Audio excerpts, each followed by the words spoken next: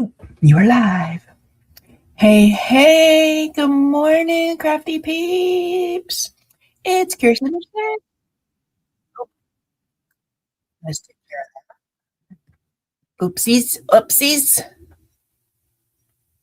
Welcome. How you doing? How you be?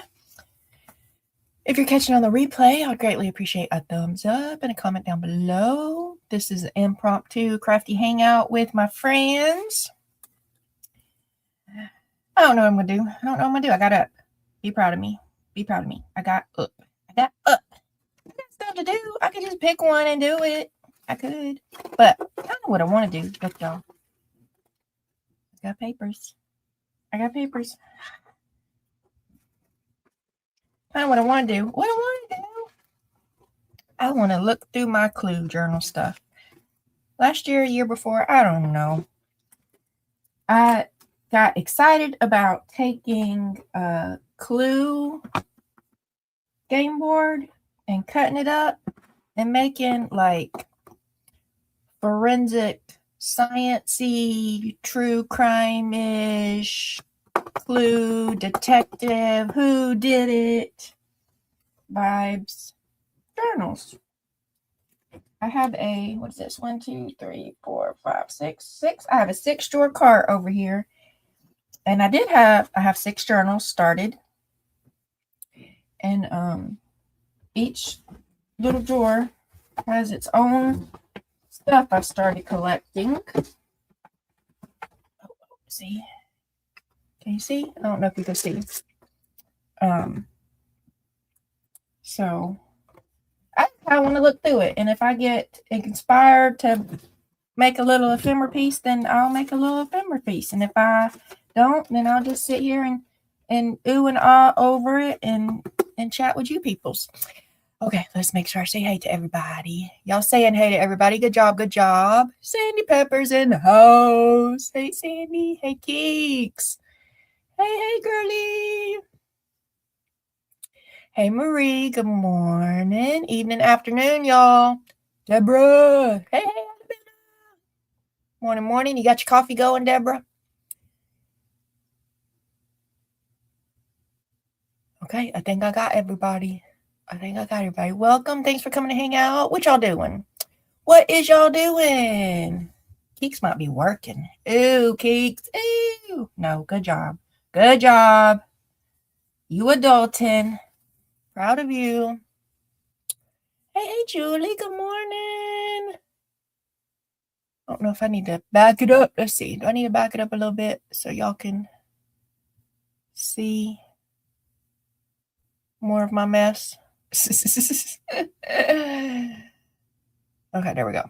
So, how it started and how it's going is I cut the game board. They're all different size journals. Here, let's see if I can get all the journals out.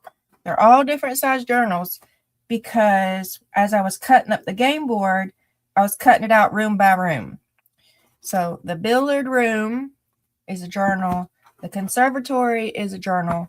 I did end up putting the library and the study together because that would have been a super tiny journal. And this is more of a kind of standard-ish half sheet of paper size, kind of. Okay, let me go. Let me get down here. Y'all, I'm going to have to get in the flow. No, Michelle, we're not getting in the flow. We're not doing it because we won't get up. Shawty can't get low. No more. Shawty can't do it. Oh. I don't know if we'll go through every drawer. I don't know. I don't have a plan. Well, the plan was to get up. I got up. So we're winging it from there. Third cup of coffee. Hey, Lynn. When's your appointment? You're going to get good news today, girl. You going to get good news. Let me cut up my thing so I can see. I got my orange juice. I know, but it is what it is. Okay, so each room is a journal. They're all different sizes. I cut up the game board is the front cover, and then I did a book cover. We cut up a big old book cover for the back. I got printables. I can't even tell you where all the printables are at this point, but I got printables from lots of places. And I went on to eBay's and I got some old college course forensic science. I think I done tore them all up, so I can't even show you one. College course forensic science. What do you call them things when you go to school? Try not to lose my weird journal stuff right there. Textbooks. And I cut them up. I ain't got no room over here. I don't know what Michelle was thinking. Yeah, let's see if I can put this over here on the top of this other pile. Let's see. And then maybe I got a spot to put my, see, because each, y'all still can't see it. Each book has its own little drawer, and I'm collecting different stuff. Okay. I'm all over the place. That's how I roll. Let me check that. See if it's important. It's not important. I'm going to ignore it. Oh. Look, Deborah knows I'm live, and she sent it to me while I'm live. So that means I can show the kitty. The kitty taking a nap. Gonna look for a clue game now. Man, I'm gonna tell you about that in just a second. I want to read Lynn's thing. Had the nerve study Monday. Yes, I remember that. And found a nerve. Oh no. And you see the wrist surgeon this afternoon to discuss. Hey, Anna Marie. Welcome. Okay, well, wrist surgeon. What's the wrist surgeon gonna say? I don't know what he's gonna say. He's gonna say something good. Okay. So I had this idea about these clue journals for, can y'all see if I cut that? No, you cannot. Okay, so that goes back on. Let's see if I can brighten it. Let me see if I can lean it. See, when I lean it up, it's right in my eyeballs, and that I don't like it right in my eyeballs. So all I can do, can I turn it? I cannot turn it. Zippy said turn it this way, but that's not an option. It's articulated in 1, 2, 3 places. It is articulated in 3 places, but this is not one of the options. It's just like this or this. That's all I can do.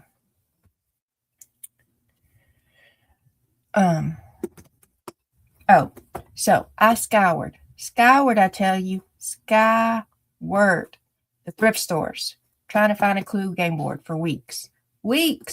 Didn't find one. Did not find one. Not a single lick one. So I gave up and I went on to eBay's. I got one for like $30. And I thought that was crazy. It was like $24.99 or something, and some taxes and stuff. To spend $30 on a daggum clue game board. It was crazy. Anyway, I did it because, impulsivity and dopamine chasing and what it is. So then, you know what I started finding? I looked weeks, not a single one. I go order one on the eBays. All of a sudden, clue boards popping up all over the thrifty stores, all for $2, for $5, all over at the yard sale. That's how it goes, y'all. That's how it goes every time. So just be prepared. That's what I was saying. That's where that story went, is be prepared. And now you've decided you want to look for clue game boards, they're going to disappear. And as soon as you overpay for one, then all the $2 ones will pop up. That's how it goes every time. Okay, where's it at? So the covers are the board game that I cut up, and each one is a different room. Then there's also a suspect and a weapon assigned to each room. So we in the lounge, and I went ahead and went with Miss Scarlett at the lounge because it's how the board game got cut. And I don't remember what Miss Scarlett did in here. Let's see. I might have it. I have a little checkoff paper. I don't know if it's in here or if it's in a drawer. All of them are three signatures. Are they all three signatures? Woo, I was getting bold. Nope, this one's just two. This one's two. They're all two. This one just came apart. It goes somewhere. And another one. This one might belong in another one. I don't even know. Does this look like the lounge? I look like the conservatory. Candlestick. I don't know. We'll figure it out in a minute. I'm looking for that one little. That's one of the textbook pages. So I got wallpaper pages in here. I got textbook pages in here. I got dyed papers. That was a forensic science book. That's an ephemera. That's a forensic science book. I stamped that one up. This was cut out from a forensic science book, and I backed it to make like a little journal card with forensic sciencey stuff. Okay, this one ain't telling me who it is. And I made, y'all, these are wax seals. You know, Mr. Body, or Brody, I don't know. Mr. Body, he invited everybody to the mansion. So look at these these invites. I made these invites. Mr. Body requests their pleasure of Miss Scarlett's company at dinner on Saturday, September 19th, 7 o'clock, RSVP. And I did a little embossing, and I did some paper aging. Look at that paper aging, y'all. Ain't that fancy? I was proud of me. I really was. Hey, Ann. Hey, Sister Ann. I'm just hanging out and oohing on over unfinished projects. I don't know if I'll get anything done. Don't know. See, there's some blood splatters on the invitation, and it's a little pocket. What did Miss Scarlett do it with? It might be the candlestick. Miss Scarlett with the candlestick in the lounge. Might be, because I was trying to, you know, put in little Easter eggy kind of things. So here's the conservatory one. So I painted these.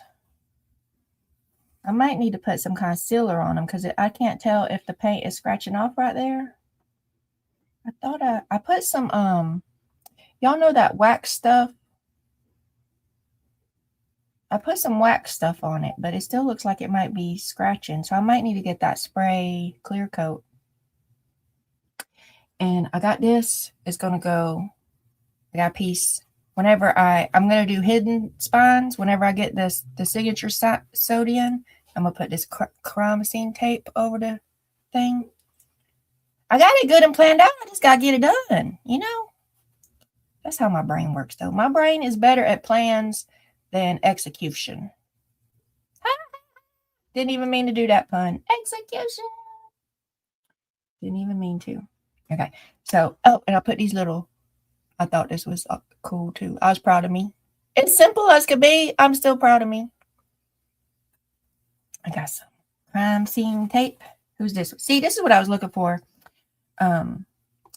So this whole journal is the conservatory, Mrs. Peacock, and the revolver.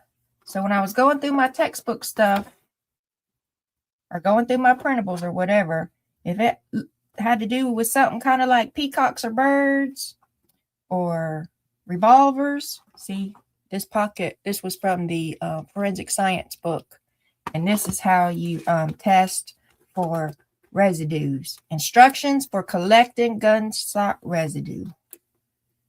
So I cut that out of the textbook and sewed it up to make a little ephemera.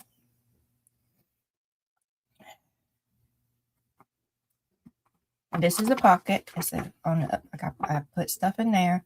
Here's how you collect little gunshots. Here's how you test them. It's evidence. It's evidence.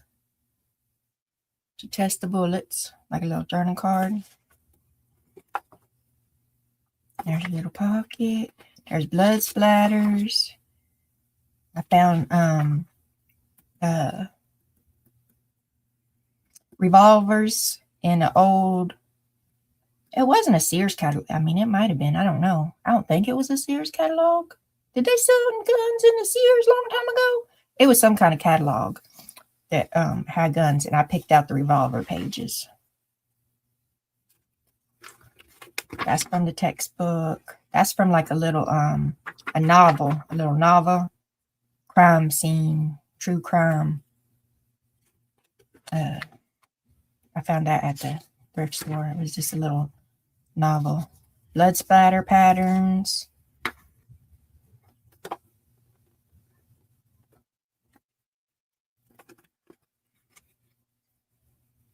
That's a little pocket.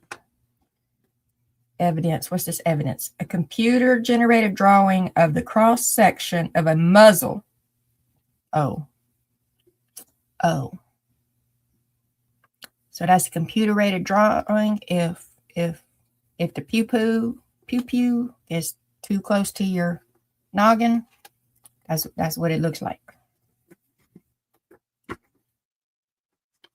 So somebody I was talking to at the time when I was all excited, and they were like, everybody loves those true crime shows.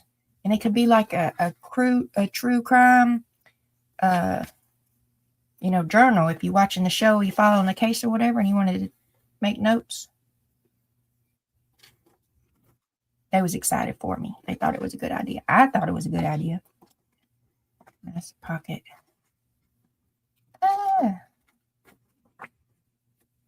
So I got good bases started. I really just need they all got one of these autopsy reports. I'll do. It's in a little folder. And some of them, I guess I haven't on this one yet. Some of them I filled in some of the information.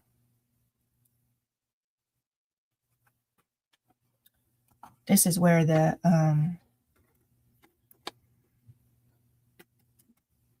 invite pocket for Mrs. Peacock got put.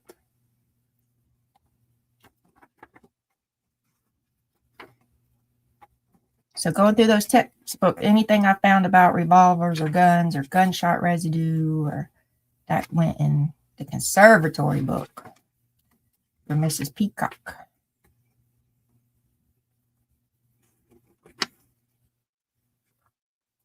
Might have been putting that there for. That's how they test for fingerprints on bullets. They dust them with some kind of powder or something, put them in this little smoke box thing. It explains it over here on this one. That's why I put them together.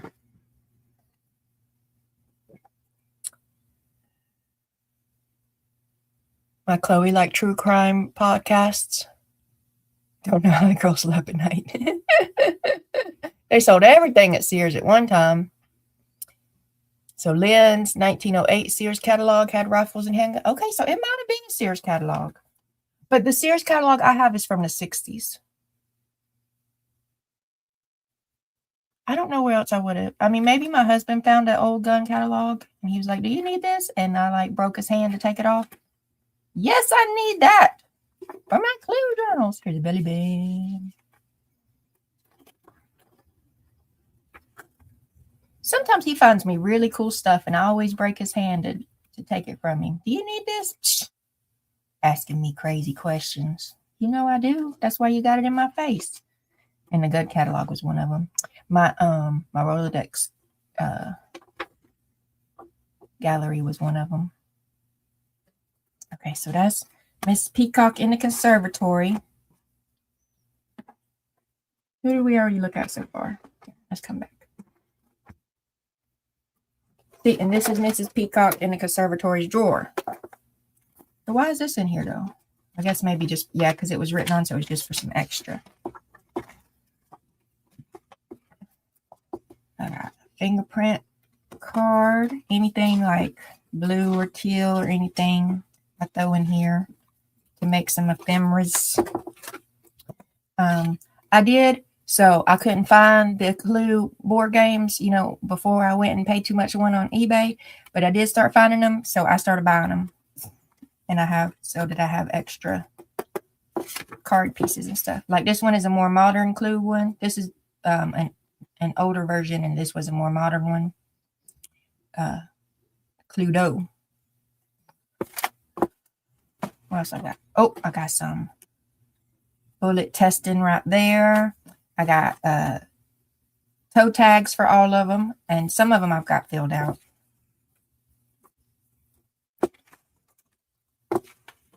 Oh, I had an idea. What y'all think about my idea? So this was in the forensic science textbook, but it's kind of big, so I gotta fold it some type of way and stick it in a pocket somewhere because I didn't want to cut this one down.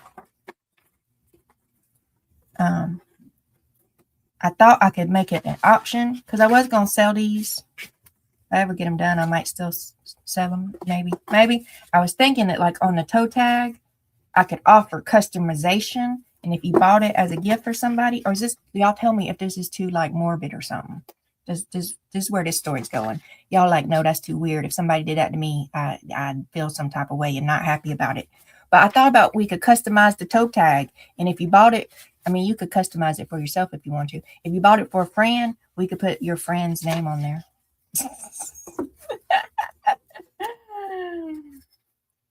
Is that too morbid? You wouldn't want to get a clue journal with your name on the toe tag? Oh, I put all the evidence. I made little evidence bags. So each one, so this is, I done forgot. Are we in the conservatory? I got a note right here. Yes, we're with the revolver in the conservatory. So I made little evidence bags from the Clue game board pieces, and they got some alcohol ink in strategic places, and with the little evidence tag. It's the revolver evidence tag.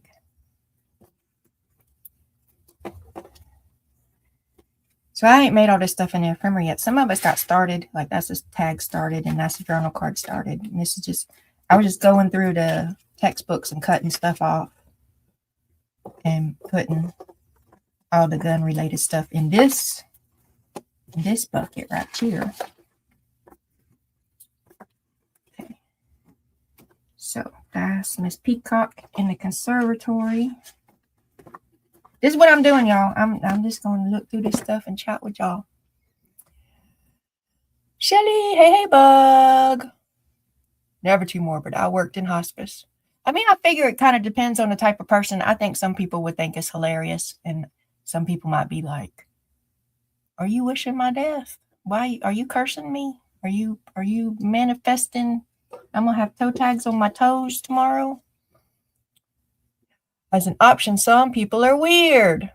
You don't say, bug. You don't say.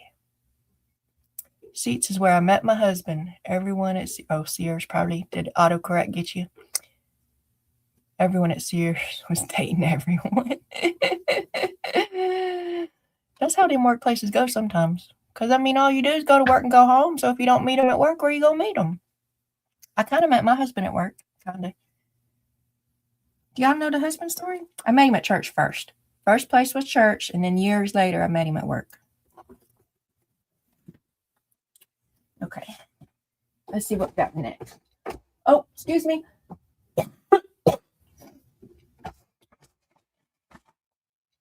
Oh, I got some beads while they was on sale too, and I guess I just threw them in this top drawer because I want to make dangles. I started the dangles.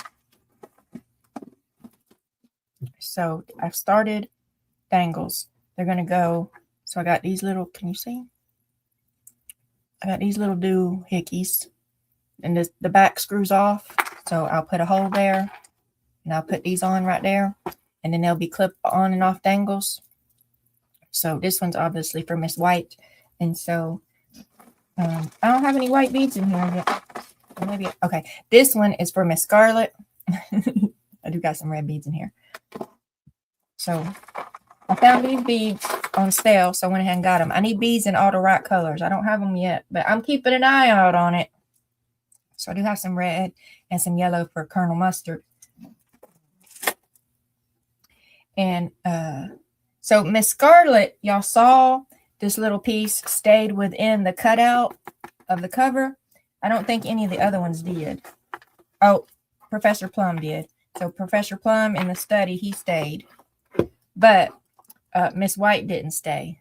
So I put a little thing in there, and it'll be on the this one day. So I hope to put like a little I got little handcuffs.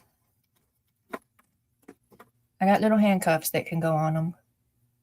I hope to find a little revolver and a little candlestick. And I don't know what. And then I'll have these for Mrs. Peacock and Colonel Mustard. Oh, here's the rope. Because all the game pieces that came in one of the boards, I put them in evidences. And Hubs drilled little holes in their heads. He gave them lobotomies for me. So I could turn them into charms. This is Mr. Green in the billiard room. Where's the billiard room? That's the lounge. That's the kitchen. Here's the billiard room. So this is the smallest one, I think. Mr. Green in the billiard room. This is his bucket. Other than, I guess I just randomly threw these beads in here. What is happening? I got this wire for something. I don't know what this wire is even for. I don't even know, but it's in here. It's annoying me right now.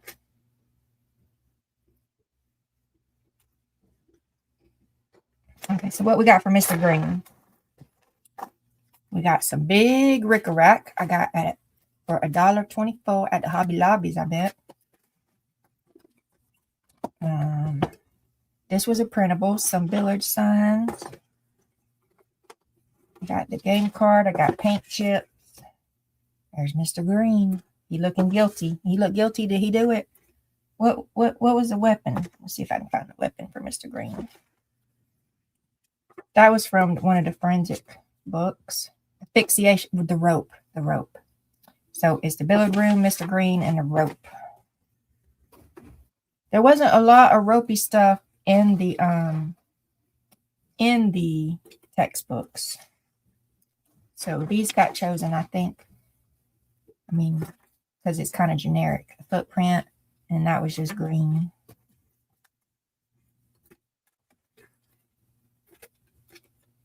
That was just green. Got to put something on there. We got some green letters from the Dollar Tree. I don't know what I'm going to do with them. I'm going to do something with them.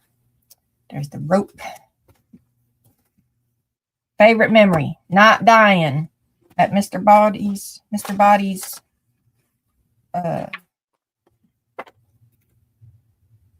dinner party. Oh, that's some more billiard room pictures I printed off.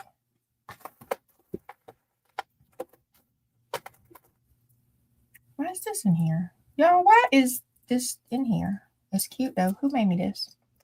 Who made me this? This is cute. It has nothing to do with what's going on right here. I'm guessing. This is just a guess because this seems like something I would do. I needed a bucket, and there was a bucket with stuff in it, and I needed it empty, and so I just dumped it in the next closest bucket, which happened to be Mr. Green. That's just a guess, though. Let's see what I got in Mr. Green's. 2 signatures. See, yeah, I might have to spray them. The wax wasn't protective enough, I guess.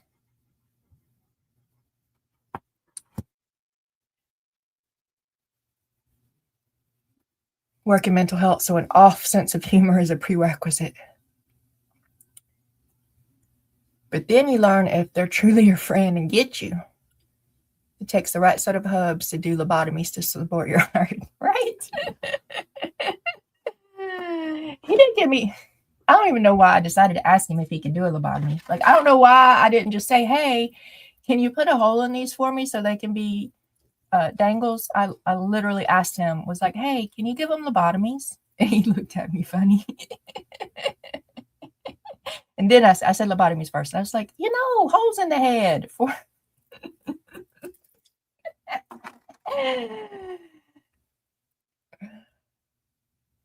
Miniature candlesticks at your local craft store. All I got is like Michael's and Hobby Lobby. But I think Hobby Lobby does have a miniatures house section. Like them people that make them big old like dollhouse miniature things. I think they do have a section back there. Michelle, how long have you been planning and collecting for this? Julie, a while. Well, okay, so I planned and collected, like I got super excited about it. It was probably a couple months because I was trying so hard to find these Clue board games at the yard sale. I was trying so hard. And then I worked on it for a couple weeks. And then, so I was trying to get them done, whatever year I was working on them. I was trying to get them done by September so I could try to sell them in October. And that did not happen. It didn't happen. So I had to move on to Christmas. So it's one of the Christmases that I did a big 25 gift swap with people. So I had to put these away and start working on my 25 gifts. I had to, because they had to be mailed out by Thanksgiving. And then I haven't been back to it yet. So it was not like last year, 7 months ago Christmas. It had to be the year before. So I have not touched them in over a year. And that's just sad, y'all. That's sad. They're sitting here. I got goodies. So I'm trying to get myself re-excited about it. I'm trying. Michael's is starting to stock a bigger miniature selection. Hey, Jay. So I'm actively working on it and collecting for it. Maybe about 4 to 6 months. But it just sitting in this 6-drawer cart since the Christmas before last. Well, since the Halloween before last. Well, since my birthday before last. Because my birthday's in September. And when I figured out there's no way I was getting them done by October and I really needed to move on to Christmas, they got put up. So I just rolled the rolly cart. Actually, it was a couple months ago. The rolly cart was in the closet. And then I rolled the rolly cart out of the closet into the bathroom. Because let me show you. Let me draw you a picture. Because you need too much information. I'm looking for scrap paper. There's all this paper around me.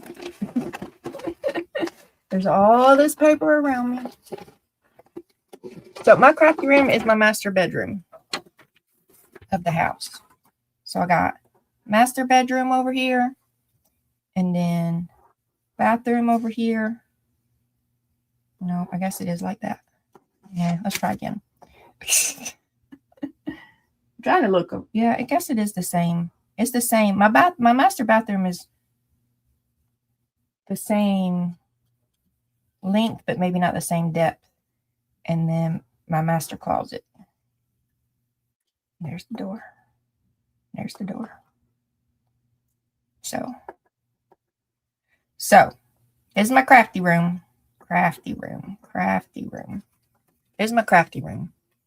And that's my master bathroom, and that's my closet. It's long and skinny. So it was in the closet, and then it made it to the bathroom. So it's been sitting in the bathroom, but I just now rolled it into the crafty room. So it's getting closer. It's coming back. It's coming back, y'all. So I don't use my stand-up shower. So I got stuff in my stand-up shower. It's storage in my it's right over here. That's not where that door is. That's where the shower is. The shower's right here, and the door's over here. So the stand-up shower is filled with crafty stuff, and then this rolly cart was sitting in front of the stand-up shower door.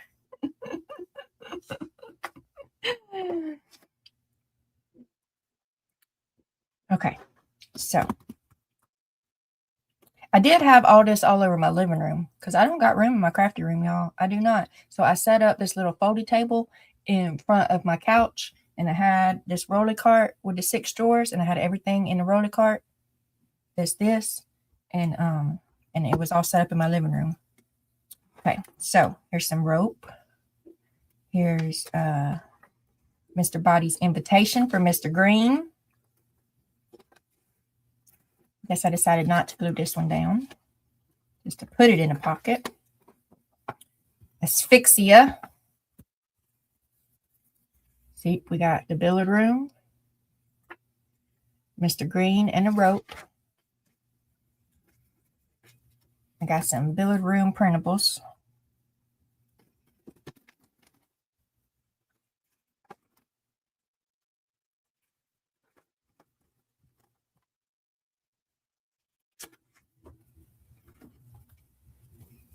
rope printable. The Crown of Scene book. Here's the toe tag. I glued that toe tag down. Okay, to make like a little tuck spot. Okay, Michelle. There's some handcuffs back there. That's some. This is Tracy Fox Creep on June background papers.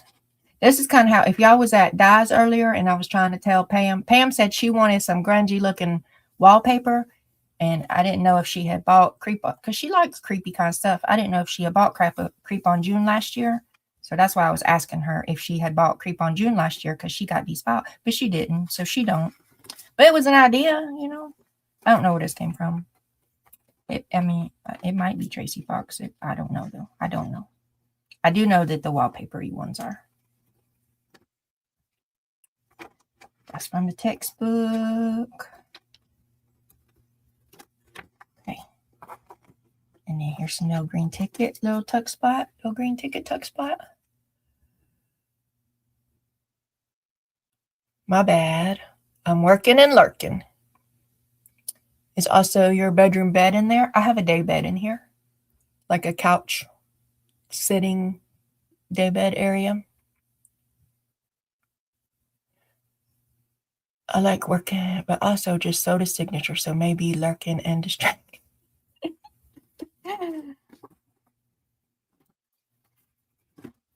Oh, here's my little, is this one filled out?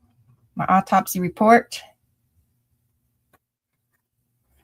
And that's a picture of Mr. Green. Don't he look like a Mr. Green? He did to me. And this is collecting physical evidence from a crime scene from the textbook.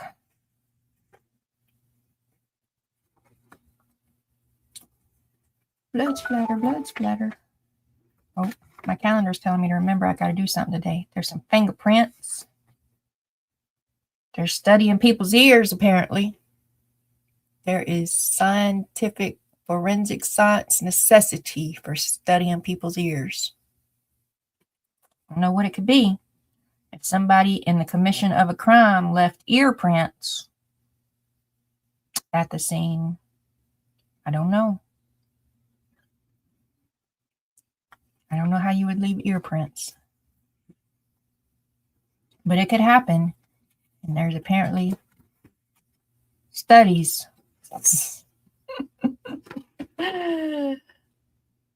What type of needles do you use to sew your journals? For my signatures, my signatures, I think they're called embroidery needles because they're a little thicker. I can show you 1 second.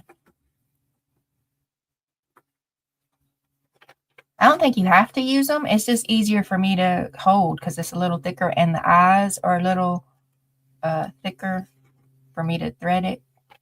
It's because I'm going blind in my old age. I bought a little binding kit on the Amazons. If you go on the Amazons and you say book binding kit, then there's several. Like there's some that's just a couple things. It's like $6, and then there's some that's got a bunch of stuff that's like $13. Mine, I got like the $6 one. Mine did not come in this little box. I put it in this box, but you can get them in little boxes. So mine came, my book binding kit came with this, these little scissors, and one of these tubes. Not both, maybe this tube, actually, maybe. And this little bone folder, and this all. It was like $6, $7 for an awl, a bone folder, some wax linen thread, and a little tube of needles. Then separately, I ordered these curved needles because somebody on the YouTubes was like, oh, it's such a game changer. It's so much easier if you use curved needles. And so I was like, okay, then if they said it, it must be so. So I ordered some curved needles, but I nearly never use them. I just don't think about grabbing them. I always grab this one. So they're just a little, they're not a little, they're a lot thicker. Nope, that's not one. I was about to say this is a regular needle, but that one is not. Even this one is still a thicker one. Yeah, these are all, they're not as sharp on the ends, and they're pretty thick. So I think they're called embroidery needles. But if you get a book binding kit, then the thick needles come in the little tube in the kit. Is this a regular one? This might be close to a regular one. Yeah. I put tape on it so I can find it. Oh, so this is one of them that's got... I'm looking for something.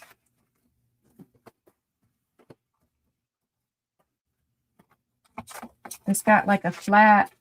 I don't know why. I don't know enough about seamstress, and so I don't know why it's got that flat on it. I don't know what the purpose of that is. So when I got other tubes of needles, some of these needles are all these different little flat ones, and some of them will be flat, and some of them be like bent over at the end, like a paddle. I don't know what them is for. I don't find them especially useful in binding books. I'm not a pro neither, and I don't bind a lot of books. I start more than I finish. But in my limited experience, I don't find these flat ones very useful. And I just don't grab it. I don't think to grab it. So I don't know if the curved ones are really that big of a game changer. I do think wax linen thread was a big game changer. I was just using embroidery thread, and it works. It absolutely works. But this just goes through the hole so much smoother. It's like I feel like I fight less trying to get it in there.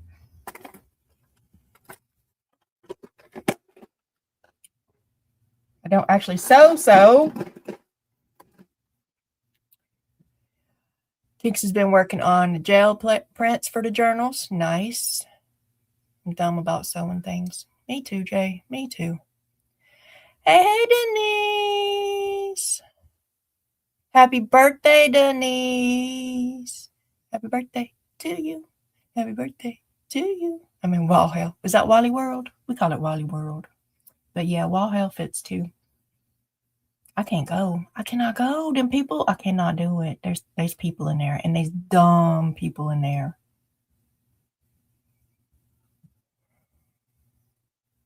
No idea what the little flat... I don't know what the flat ones are for. Something to do with embroidery, probably. Did we already look at the billiard room? We did. So we can put the billiard room back in the billiard drawer and put it in the cart. Don't fall, Michelle. Don't pick yourself up off the ground crying. Okay, what's the next one? The next one we got... Oh, looks like we got Professor Plum in the library. Professor Plum in the library. That's the big one, because I put the library and the study together. Because otherwise they were just going to be super tiny journals, and I didn't want to do it. I didn't want to do it. So I put the study and the library together.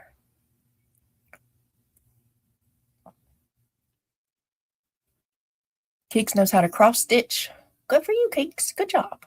I grew up, my parents was doing needle workshop. I don't know what those flat needles are for. And I don't find the curved ones are needed. They're definitely not needed for bookbinding. For sure, not needed.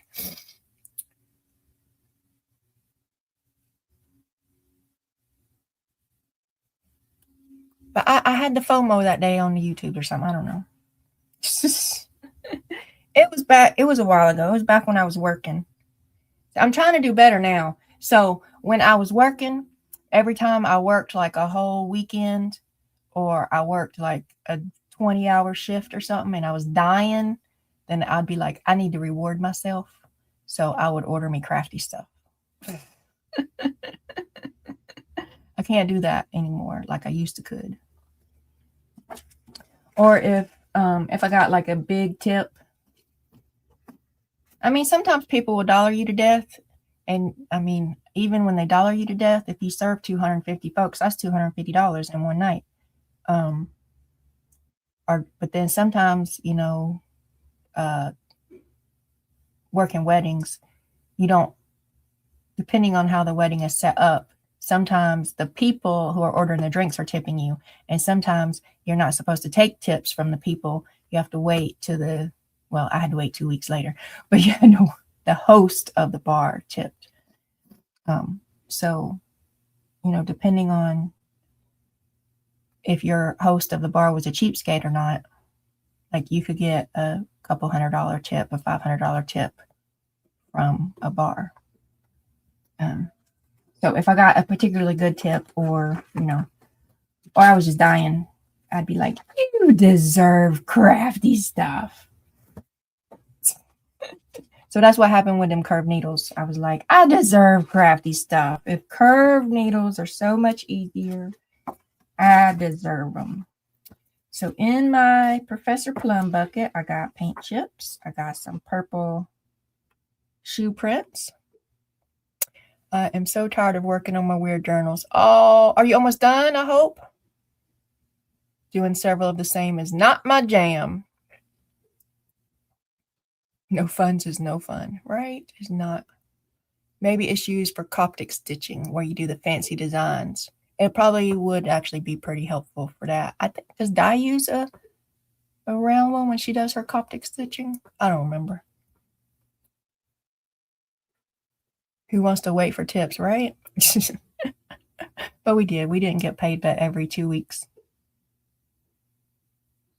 And then the venue I worked at, we got, did we get paid every week? We got paid every week, but our tips were still delayed.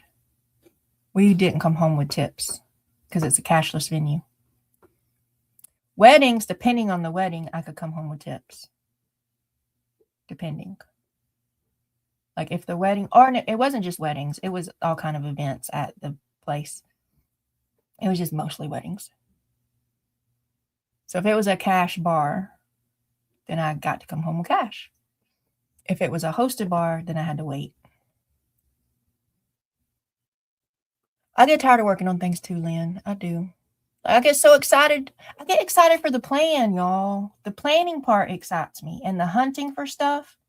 Like Pam was looking for worn, weathered, creepy wallpaper earlier. So I was all over Etsy and sending her a bajillion links of worn, creepy wallpaper.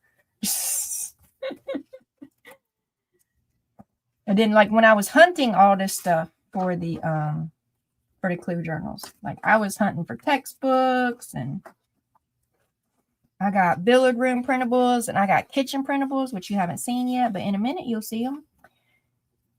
And when I was going through the textbooks and cutting them up and dividing up the different pieces, like when I found all the revolvers, they had to go in a drawer. And when I found all the ropes, which there wasn't a lot of ropes, candlesticks. There's no candlesticks in forensic textbooks, y'all.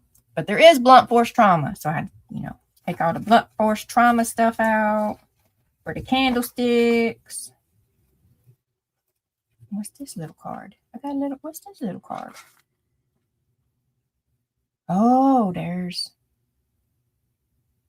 Mark Twain. But I think it looks like Professor Plum. Tell everyone what you drop and leave the window cracked. They can drop tips off there.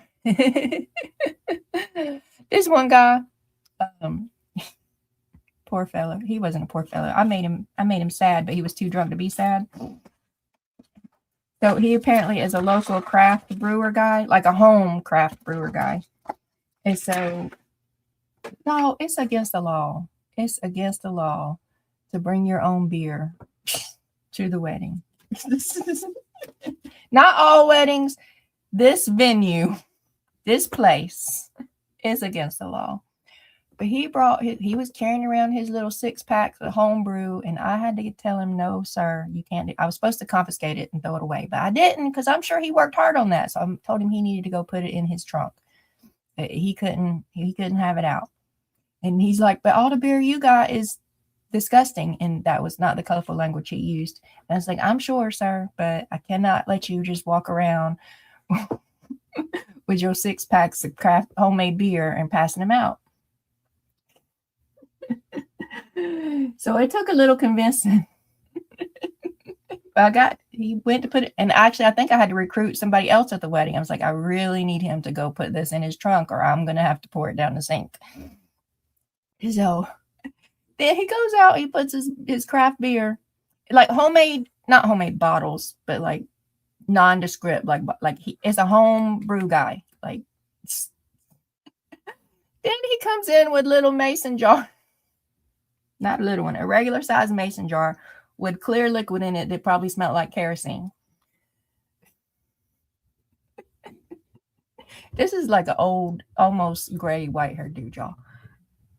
It was funny. So, of course, I know this wedding does not have mason jars. So I'm back over at him again. I'm like, hey, friend. And he's like, hey, girl. I'm like, what you got? He's like, you want some? And I smelled it. And woo, y'all. I don't know how he determined that if I wouldn't let him have his homemade craft brew in the wedding, that I was going to let him have his homemade moonshine in the wedding. I don't know. He traded out the craft beer for the moonshine. I'm like, no, sir. No, sir. So he's like, I'll share. I'll give you some. And this is what triggered this whole story. He was like, just tell me what's your car and I'll put some in your car. Because I'm like, it can't be in here. It cannot be in here. So I cannot accept it. Like, you're going to get me in trouble. You're going to get me fired. You're going to get us arrested. We're going to get ticketed. Like, it cannot be here. And he's like, I'll just, which car is yours? I'll just put it in your car for later. He did. He had a full side business. Hey, Delise. Welcome. I mean, I don't think he was selling. He was handing them out. Like he was trying to be party guy. I'm like, buddy. And then I had to cut him off from the bar because he was obviously drunk. I had to take his beer away. I had to take his moonshine away. Poor guy. I'm a party pooper, y'all. I am. I'll just put some in your car for later. It'll be all right.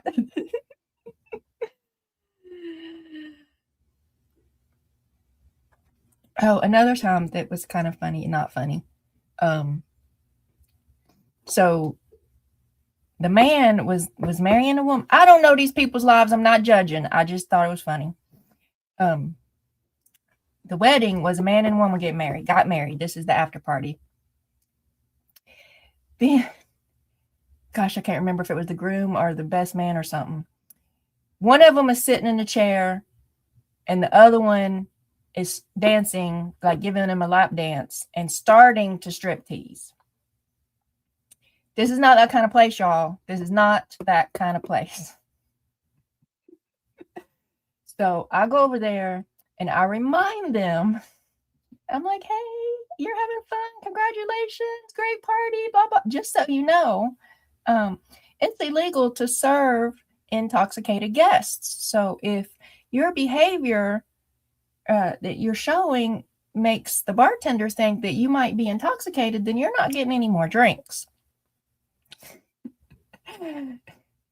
And so he calmed down for a minute. He was still dancing, but he stopped taking stuff off. But then, I mean, he's obviously drunk. So you only remember for a minute that you're supposed to be behaving when you're drunk, and then you start misbehaving again. So, I mean, his tie done came off. His shirt done started getting unbuttoned. He done pulled the belt off. I don't know how far he would have really went without intervention. I don't know, but I did not need to know. Meow. So I was back over there again. I'm like, I really need you to leave that shirt on. You done got your tie off. You done got your belt off. I really need you to leave that shirt on.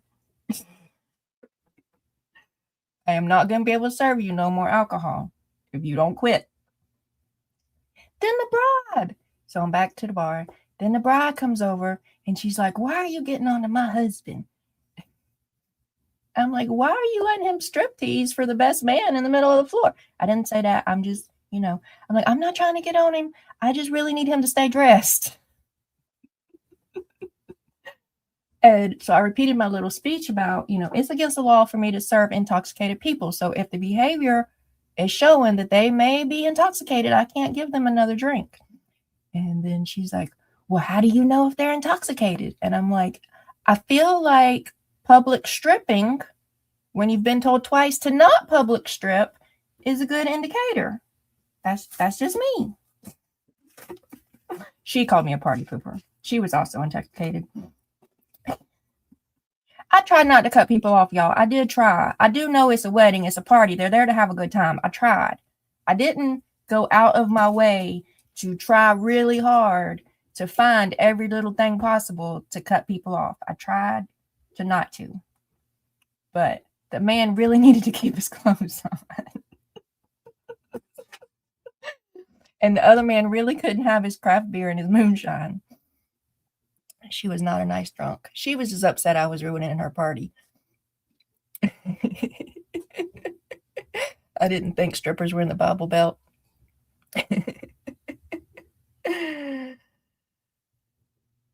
I mean, like, I'm not judging them. I don't know who went home with who on that wedding party night, but the best man and the groom were really good friends. Really, really, really good friends. And then the bride was taken up for him. I'm like, look, just keep your clothes on, please. We really don't want to see all that.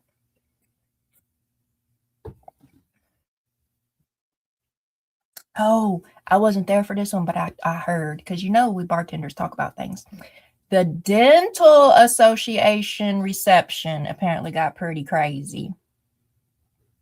I wasn't there for the Dental Association party, but apparently there was folks in dresses and short skirts up on tabletops commando.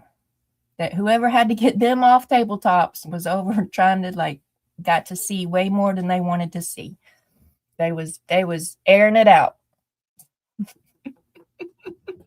The freaking dentist, y'all. The dentist got wild.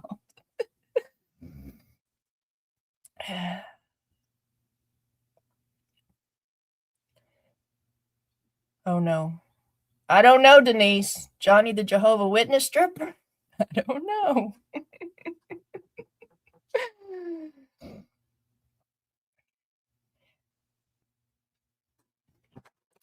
Did I already look through this one? I haven't. Okay.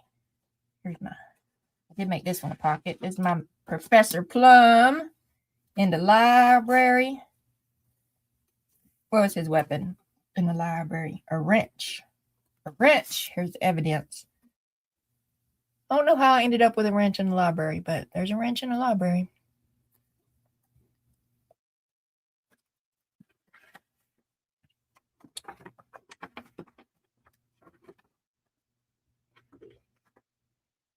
A latent prints examiner.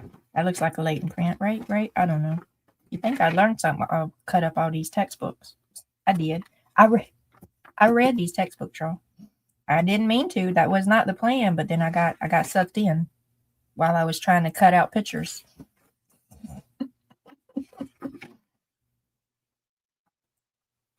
Testing for fingerprints, made out of pocket. Yep, them dentists and the dental associates. I heard they was wild.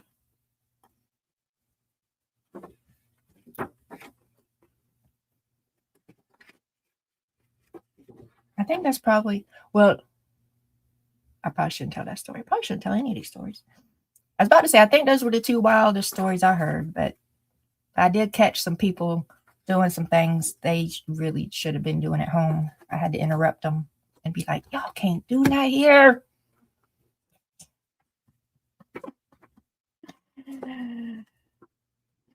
This ain't that kind of place.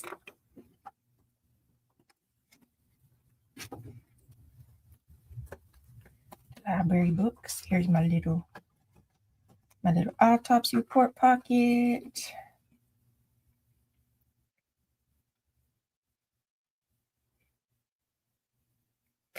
Yeah, we got it all. You just need to do your pipping and stripping in private.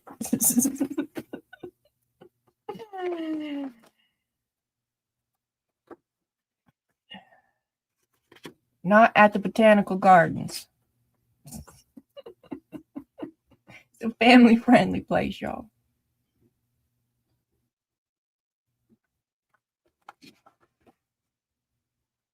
Case study. What's this one? Got some canine head hair. We need to examine some hair.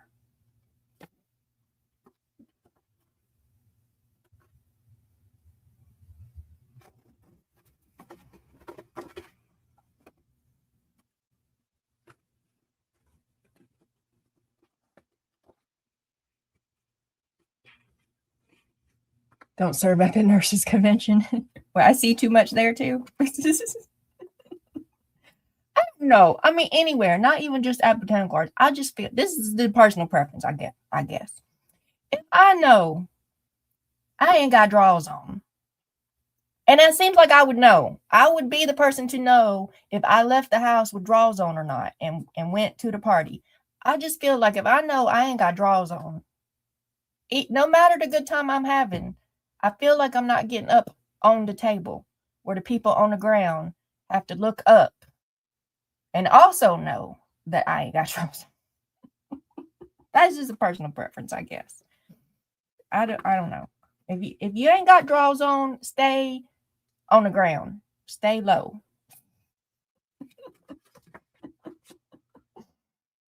Unless you in that kind of place. I guess if you in that kind of place, then get your dollar bills. But for the general public, family friendly botanical garden,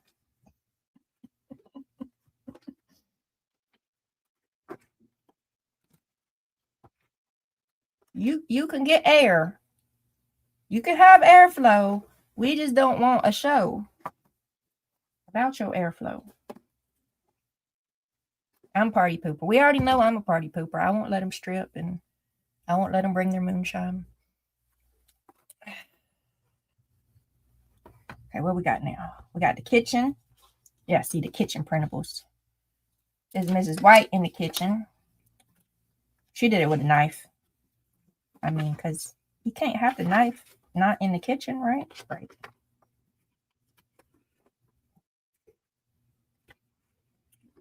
Got a little doily in there because that thing, how to make duckling geese. I'll put some recipes in the kitchen one. Roast duckling Montgomery. NC. What? What is that? Montmorency. Roast duckling Montmorency. That sounds fancy. A frozen duck, salt, pepper, dark sweet cherries, claret. I don't even know what a claret is. Currant jelly, cornstarch, and butter. I don't think I would try it. I'd have to pass on that one. No, thank you. Mrs. White in the kitchen. First of all, ooh. Second of all, ooh. Maybe they wanted to pee in the bush. They did. They like a botanical garden, y'all. This is like a nice, I don't know, 250 acres of gardens. And they would puke in the bushes. They would pee in the bushes. They would do adult baby making things in the gardens. I can't do it out here. And I was the party pooper. Y'all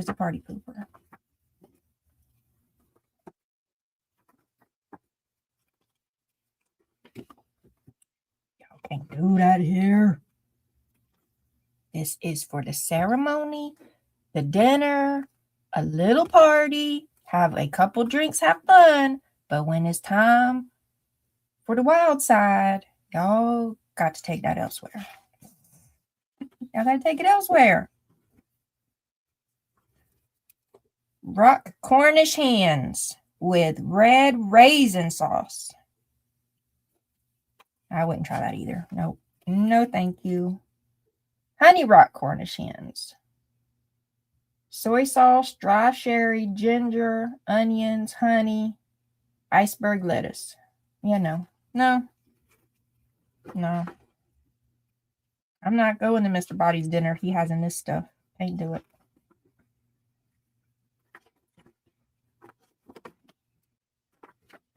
Okay. What's in this one? This one is the dining room. Who's in a dining room? Oh, Colonel Mustard was in the dining room. Colonel Mustard in the dining room. This is from an old Sears catalog or something. It's a printable. It's not a real one. Them gun ones are real ones. Real catalog pages.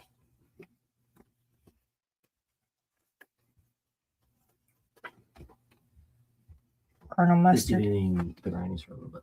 Okay. Did you check your email and click the links and get the thing you're supposed to get? Not yet. Okay. Black force trauma. Cornish hens are just tiny chickens. Clara is red wine.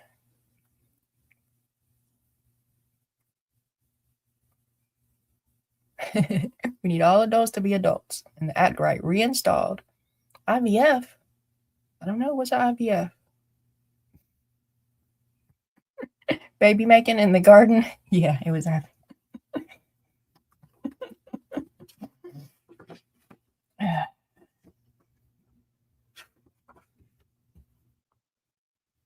God's IVF in the garden. They was participating in that I had to interrupt.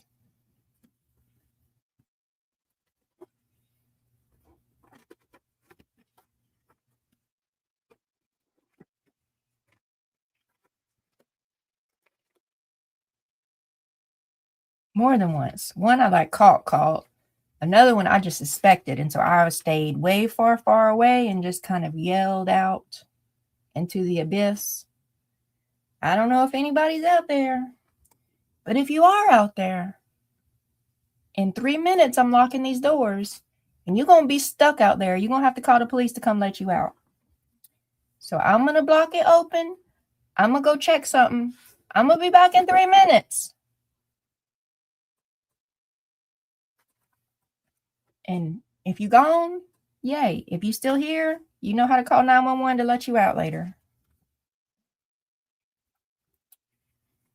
And they come crawling out. They come crawling out, pulling their britches up, trying to tuck their shirt in, trying to pull their skirt down. I'm like, Lord. It can't even be comfortable. This is outside in the gardens. Like, that rose has got thorns, y'all. This can't be. I don't know. I'm party pooper.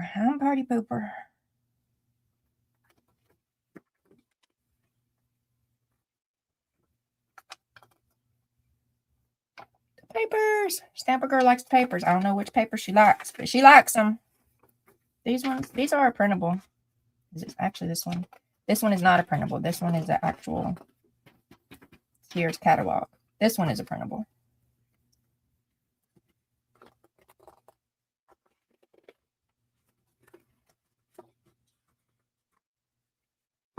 This one is actual.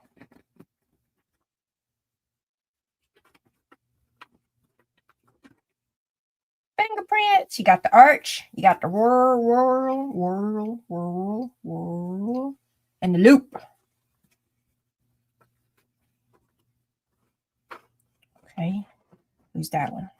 I don't even remember.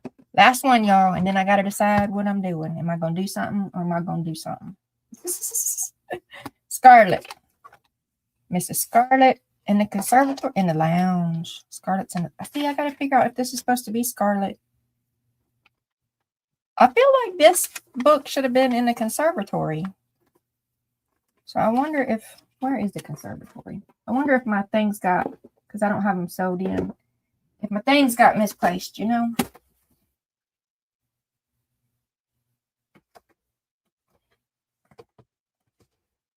Does she have two full? You know, she has two full signatures here. I don't know about full, but they don't feel lightweight. Do either of these feel lightweight? These don't feel lightweight either. 1, 2, 3, 4, 5, 6, 7, 8. 1, 2, 3, 4, 5, 6, 7, 7. 8, 9. Well, wherever it is, it's the candlestick. Is this the candlestick? Let me see. Where we at? We at the lounge. Let me buy my box for the lounge. See what my notes say. Colonel Mustard in the pipe, the kitchen, Scarlet. Scarlet with the candlestick in the lounge. Okay, so they do go with this one. But where did they go, Michelle? Which way did they go, George? Which way did they go? I don't know. Let's just stick it in here. Let's just stick it in there. Just stick it in there.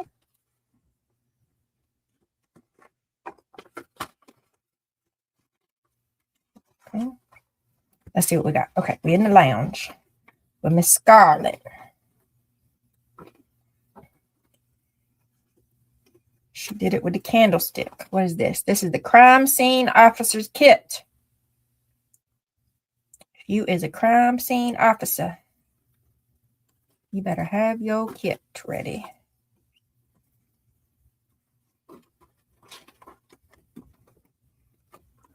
Yeah, this one I'm going to have to be a little more creative with the pages because there was no candlestick in the textbooks. But there is some, what is that? Fiber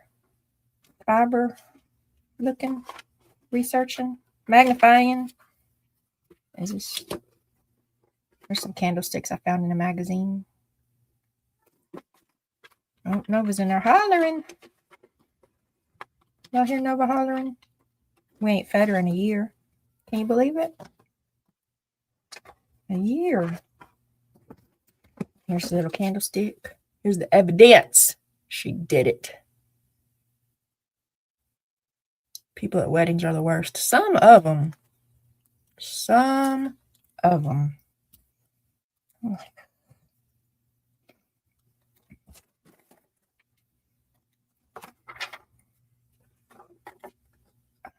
We in the lounge? I think Teacup's in the lounge. Went. There's some flowers in the lounge. Why I got all this flower stuff in the lounge instead of the conservatory? Because it's red. Because it was Miss Scarlet. That's why. Because it's red. Here's Miss Scarlet. There's her toe tag. This one said the Scarlet letter. That's why I put it in here.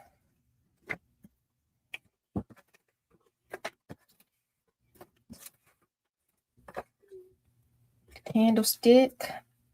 Paint chips. There's a little. She looks like a Scarlet. I just put her on a paint chip. I need to do layers though. I could put this rose. Maybe I could leave this rose and put this here. Put her there. Put some music behind her. Oh, there's a Miss Scarlet too. Don't she look like a Miss Scarlet? Tear her out. Put her on a paint chip. No, the paint chips ain't tall enough. Put her on a thing. I don't know what I want to do. I don't know what I want to do. Okay, that's what I got, y'all. That's what I got. That's what I got started. And look, I pretty much got, everybody's got, 8 to 10 page signatures. I could just sew them in and then just make me some ephemeras. Make me some ephemeras. Put my little crime scene tape on the side.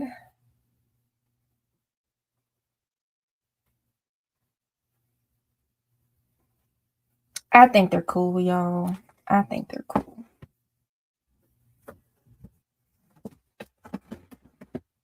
I need to get back on it and get them done. Why can't I get them done by this September, October? Why not? What's in this bucket? Oh, I got these little top secret little. These came with something else I needed. I didn't need these. They came with something else. But then I was like, I could just throw them in there. In the things. What I got? I got some rope. Kind of sort of barbed wirey ropes. For my dangles. I got some little dice. I thought that could go in the village room. I got little microscopes. That's going to go in the library study. I got a wrench. Got dishes. A plate, a fork, a spoon, a pan. I got some tags cut out. I got some specimen cards cut out. What was I going to do with these specimen cards? I know I had an idea when I did it. I know I did. I know I had an idea when I did it. But I don't remember what it is now. What's this? What's this? What's this? What's this? Well, I must have got these in Happy Meal and I just threw them over in the I did. I got these in Happy Meal. I threw them over in the Clue stuff.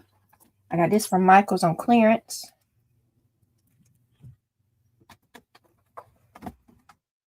Oh, I got this true crime book I found at a yard sale. I haven't went through it yet to cut out things. Who killed the kingpin? I don't know. Who did it? Who did it? The death of Delilah. Poor Delilah. What they got to kill Delilah for? What'd she do? Oh, these are some of the textbook pages that I put coffee dye paper on the back and sewed around them. I can only go in like the big one. I got one big. There's some different evidence. There's an evidence file. What happened? This is a weird room. Okay, there we go. I couldn't figure out which way the room went. Hey, Dana. Hey, Joyce, welcome. Thank you, Julie. Finish some jelly. Do it. Do it. I want to, Bug. I do. I want to. There's a little corner pocket. Have some fingerprint pulling. There's some DNA evidence. Oh, I got, so every journal's got a evidence file. Or I started it anyway. I don't know if I finished it. There's a boot print. Shoe print, something.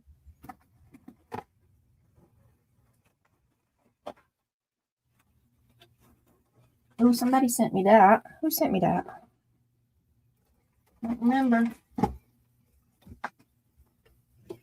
Here is, what is evidence? My journal cards got wrinkled. They got wrinkled. Oh, and I was going to make, do I have my little, I got this yellow paper right here. It's wrinkled. But I thought this was a good yellow to make those little evidence tints. You know, the little yellow markers that they put on the crime scene? And they numbered. I was going to make little evidence tints. And they were going to be tabs on the side of the pages. I thought this was a good yellow for that. I hadn't made no samples of them yet. I feel like I made some samples of evidence tints. I don't know what I did with them. I don't know what I did with them. Somebody sent me this. And this. I guess I could cut these out and back them.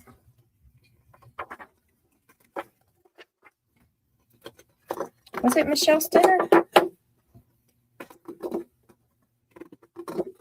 It might have been Michelle's dinner. I wanted to cut that fork out for the kitchen.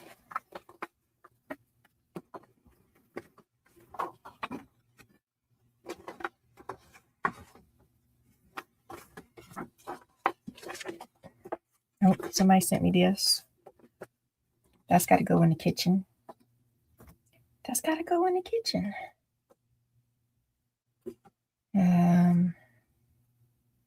I don't know what that says. I don't know what it says. But that person, they sent it. I got this at a thrift store. Actually, hubby found it and brought it to me. Said, "Do you think you can do anything with this?" And I'm like, "Well, how much is it?" And I'm gonna guess he said $1 or something, because I have a thing about dollaring myself to death at the thrift store.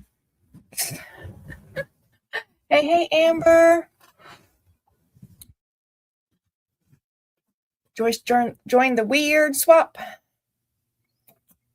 I'm sorry it was hard to get you in the group the other day.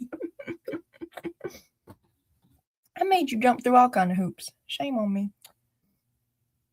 So I don't think I've looked through this super hard. Let's do it. We ain't doing nothing else. We ain't doing nothing else. So let's see what this is about. Unsolved. It's like one of those games you can order. You know, it comes all sealed up and then you open it some type of certain way and you sit there with a group of people and figure out the crime. But this is somebody already opened it all up. Paul, he looks guilty. Don't he look guilty? He just looks guilty. He did it. You know what? She knows something too. She knows something too. Amber's working on the weird signatures. Good job, Amber. Good job. Uh-oh. She didn't mean to get caught. She did not mean to get caught. Oh, he did it. Look at him.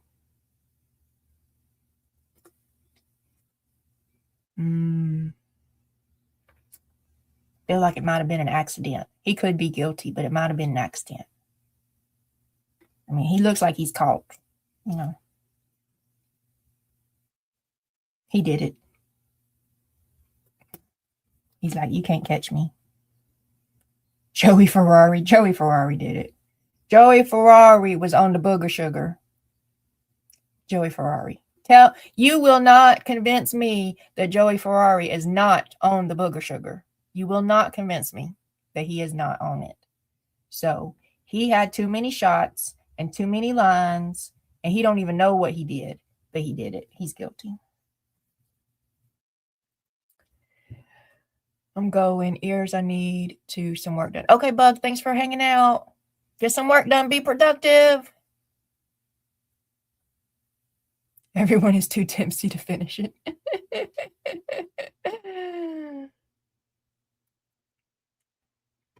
Principal Janice Dahl. She's like, man, it is always my circus, my monkeys. Always. She's sick of it. She might have strangled Joey Ferrari. She might have strangled him because she was just so sick of his stuff. She might have. Robert, he's the one everybody thinks is guilty. Everybody thinks Robert is guilty, but he might just be innocent. He's just got a bad reputation, and he don't care. He's got a bad reputation. He just wants to be left alone, and everybody thinks he did it, but maybe he didn't. This is my theories, y'all. This is just my theories. Uh-oh. Talk to Joey. The victim had a note that said, talk to Joey. See, I'm telling y'all, everybody thinks Joey did it. Wait, no, Robert. That was Robert. Where's Joey? Oh, see, we're back. We're back to Joey did it. Joey did it. Joey did something. Oh, here's the dead girl.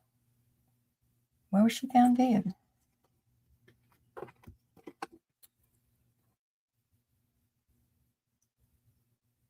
There's the whole school picture. I have no idea what this is about, y'all. Jamie and Robert. Is Jamie is it dead girl? Is Jamie dead? See, it don't even tell me. I mean, it might tell me in here somewhere. I don't know.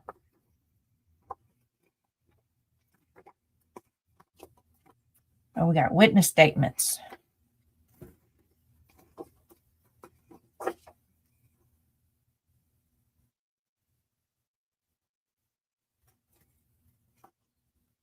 Adams found in she had $100 bill in her pocket. Oh, here she is. Is this her? Is this the dead girl? Somebody photography.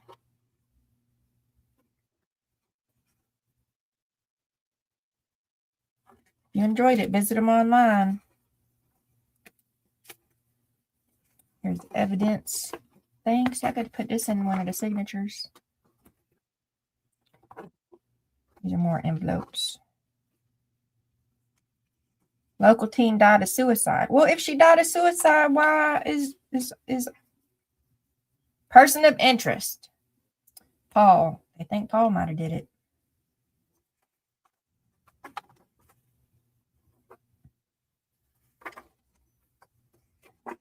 They think Sophie might have did it. Sophie. Olivia. Johnny. And Benjamin. They are persons of interest. Here's the coroner's report. Well, did the coroner decide it was a suicide or not? Because if the coroner decided it was a suicide, why are we investigating? Case closed. Facts of the case. Significant evidence. Okay, the conclusion. I'm ruining it, y'all. Spoiler alert. Spoiler alert. Conclusion. Since we could find no evidence of foul play, we believe Jamie Banks committed suicide by jumping out of the window of her own accord. She was not under any influence of alcohol, drugs, or narcotics. She was distraught over a poor acting performance and has a history of bipolar and suicidal ideation. YouTube's gonna get me. I done said all kind of words I wasn't supposed to say. So is this the conclusion? I have never did one of these things, y'all. So is this like the last paper you get and you've done went through all this stuff trying to figure out who's guilty, and then you get to the end and it tells you nobody's guilty? Because that would make me mad. I'm just saying.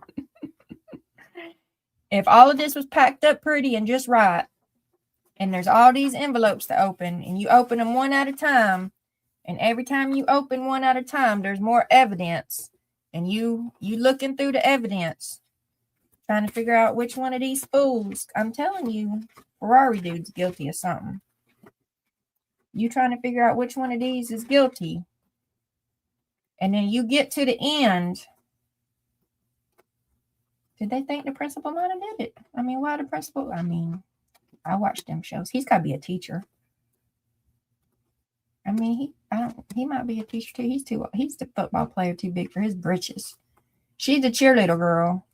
He's the teacher that's sleeping with his students.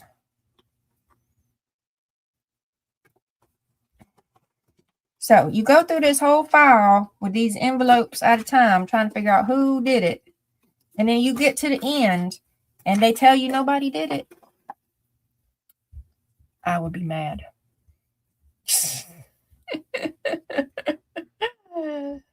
I would be mad. Hey, baby. Hey, how are you? Here's a police report. All these suspects. Oh, I was like, what the heck do you have a police report for? A faux. It's all fake. It's all fake, YouTube. It's a game. It's a game, YouTube. I'm not talking about real murders and suicides and stuff. I'm going to go with you. Okay. Hi, live people. Hi, live people. A mock trial case. What are you doing? Witnesses forms. Ooh, Sophie was one of the first people to see Jamie in the morning. Olivia was the second person. Dr. Benjamin says it is very difficult to put thoughts and words together. Ooh, Robert. Robert was the first one to find her. Who's Robert? Is Robert? See, again, they want you to think Robert did it. See, they think he was the first one to find her. There was something else about Robert, but he might be innocent. Janice, Joey did it. As far as I know, I was the last person on the school newspaper room before Jamie jumped.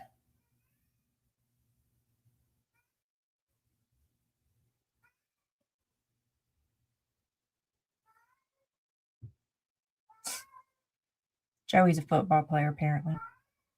I didn't read it all. I read some of it. And Craig, what did Craig do? Craig was sitting next to Liz at the pep rally when Robert came in yelling.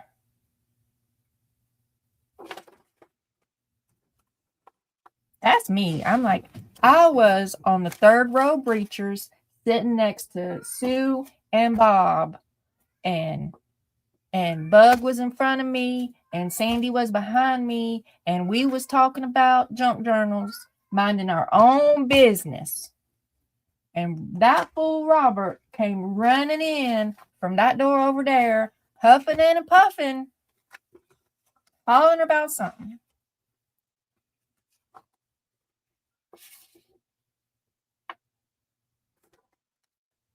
I don't know if there's anything in here I can really use in my clue journals. I don't know if there's anything there. I mean, I guess I could like cut out witness statement.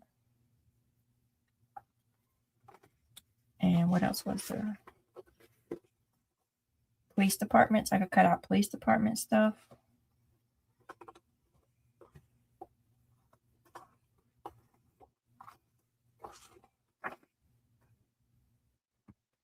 None of these look like Colonel Sanders or, I mean, I guess he could be Professor Plum.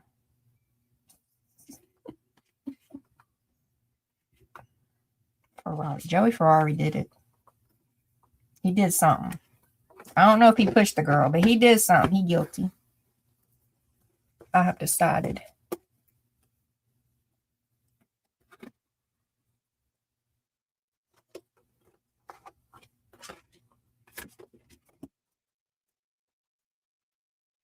And what? Okay, so they was talking about being at school. Why is this girl at school got $100 bill in her pocket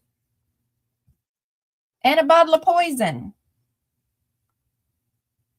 If she got a bottle of poison, why is she jumping? This is suspicious to me, y'all. She might have planned. She didn't plan if she was carrying her $100 bill with her and her bottle of poison. She was going to buy something first before she jumped. Somebody pushed her. It might have been an accident. But somebody pushed her.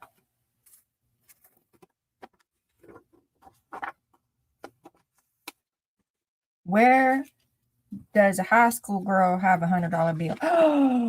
Y'all, the $100 bill. Her and Joey was doing the booger sugar. Her and Joey was doing the booger sugar with the $100 bill that Joey stole from his daddy. Because you know what a kid's named Ferrari? He's spoiled. And he's got like unattentive, uncaring, rich parents. And his dad comes home and just empties out his pocket. And he got one of them, fancy money clip things with the $100 bills in there because he's got to show off. He got to show off every time he's somewhere. And he pulls out his money clip with all the $100 bills. And he'll like tip the valet guy a $100 bill for getting his Ferrari just to be a show off. And so then Joey Ferrari, the kid, the son, he's mad at his dad because dad didn't come to the football game or didn't show up to the play or something. I don't know. So he just swiped his money clip. And so the girl, she was depressed because there's the evidence says she was depressed and bipolar and upset. And so the play didn't go good. So she was upset. So her and Joey is doing the booger sugar. That's how she ended up with a $100 bill because it was her turn, but the principal walked in or the teacher walked in. Let me see. Where's that guilty looking teacher? He walked in. Yeah. See, look at them eyes. Look at them eyes. He been doing the booger sugar too. Look at them eyes. And so she was like hurried up and shoved the money in her pocket. That's how, because what does a high school kid got a $100 bill in her pocket for? He broke her heart. Oh, he broke her heart. They had a secret love affair because she was the play nerd and he was the football player. And so he couldn't, mess up his cool kid points messing with the play nerd, the theater nerd. Right? He don't even look like it. He looks more like a football player than him.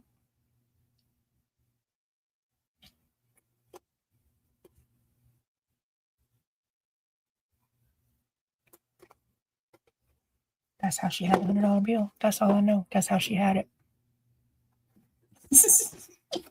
We ain't did nothing today, y'all. Yes, we have. We have fun. I had fun. I don't know if y'all had fun. I did. I like going through my stuff. I mean, I'm sitting here putting it all right back in this cart instead of sitting here working on something, but still. Oh, I could cut these out. I can cut these out and back them or something. I don't know what to do with them because they're stacked up together, but these I could cut out. And these. I don't know what I'm doing.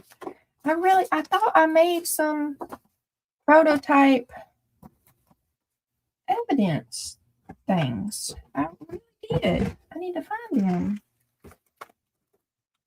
And what was I going to do with these? With these? What was I going to do with these? Specimen cards. I had a plan. But I haven't touched any of this stuff in over a year, so I done forgot some of my plans. Still got any tea stain paper? I do. I know I do. Let me go up here and get me some tea stain paper. The back of them.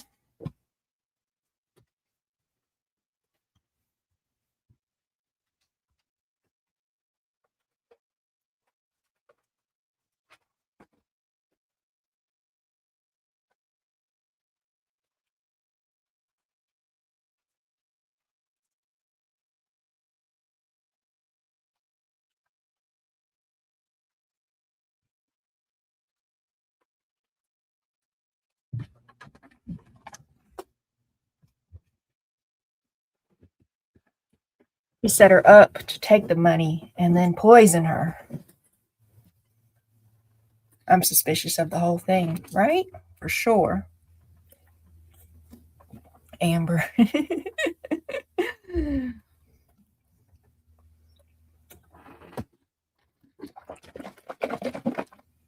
I would be mad though. I'm just being honest. If I went through that whole game, I'm imagining this took a couple hours and argued with people back and forth about how the evidence points to this person, that point, or whatever. And then at the very end, it was nobody did it. I would be mad.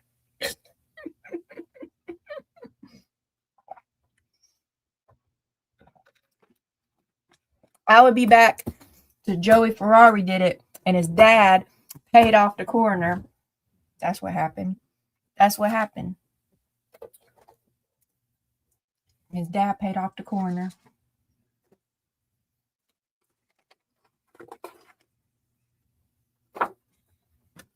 Hey, Linda. Morning, morning. I've been flipping through my clue journals. And then I flipped through this little game thing I bought. And now I'm going to cut these out and back them.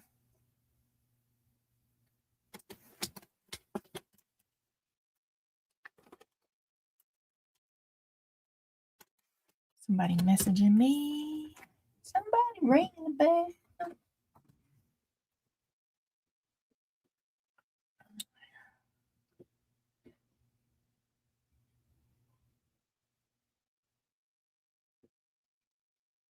The chiropractor is going to be open Friday, but closed on Monday. Is there a holiday on Monday? Or maybe he just got things to do. So what's today? Today's Wednesday, right? So I got to go to the chiropractor Friday, or I don't get a chance again until next Wednesday. Got to make plans. Got to make plans. Well, I can't talk to Ashley. I mean, I'll talk to Ashley later, but I'll be triggered, y'all. I'll be triggered. I'll be boo-hooing and ranting again. She at the dentist, y'all. Ashley at the dentist. I don't like the dentist. Okay.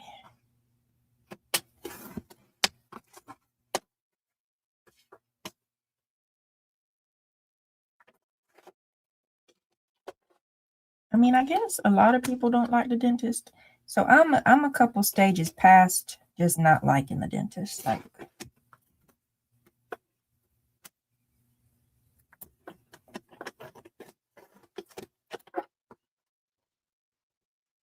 I'd rather go hang out with murderer Joey Ferrari and his POS dad than go to the dentist. Memorial Day. Memorial Day is Monday. I mean, I could have been fine with not remembering that. I could have been fine. Well, I mean, thanks for telling me the information. I'm not getting on to you for answering my question. I'm just thinking out loud. Would I really could have just... I don't know why I'm doing this right now because I'm going to glue it Don't do this right now, Michelle. You're going to glue it to the paper and then you round the corners after. Do loose trimming, glue it to the paper, then do precise trimming. Not precise trimming first and then gluing and then precise trimming again. That's not efficient.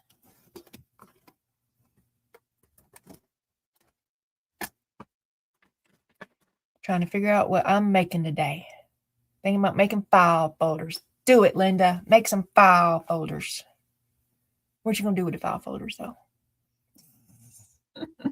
What do you mean? Like literally cutting out the file folder shapes and folding it and then you got file folders? Or like taking a file folder and doing some stuff to it? What's you thinking? Okay, I need some blue paper. Threw it in the floor. I need some glue stick. All right, so we'll get these glued down first. And then we'll put them in a book for a little while. Denise! Hey, Di. Ain't you supposed to be asleep, Di? Hey, do y'all want to see what Di got me? Do y'all want to see? I know it's not Happy Mail Monday. It's Happy Mail Wednesday. Oh, stretch. Stretch. Oh, and if Kel shows up, I could show. I told her I was going to show what I did on what she sent me on Monday, but then I had other Monday things that we're not talking about. So if Kel shows up, I'll show her Happy Mail too. Y'all ready? Y'all ready? This is what I got. Di, how long did it take to get here? Look, do y'all see that sparkle? Do y'all see it? And the jelly. The jelly is sparkly. Ain't it so pretty? Ain't it so pretty? Look, jelly. On the messy palette. She sent me a card. She sent me a card. I got one and you don't. I got one and you don't. Don't be jelly. 7 years. It felt like it, huh?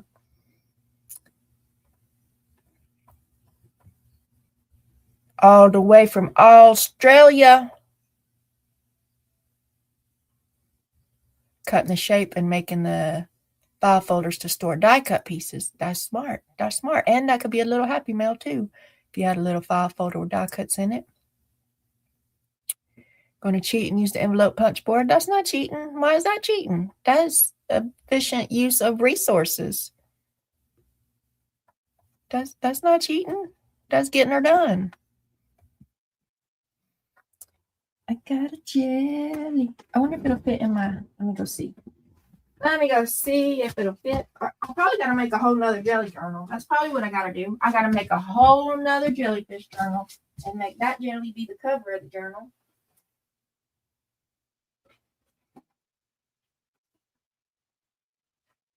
That's what I got to do. That's what I got to do, y'all. Because the big journal that it'll fit in, it's not the same bob. I'll explain myself in a minute. See, it'll fit in this one, but it's not the same bob. It's not the same bob. Does it matter? No, but yes. Actually, it does go, I guess.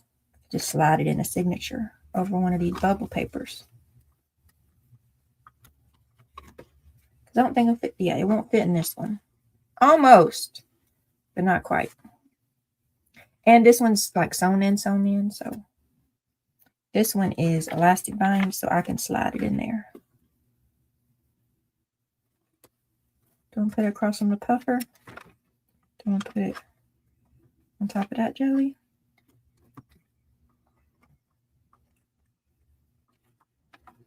Put it there. I mean, I think I was thinking about putting that there, but maybe I could put this there. And that's a little tuck, and that's a little pocket. I could put it right there. Don't overthink it, Michelle. I'm going to. I'm going to. I don't even know why I keep bothering to tell myself not to overthink it, because overthinking it is what I'm going to do. It is what it is. It is what it is.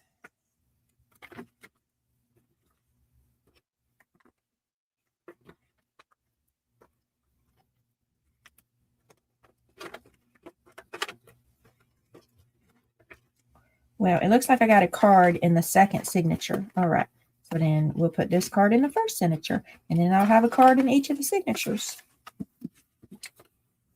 Looky there, looky there.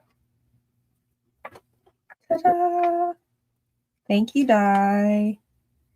It's in my jelly journal. Look, it's already getting thick, and there's like nothing in there. This is one of the first journal, not the first, but like, I'm still a newbie. I mean, I might be less than 20 journals. I've made less than 20 journals. So I don't feel like that's super experienced. But in the timeline of I've made less than 20 journals, this is like journal number 3 or something. So I didn't yet know about how easy it is to unintentionally make a gator mouth. I need to make, because my more recent ones, like this one, I can't reach it. I mean, unless they're just one signature things. My more recent ones, I give them much bigger spines. See? Like I think both of those are 2.5-inch spines. And then this one, like,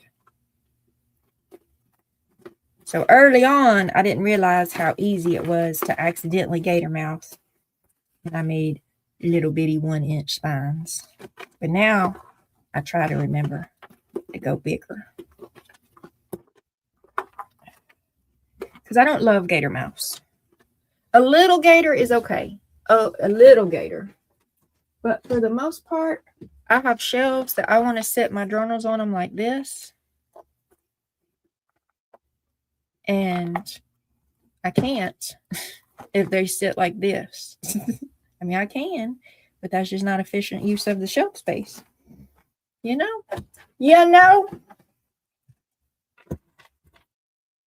So I try not to gator them too much. This one's going to be a gator, though. If I keep putting stuff in it. I mean, y'all see most of the pages is just plain bubble pages. I don't write in my journals, so there's no reason to have plain bubble pages. Like, as I keep getting jellyfish stuff, I'll keep putting stuff in it until all the pages are covered with stuff, because I'm not going to just write in it. So it's going to be a thick girl. It's fine. It can be a thick girl. It can be a thick girl. Or maybe I'll reconfigure it and make it 2 journals instead of 1 journal with 2 signatures. Could do that too. I could. Okay. There's that squirrel. All your journal nails are glue books too. All your journal nails.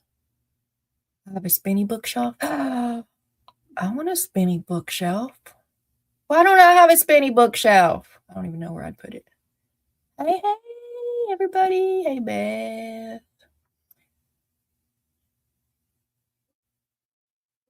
All my journals are glue books too. All my journals are glue books.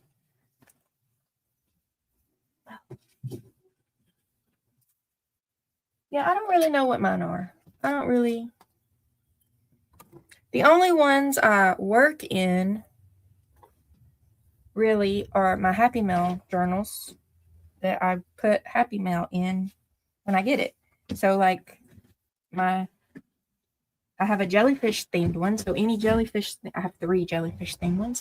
Any jellyfish stuff I get goes in one of my 3 jellyfish ones. I have a Harley's Happy Mail swap one. So all my Harley's Happy Mail goes in that one.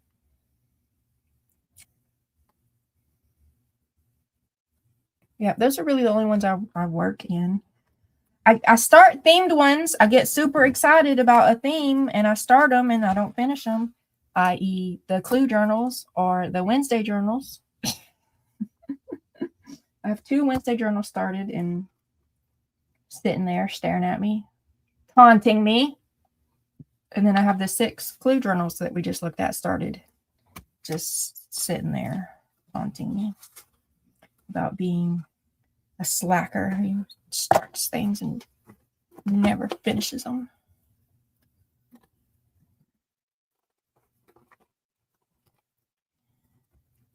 Today could be the day. Today's not the day. This year could be the year. I could get in a hyper focus, manic state and work on clue journals nonstop until they're finished. It could happen. It could.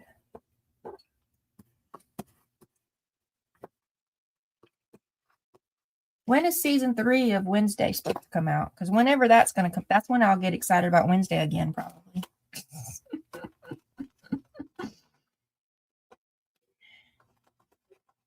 I'm already behind in season 1 and season 2 as far as journal ephemera.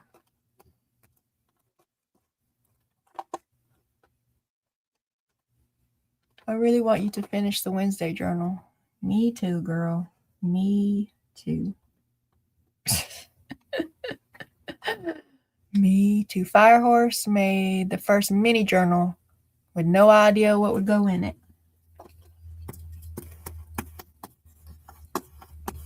I don't journal. I do memory keeping with ephemera and photos. I also like to put pieces of projects I'm working on for tracking.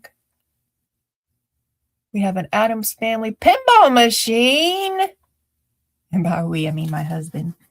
I want a picture, Bug. I want a picture. I want to see the Addams Family pinball machine.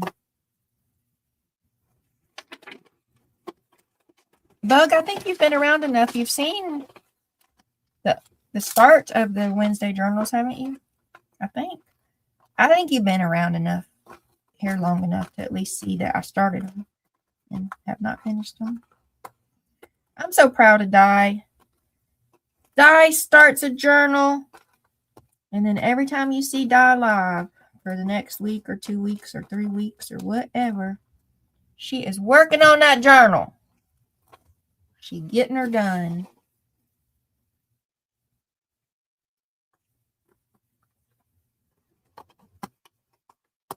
She made me start a steampunk ocean journal. She made me. She was hollering at me. Every time she was live working on her ocean journal, she was hollering at me, Michelle, do it. Do it, Michelle. You must do it. And so what did I do? I got excited. And I had ideas, and I started making lists, brain dumping, brainstorming my ideas. And I went and bought stamps, and I went and bought dies, like the metal dies.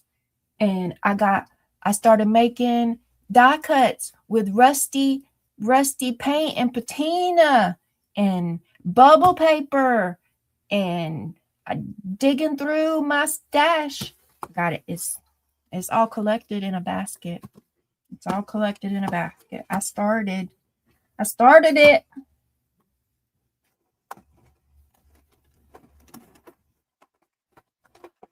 Do it. See, I'm telling y'all, she was yelling at me. Do it.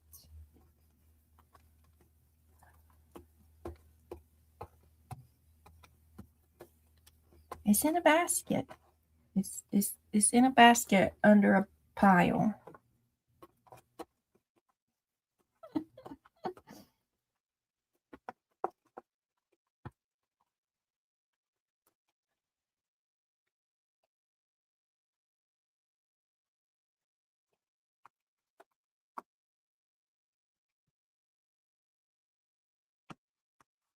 Rusty gears. I got rusty sea creatures. I got bubble paper. I think I have all the pages die cut and painted, or at least have one side painted. I might not have both sides painted, maybe, because I ran out of the paint that I needed, and I asked hubby to get me some, and he got me some, but it wasn't the same. I sent him a picture. I need this, and he took some liberties and got me something else. And I mean, it's the same color, but it's not the same color because it's not the same color and it's not the same brand. And so then I was like, I can't finish my other side because I ran out of the right color and he brought me the wrong color, and I can't have two different colors on the different sides. Why not? I don't know. That's just what the brain said. And so then I haven't touched it again. And Hubs even corrected the error of his ways. He did. He went on a search and found me the actual picture that I sent him the first time. So I do have the right color now. I do have it now. But that one little speed bump that I couldn't keep working on it because I didn't have the right color, I haven't touched it again. And y'all know what I need to be working on? Them weird signatures. I'm the daggum organizer of the thing. And I'm going to be the last one to get them done. It's going to be, when is the deadline? The deadline for me, not for y'all, for me is June 4th. I'm going to be pulling a 24-hour all-nighter on June 23rd. No, not 23rd. The beginning of the month. Trying to get them daggum weird signatures done. And cussing myself the whole time. Why'd you do this to yourself, Michelle? This is bullshit, Michelle. Why? The whole time. But that's I'm not going to do that. I'm not going to do it. I'm going to work on it a little bit every day so that it's not overwhelming. Because I do not like to be overwhelmed. I don't like it. I don't know why I keep doing it to myself. The world does it to me enough. The world does not need no help. Overwhelming Michelle. It does it all by itself without help from me. But I still got to help it, apparently. Still got to help it. Nope. I'm going to work on it a little bit every day. It's not going to be last minute. Not going to.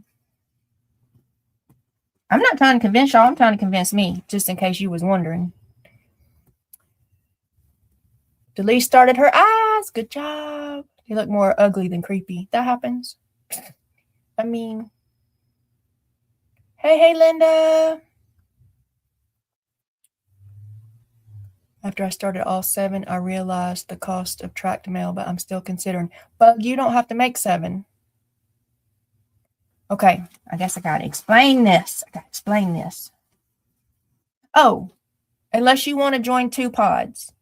So I forgot, Bug did ask about joining 2 pods.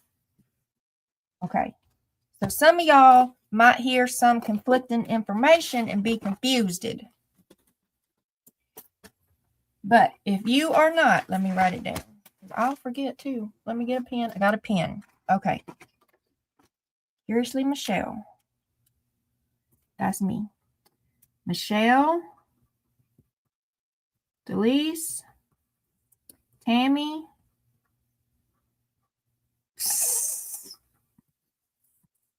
Move on. Christina, Pam, Anne. 1, 2, 3, 4, 5, 6. Who's missing? Carrie. Okay.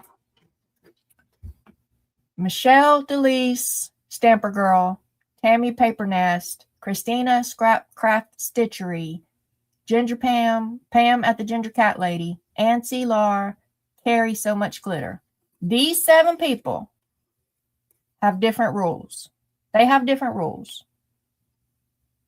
The rest of y'all, if you are not one of these 7, the rest of y'all, the rules are in the hashtag Real Weird Journal Friends. You are making 4 signatures. Bug did ask me if she could join 2 pods, so yeah, she can make 7 if she wants to. But you only have to make 4. So I don't. Lynn, are you still here, Lynn? She might have left for her appointment. She was saying she was tired of making them too because she doesn't like to make multiples of the same kind of thing. So I wonder if she's trying to make 4 or 7. If she got confused about the 7. These people are making 7.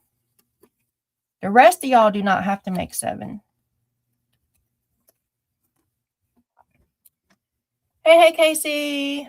Did the dishes? Made some goulash? and relaxing. Welcome, Casey. Welcome. I'm proud of you. Good job. Have I done anything this morning? I haven't done anything. I glued these to this paper right here. That's what I did. I glued these to this paper. So if you want to do 2 signatures, then I guess you have to make 7. I mean, not 2 pods. You have to make 7. Okay. Did I get the confusion? Maybe there was no confusion. Lynn is making 8. 4 for your swap and 4 for our in-person group. Oh, see, Keeks is clearing up my confusion. Okay, Keeks. Okay, so Lynn is making 8. And Keeks is 2. And I am 2. So that's which Keeks said she's got her mystic ones for the Weird Journal Friends. And then she's making her conspiracy chicken ones. So Lynn's doing a similar thing, Keeks. Okay. Thank you. See, I was the one confused. Not Bug, me.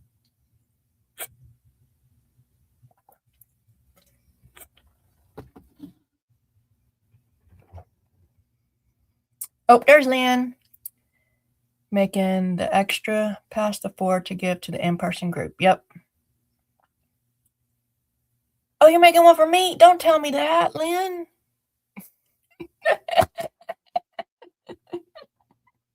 Lynn. Thank you.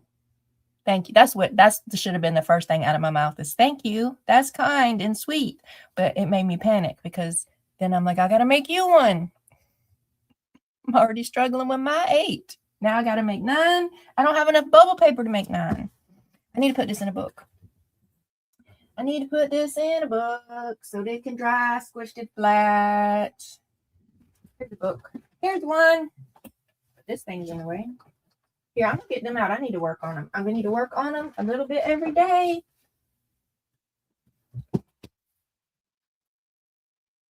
Okay, that's in the book. Oh, I'm going to forget it's in there. I'm going to forget.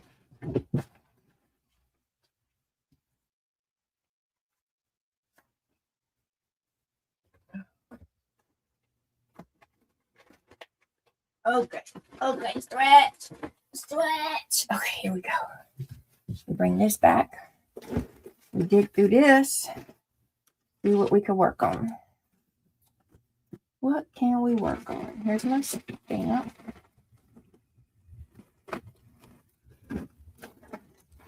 That was not for this. This is Pam Pappy Mail I gotta finish packing.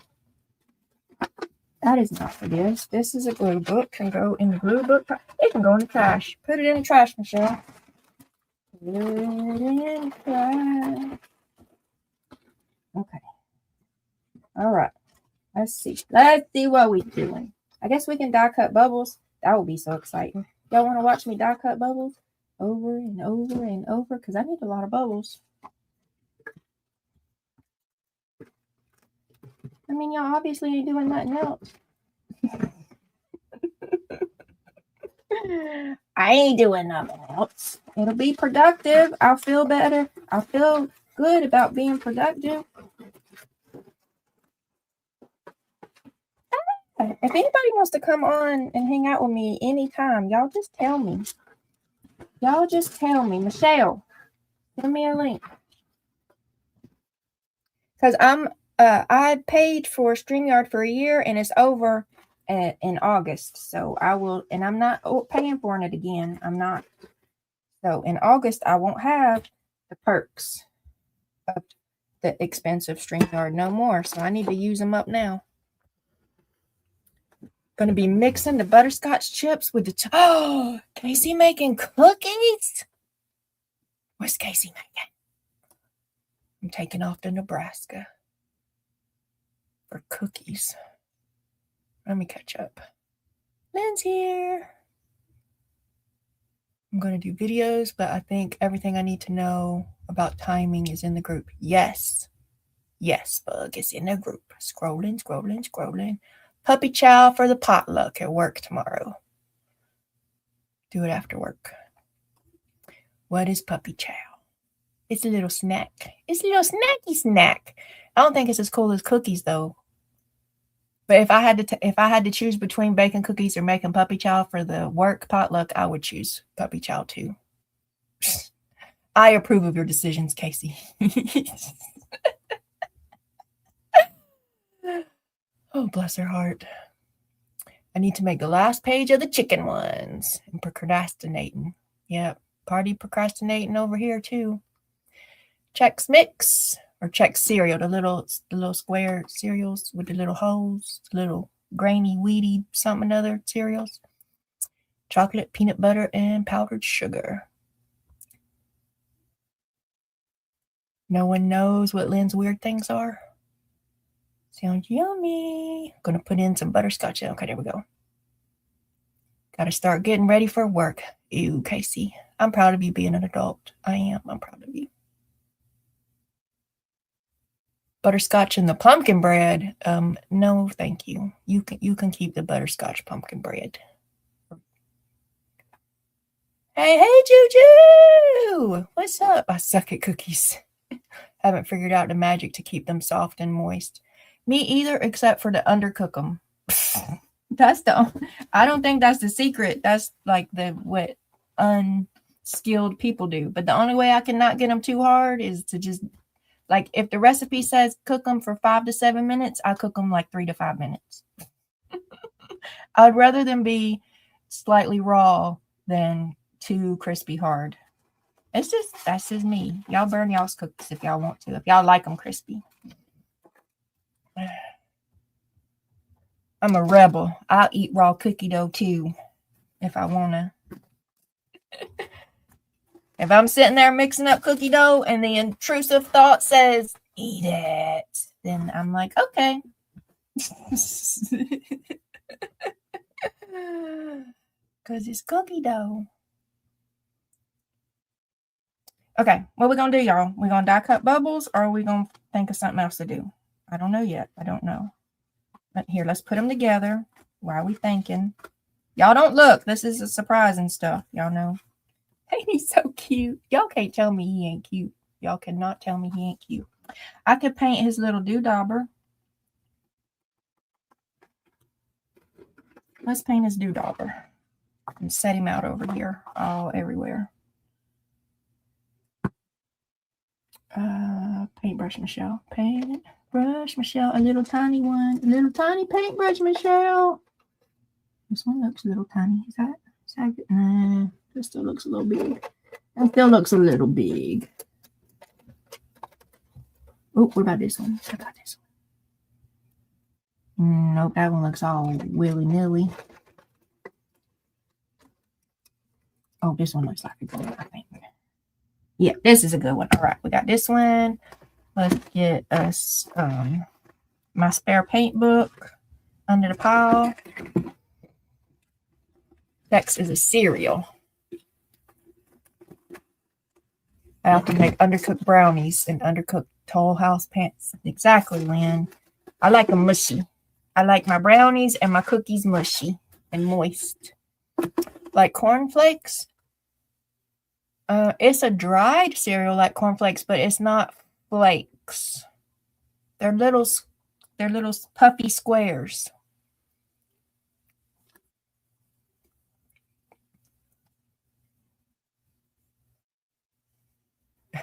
Proud consumer, mutual enabler consumer. Blah, English of cookie dough.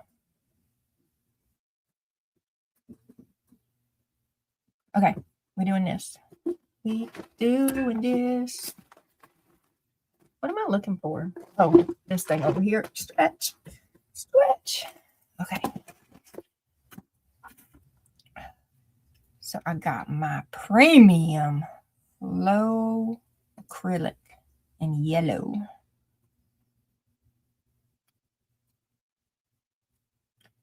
Let's do his little dauber. Little dauber, do ya?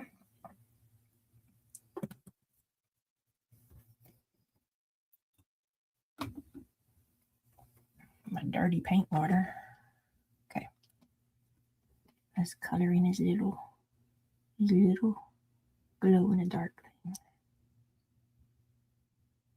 So this, the UV light will make this glow more.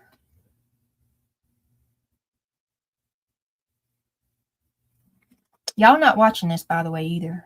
These are secret until the end of June.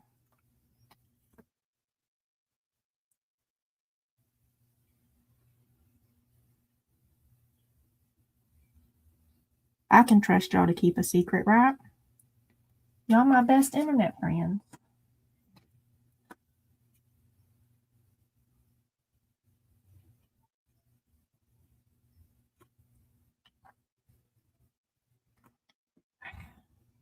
Coloring in the lines is overrated.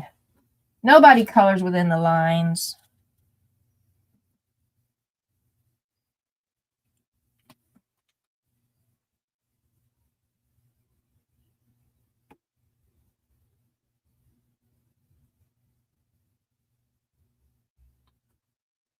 Google it, Firehorse.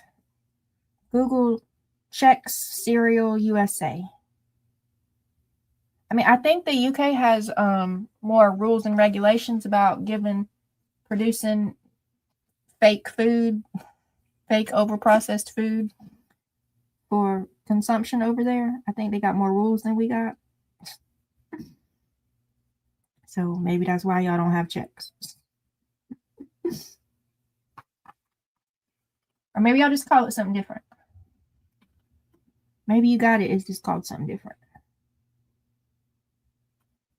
Like I've been told, I haven't ever been over there, but I've been told that y'all's Fruit Loops are not as colorful as our Fruit Loops because we let all the poisonous artificial dyes in our food that y'all don't let in y'all's food.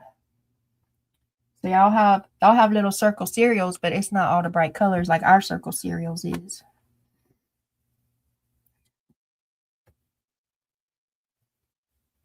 That's what somebody told me. They could have lied to me though, because I ain't never been over there.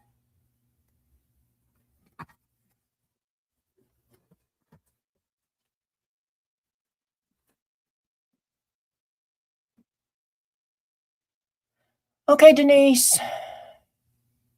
Prayers for your brother.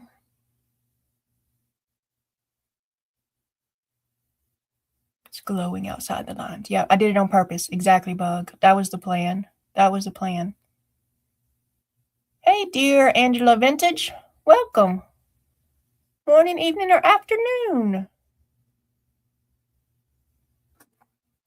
Yeah, it's the glow. It's the glow. You right, Bug. You right.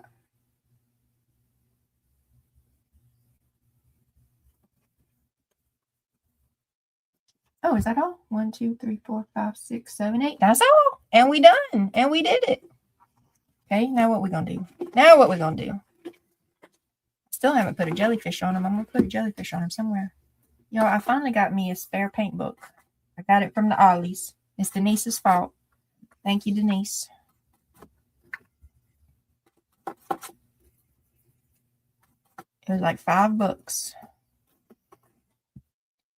It was like $5. It's all this paper. It's gonna be my spare paint book. They called it a sketchbook. Tell me why. I don't know where the other book is, but tell me why. Y'all see these paintbrushes on this book? Y'all see these paintbrushes. And they named this book Sketchbook. The other book I got has colored pencils on the cover. And it says Create. I want to know who's in charge of that. At the company making these books and designing these covers, who is in charge of putting Sketchbook on the paintbrush cover instead of the color pencil cover and putting Create on the other one? Because that's not right. They failed. They failed. If it was my company and they was my designers and they not paying attention to details like that, fired. You got to pay attention to the details like that. Because you out here selling the book and then you got crazy OCD people who's like, why does the paintbrushes say Sketchbook? You don't sketch with paintbrushes. You paint with paintbrushes. You sketch with pencils. And it bugs them. It bugs their brain. Now you got people having mental health crises because you couldn't pay attention to the details in your design. Silly design team. Exactly. The box says toasted Rice Crisps. Naked Doritos. And now I'm sad. Oh, you're sad you ran out of naked Doritos.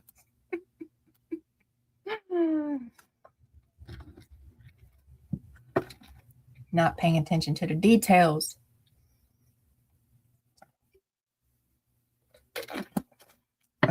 Okay. Be inspired, Michelle. What are we doing next? What are we doing? Oh, I was going to see.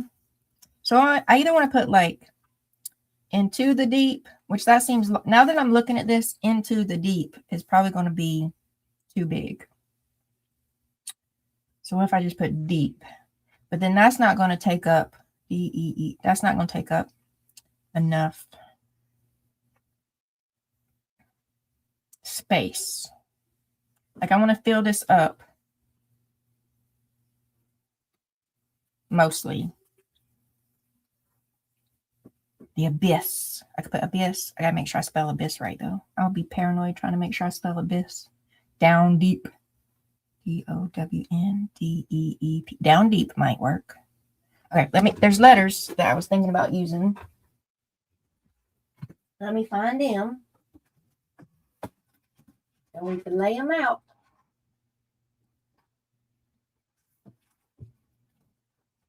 And see how it fits. And then we'll be back to die cutting. I was trying not to bore y'all with a bunch of die cutting, but it might be inevitable. Okay, I got these sewy ones. Do I want to do sewy letters? And then I got these kind of bubbly ones. And I got these fancy ones. I was thinking about these fancy ones. So let's see. D. I mean, maybe deep will take up a bunch of the space. E. So deep will take it all. Will take up the space if I use these fancy ones. P. So deep.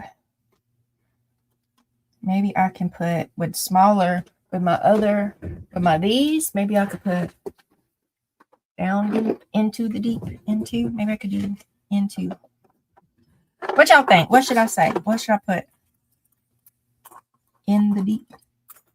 Into the deep. Down, down, baby. Your street in a Range Rover. Sweet, baby, got ready to let. Yeah. Focus.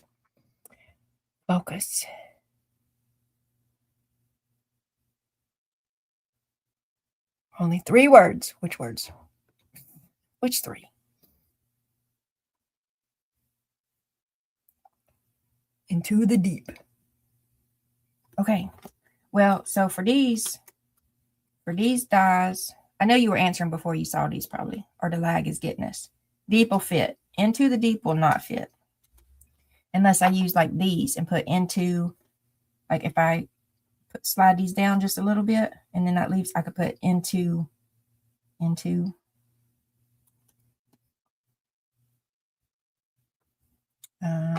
with these stamps and like heat emboss or something. I'm not writing anything. Let's just get that out of the way. My handwriting is atrocious. Okay, so there's the I. No, I will cry if I lose it. I will cry.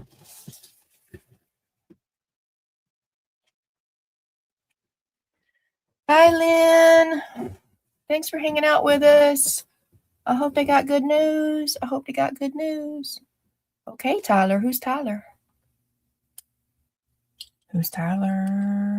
Into. I-N-T-O, Michelle.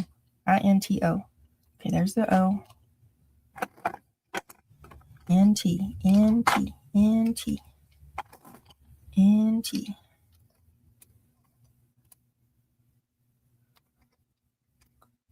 small into, and then big deep. Yeah, let's do it.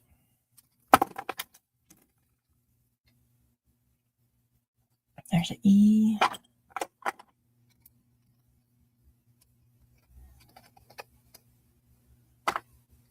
That's a little T. I was going to do all capitals. Maybe I'm going to do all capitals.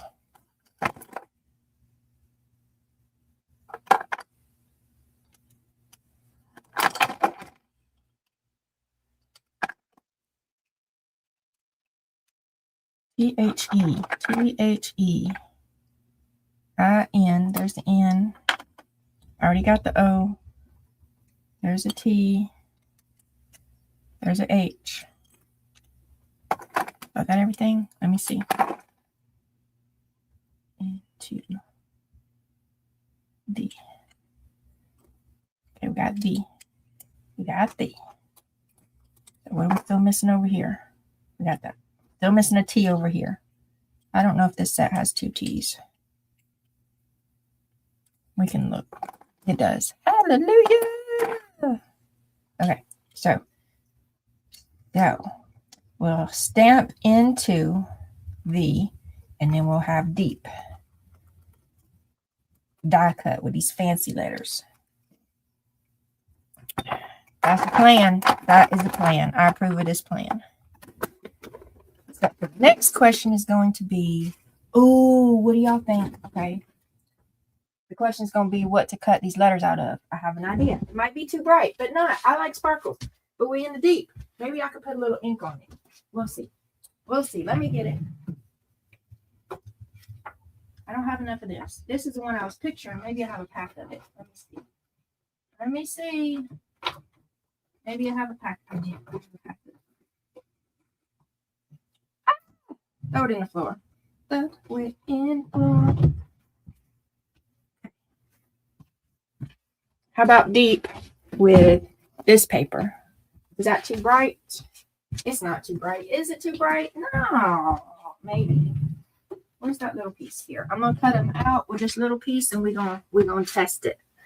I have a prototype I'm working on somewhere. We're gonna find my prototype. We're gonna cut the deep out, and we're gonna stamp it. We're gonna see what it looks like. Don't put stuff on top of your fish, Michelle, because they're drying. Okay, let's cut these out. We on to something, y'all. We on to something. Let's test it out. Okay. Rolly, rolly, rolly. Oh, bless it. Arm day.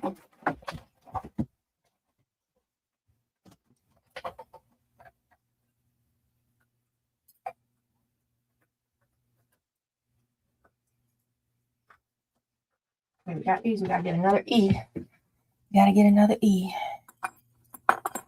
We gotta poke that out or it won't cut it. The next one. Okay, we got it. Here we go. Here we go.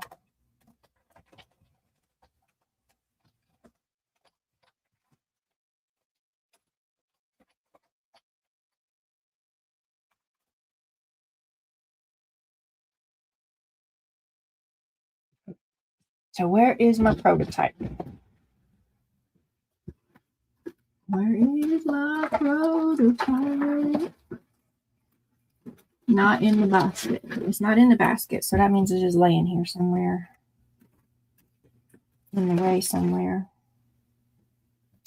Where's that? Right here. Okay, so here's the prototype. Oh, I forgot. I already put the... It's okay. It's okay.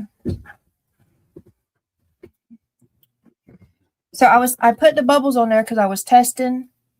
And after the fact, I was like, I need to do all my stamping and stuff first because they're going to get in the way. And so they're in the way. So what I predicted too late was going to happen is happening. But we can use our imagination. We can use it. So if we got...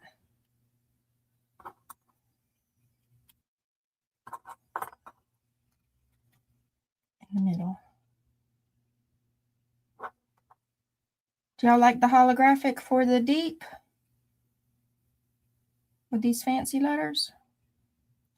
And then And then what should I use for the N2? Should I just use black? Should I emboss it? If I should emboss it, what color should I emboss it? I got black sparkle. I got black, just black. I got black sparkle. I got nearly all of the Ranger embossing glazes.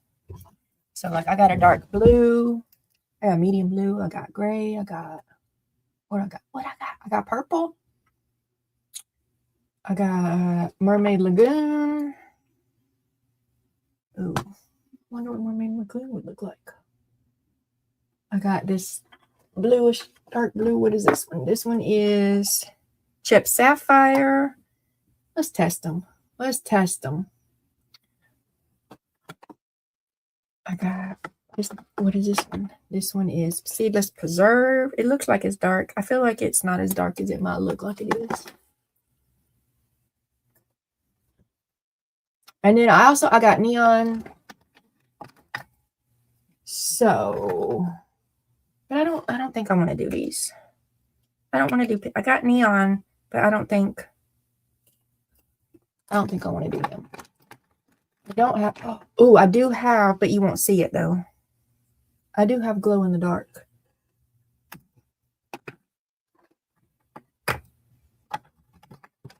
Have glow in the dark.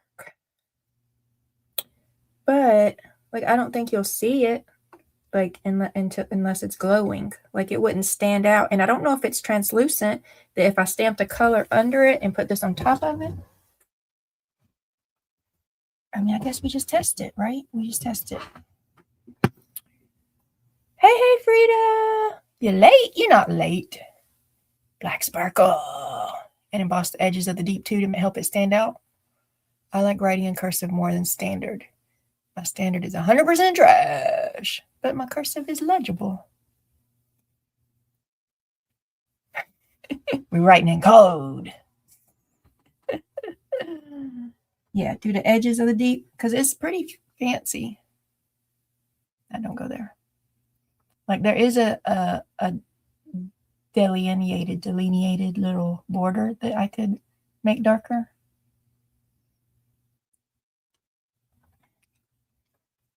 Okay, so let's get one of these. We can get one of these so we can test these colors on into the deep. Where is mine? Right here. Do not lose these letters, Michelle.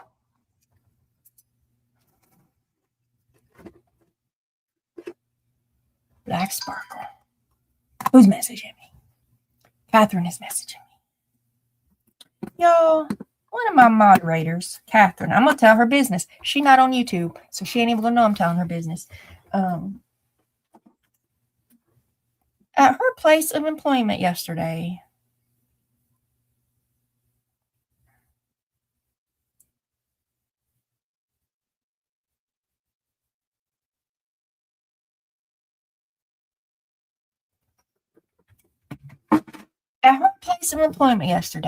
this man, y'all, went up to Catherine at her place of employment, sat down at her desk, looked her dead in her face, and let these words fall out of his mouth. Y'all get ready to be mad. He didn't. I don't know if he said hey first. I don't know if he said hey. It don't matter if he said hey first. He walked up to her desk. He sat down. He looked her dead in the face and said, "Have you always been this fat?" That's what he said to her. He went to her job to sit down in her face and be an asshole. And be an asshole. He went out of his way to sit down and be an asshole. Don't do that, y'all. Don't do it. Don't do it. I told her to accidentally spill her coffee on him. That's what I told him. Right? Like, why would you do that? Why would you do that? Okay. black sparkle for the small words, and a teal or a turquoise for the edges. I got that one. Do I have a turquoise? I think I have a turquoise-ish one. I do. Oh, I do. It's round. It's down on the end. What's that one down on the end? Broken China. I got Broken China and Salty Ocean. I guess I should use Salty Ocean, right? Okay, here's the teal. I thought I had one. Peacock feathers. I mean, ain't that like why? Why? And she's at her job, so she can't do nothing. Like, I mean, if I was her boss, she could. If I was her boss, she might not even have to, because I would have had to say something. I would have had to say something. I wish it would have just fell out my mouth. You always been an asshole? You always been that ugly? Your balls always been that small? I would have had to say something. Smack him, right? He's a troll. Like, what? Exactly. Yeah, you always had. Yes, I would have had to say something.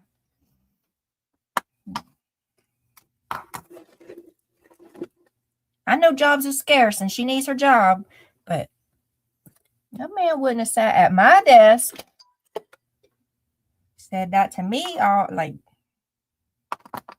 excuse me.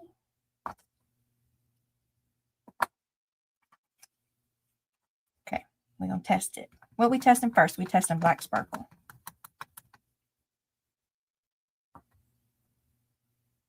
Oh, I probably should have did the powder thing. Dagnabbit. I always forget to do the powder thing. It's always like at this point that I'm like, oh, I should have did the powder thing. Yes, girl, you should have. 30 seconds ago. 30 seconds ago. Okay.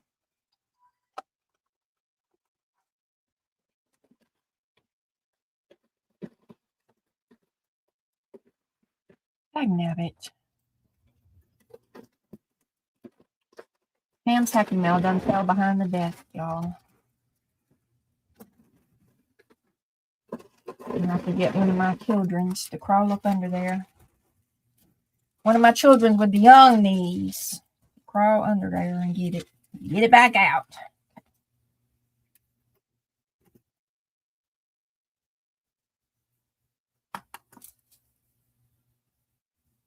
Oh, it's not too bad. Okay. It's not too bad that we didn't remember the powder thing.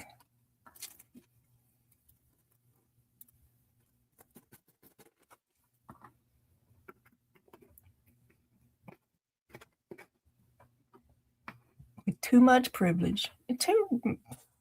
Somebody should have done sewed his lips shut by now. Because you know that's not the first dumb thing he ever said. He a grown man walking into a place of business to sit down, and yeah, that's not the first dumb thing he said. Somebody should have done sewed his lips shut with the curved needle that I had out earlier.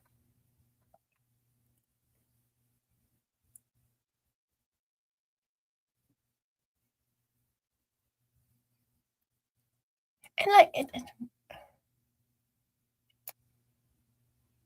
no matter her size, there's no reason to be mean. There's no reason to be mean. Just no reason. Like, he's not her friend concerned about her health or anything. Like, he's not her mama. He's not her brother going, hey, sis, I love you so much. Do we need to, get some healthier food? Do we need to go on a walk together or a run together? Like, what do we need to? I love you and I want your heart to last 100 years. Like, he's none of them people that should have anything to say, anything at all to say. Unless he needed her to do her job. That's all he should have said was, hi, how you doing? Hope you're having a good day. I'm at this place of business. This is the work you do. Can you help me out with this job thing? Thank you. I appreciate you. That's all he needed to be talking about at all. Hey, Tina.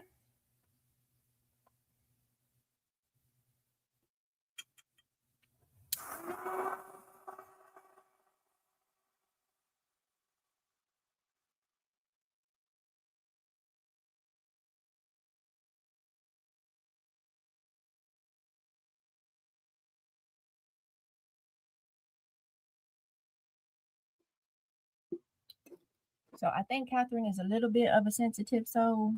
Bless her. So she was all in the DMs with, she was upset because he was mean to her, and she should have been upset. She shouldn't have been upset. She should have been smacking him. I told her to pour her coffee on him on accident, of course. Okay, so we got into. Oh, I might should spread them out well. We was just testing colors. So Black Sparkle is Casey's vote. And then you want to put some, what did you say? You said something. Okay, let me go back. What did Casey say? No, it took me years trying to get this gorgeous.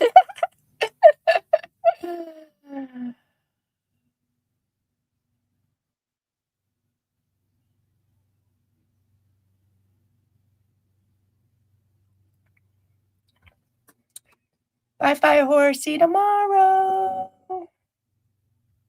Next time. Oh, I'm going to have to plug my stuff in if I'm going to hang out. Y'all, I'm trying to scroll to see what Casey said about this blue. My laptop ain't working with me.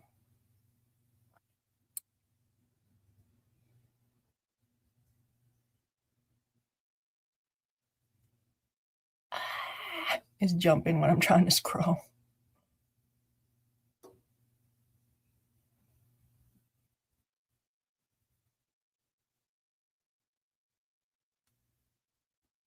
Okay.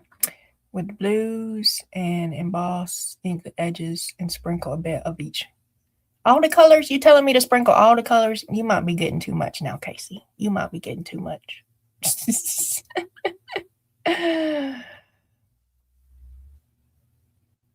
Sprinkle all of them.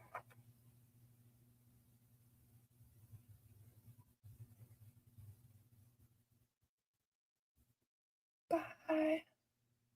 How the heck are you, honey? That's what she said. She said, how the heck are you, honey?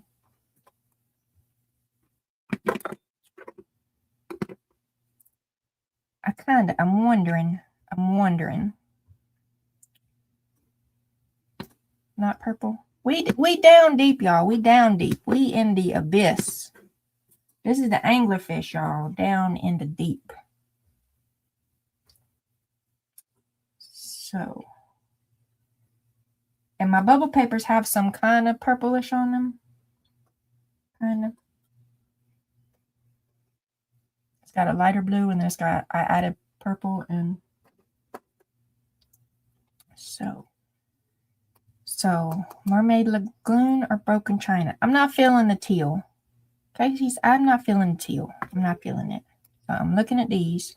Salty Ocean, Broken China, Mermaid Lagoon. I'm still kind of wondering about the purple. I'm wondering.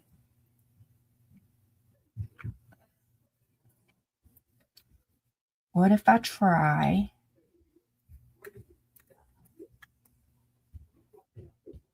What if I do Mermaid Lagoon or Seedless Preserves on the edges, and then one of these in the middle? And these are all see-through, so we should still see the sparkle through it.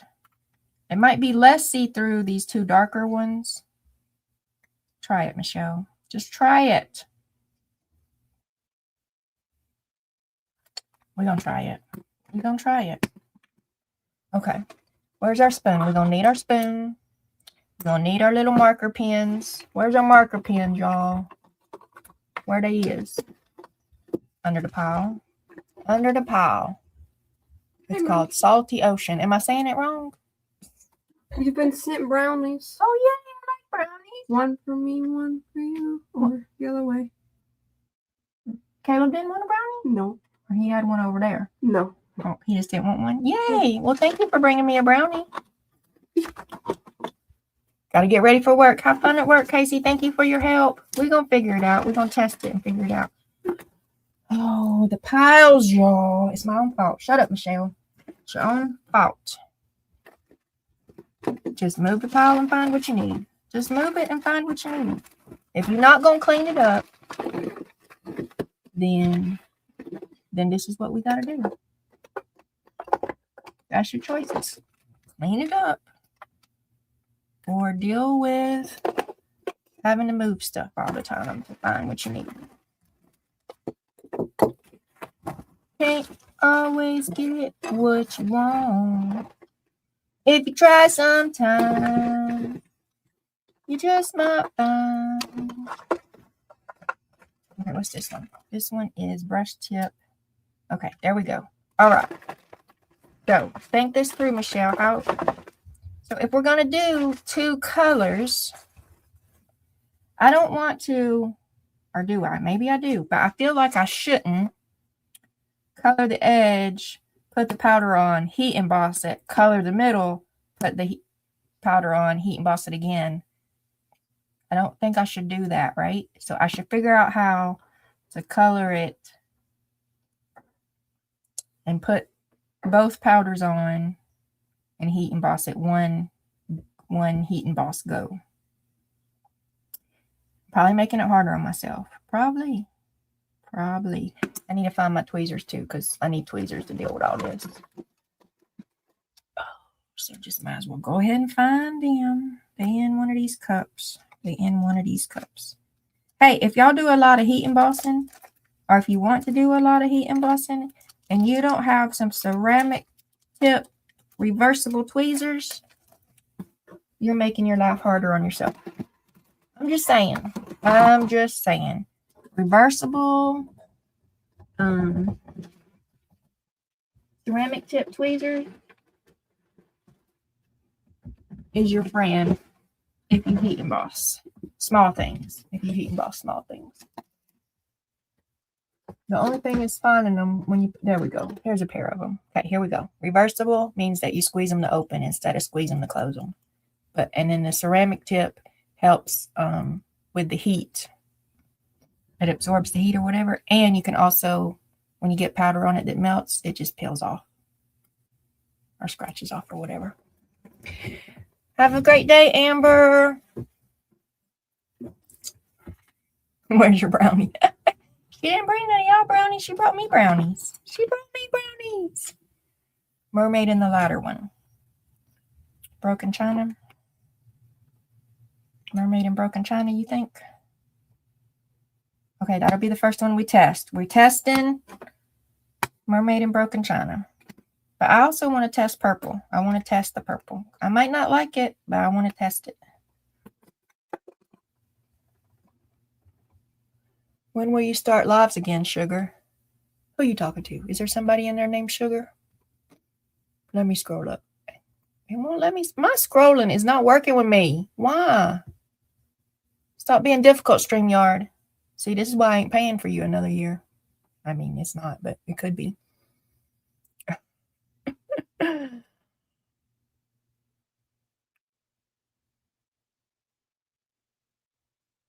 Oh, she's talking. Okay. I'll get out of y'all's conversation. But am I saying it wrong? You'll be all right, Bug. You'll be all right.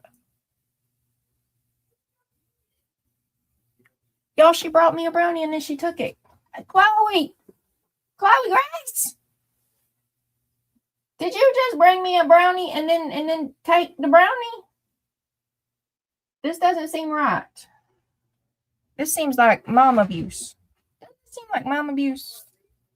Okay, how are we gonna do this? I don't know how we're gonna do it. We're gonna do it the hardest way possible, and then we'll do it like 3 times, and then we'll be like, well, that was a lot easier.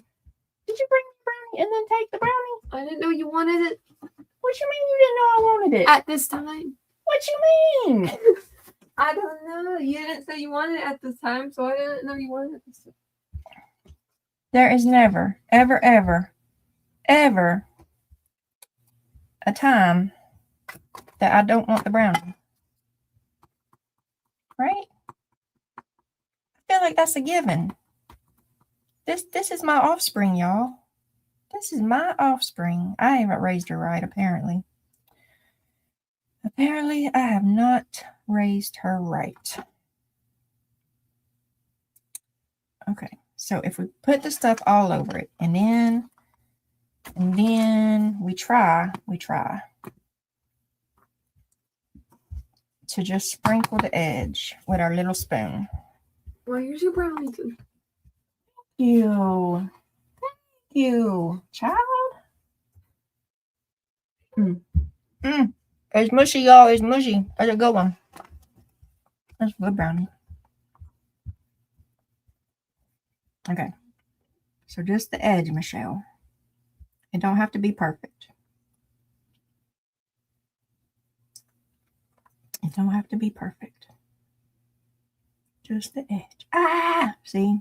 This is not the way. What's a better way, y'all? How do I get one color on the edge and a different color in the middle?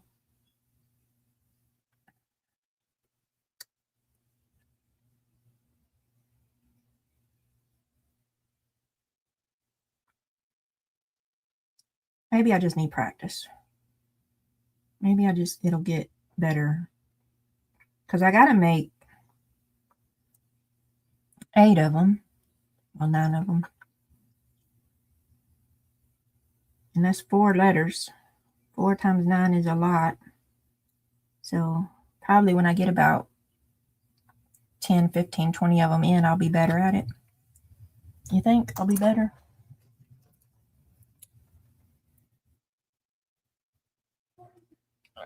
Hey, Michelle. Welcome. Did anybody tell us it's hard to tell me and Chloe apart by listening to us? Some people have said we sound alike, yes. It's undercooked, though. I ain't mad about it. I'm not mad about it being undercooked as long as it's mushy.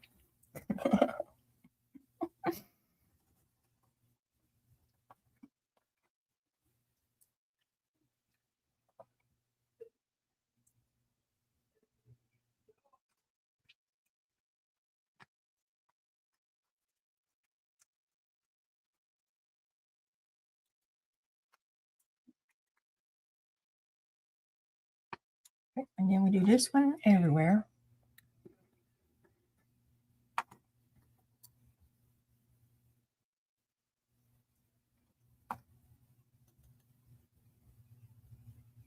And then we heat it up. And then we heat it up. Oh, I might have to heat fast. Okay, y'all ready? Here we go. Here we go.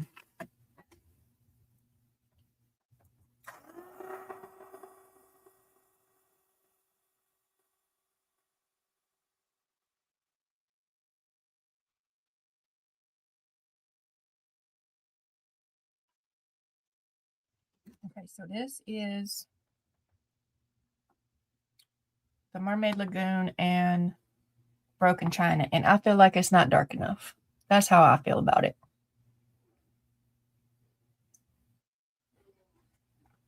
That's how I feel about it. So now I want to try the purple on the end and maybe Mermaid Lagoon in the middle.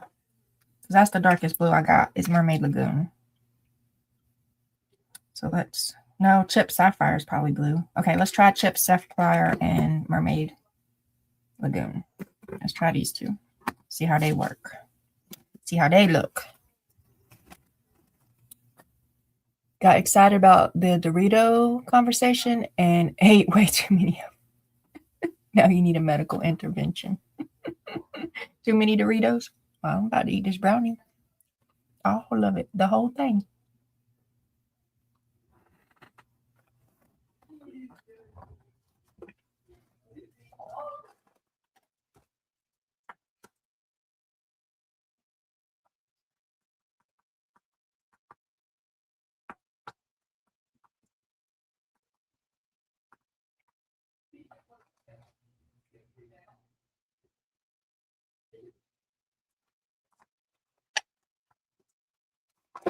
You sound very alert. Oh, I gotta plug my stuff in. It's flashing at me now. Flashing at me now. It warned me earlier. I don't get back in time, sorry. I should be back. Hold on, laptop. Don't die. Don't die. Just breathe. Just breathe.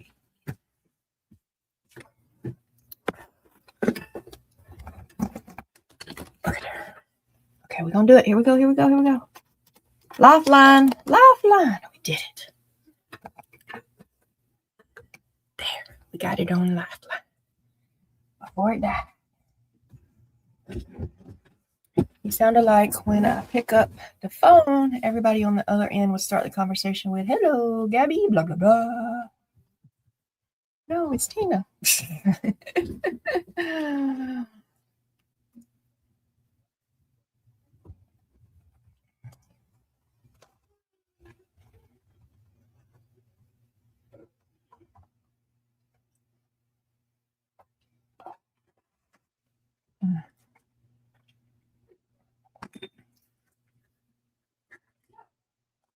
Okay, chip sapphire on the edges.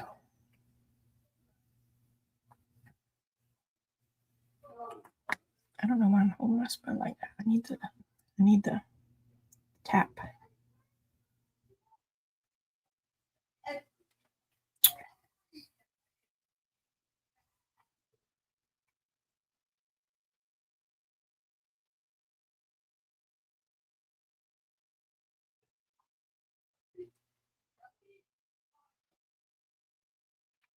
I don't know about this two-tone, the whole thing. I mean, I think it looked neat, y'all, but I think it might be too much work.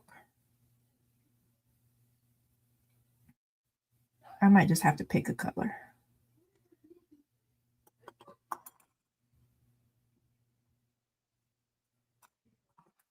Because I got to do, somebody do math. Who's ready for public mathing? Or who can pull the calculator out of their pocket real quick? 9 times 4. 1836. 36 is 36. That's going to take forever. Put the powder on the paper and then just dip the edges in it. That might be smarter. That might be smarter because what I'm doing right now is not the most efficient. I do not feel. Definitely not the quickest.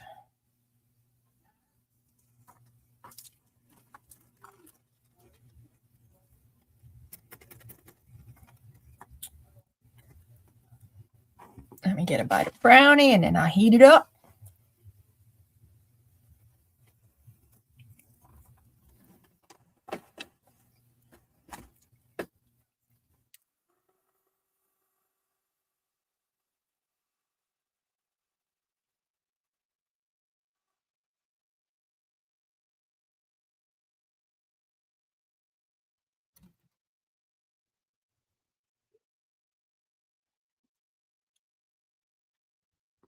I don't think it's worth the work.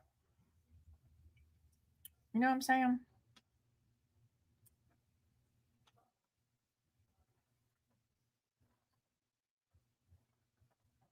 Like, I love y'all. I'm not trying to cheapskate out.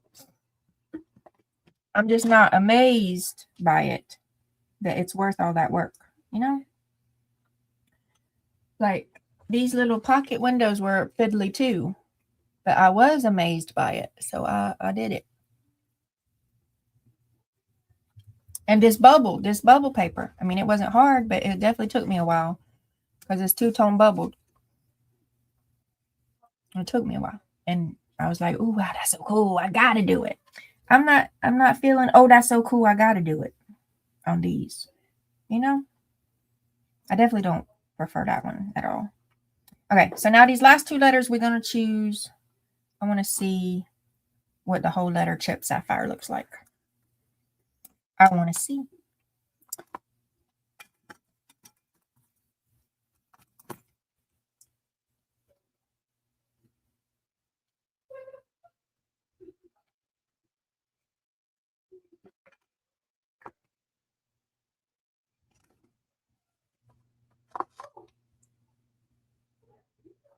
bug's pretty cool. It is cool.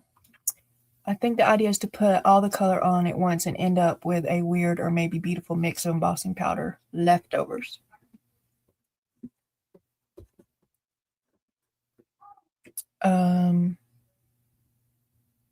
Like just mix all the colors, and then when it's heat embossed, the different levels of the different colors will be willy-nilly.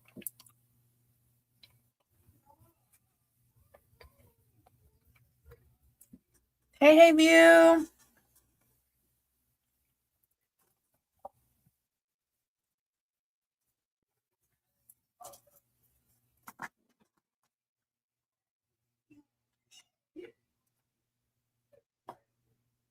Haircut in that one.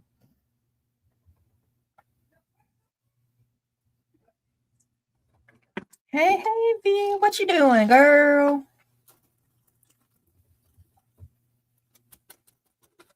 I am experimenting, testing a plan. So we gotta see what color of these letters we like. And then I gotta cut a bunch of letters and do it. Just mowed the lawn. Look at you, adulting. I'm proud of you. I am proud of you. I don't want to have nothing to do with that.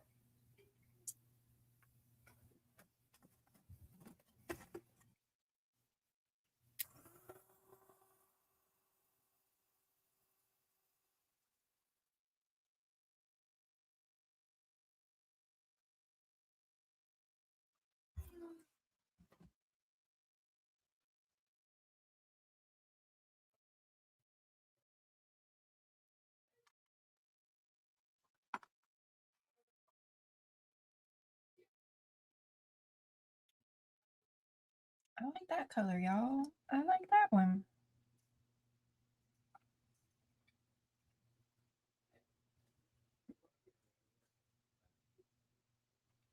I don't even want to try the purple now because I like that color.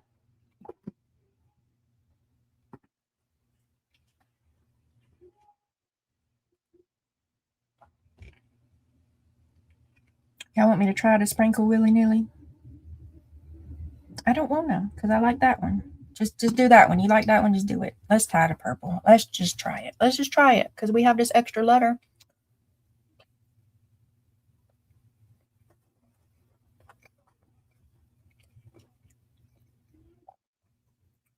New shoulder works nicely. Good, good, good. It's too wet and muddy. Does anyone know Cosmo? I don't know Cosmo. I don't think I know Cosmo. I don't think I do. Do they live on Mulberry Lane? What we're gonna do? We're gonna try purple. Yeah, we're gonna try purple. Just cause. Just cause. I think we're doing the sapphire. I think that's what we're doing. And you know what? Let me tell y'all something. My birthday is in September. Do you know what the birthstone of September is? Do you know? I'm gonna let you guess. I'm gonna let you guess what the birthstone of September is.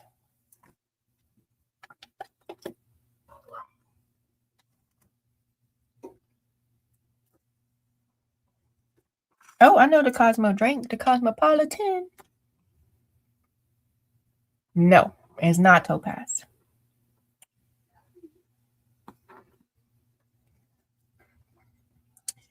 The name of this embossing powder that is my favorite color so far is chipped sapphire. So if I go with chipped sapphire, that's like a little Easter eggy kind of thing. Nod to Jelly Shelly. I put sapphire in there because my birthstone is sapphires. And no one will ever know. They'll be like, these are just some blue letters. But I will know that I snuck in. I snuck in a little secrety thingy.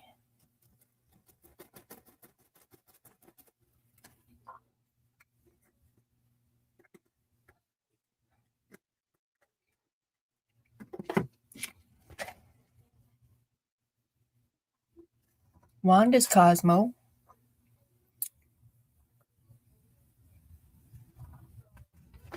Here we go.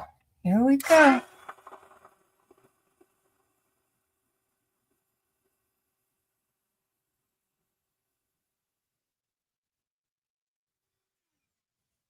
Y'all, I like that. I do like it because I like purple. So there was really no way that I wasn't going to like it.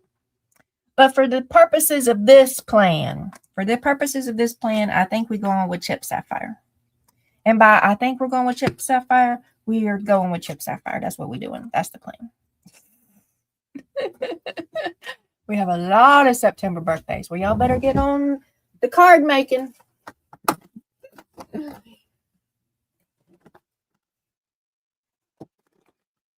Chloe's is in September too. So if y'all internet buddies with Chloe, her birthday is in September too.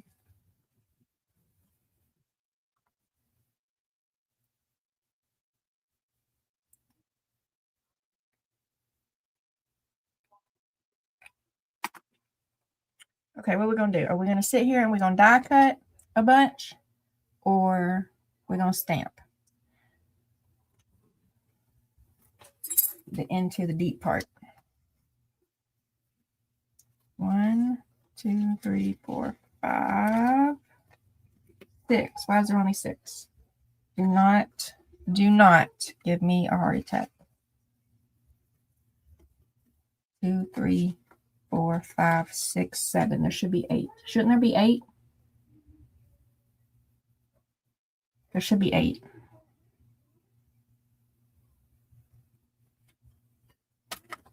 Okay. Woo! Look, I be losing stuff sometimes, y'all. I be losing stuff. And so I panic. I panic when it's important stuff that I don't need to be losing.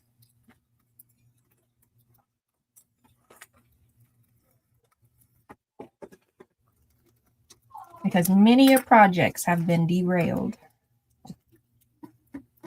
because I couldn't find what I needed. And I get too frustrated. And then once I'm frustrated, I'm done. Know what I mean? Okay, let's stamp. Let's stamp and heat emboss the into the deep. I guess I need to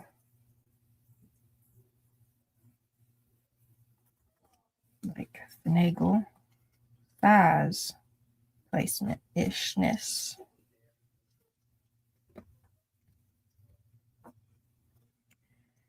Where did you get your metal letters? I'm going to guess Amazon. It's a die. Like an physics. It's not a physics. A big shot, machine die. It's the alphabet letters. And then I cut them out of holographic paper.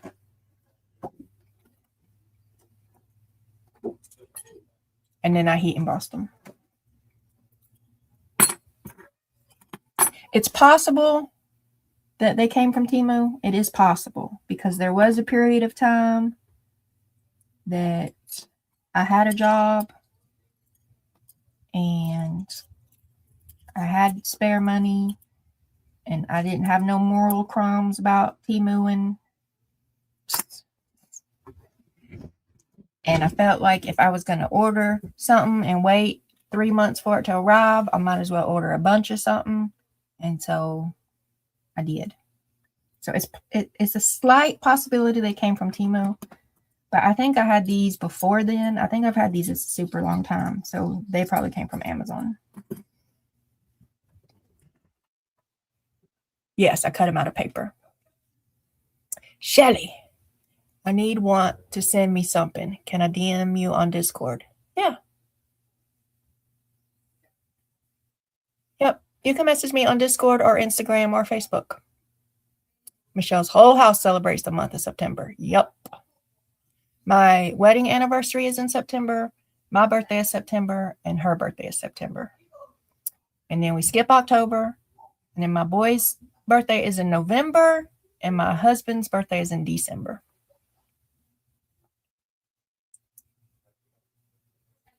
No worries, Marie. Glad to keep you company while you're being productive. Glad to keep you company while you're productive. Y'all keeping me company while I'm productive. Okay, so these are gonna be in here. So I'm gonna put the end of deep. So yeah, that'll be cute. That'll be cute, y'all.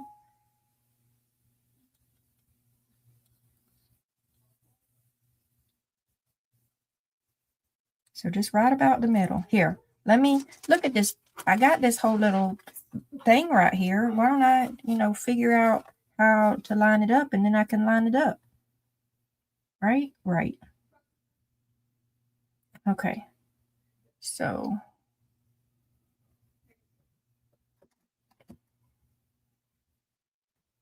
where's something? Where's my washi tape? I had a washi tape sitting here a minute ago. I did. We'll go get another one, Michelle. Go get another one.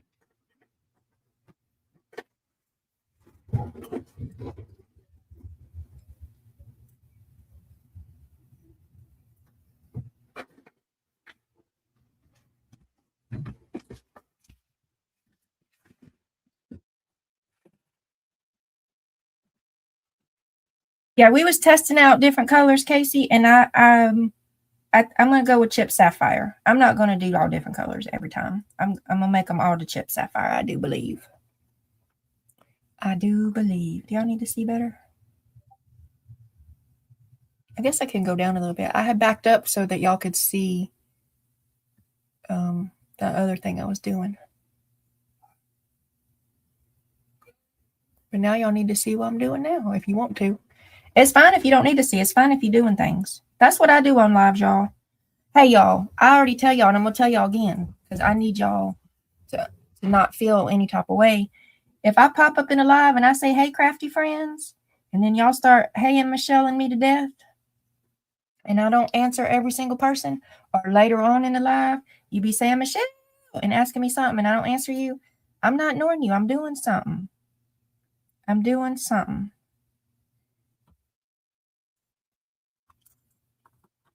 I tend to, I can't just do one thing at a time. I can't just sit there and watch the live. I'm watching the live, or I'm listening to the live, and I'm on Amazon shopping.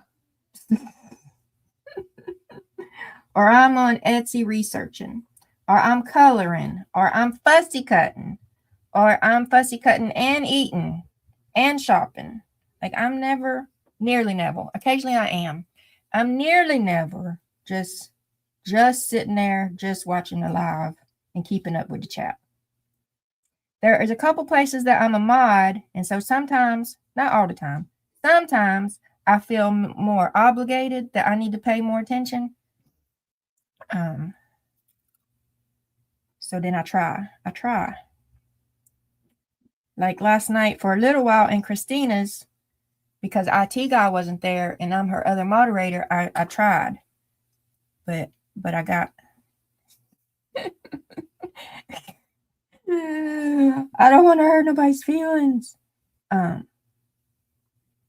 got bored because I was only doing one thing. I can't do one thing. I got to do 5 things. And so I what did I start doing last night? I think I started shopping last night. I wasn't shopping. I was no, I started typing. I was listening still. I started typing up a soapbox or something. That's what I ended up doing last night.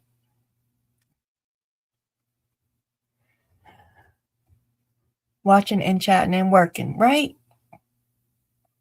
What are you doing with that tape?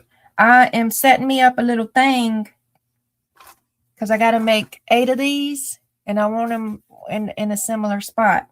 So if I put each card in between that tape and then I stamp near that tape, then I can kind of get them all similar. I can get my into the deep in the same spots. See, I put it there. I get my stamps.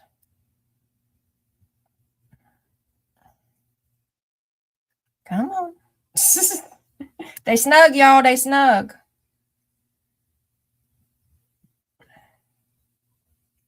Wiggle, wiggle it. There we go. Wiggle it just a little bit. See, we got us a little jig.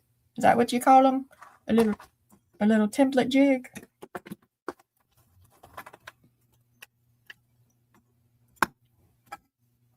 So that I can get them similar. Let's put it up here. Put it up here. So we'll get into. Bam.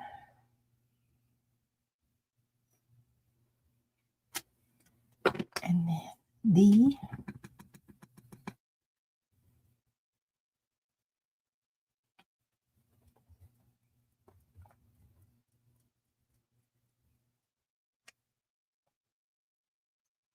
Okay, and then we sprinkle it.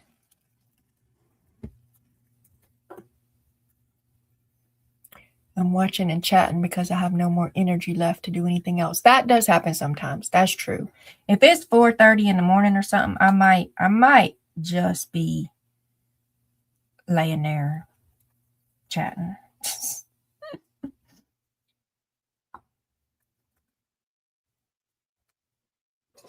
Or well, see, at Juju's, I fall asleep during Juju, y'all. I love Juju. Juju is not boring. No, Christina is not boring either. I just got to be doing 13 things at once.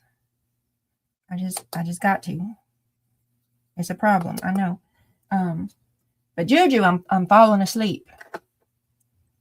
So I'll pop in and say hey, but then I've got the laptop like turned away from me so the light ain't in my face, and I'm just listening, waiting on my sleeping meds to kick in.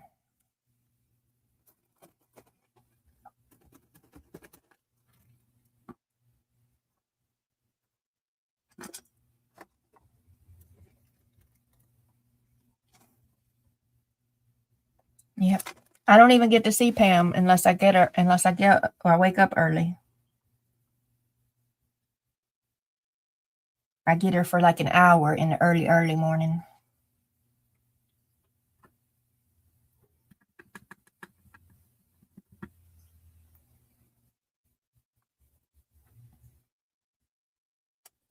And I've kind of been ruined about watching regular videos too.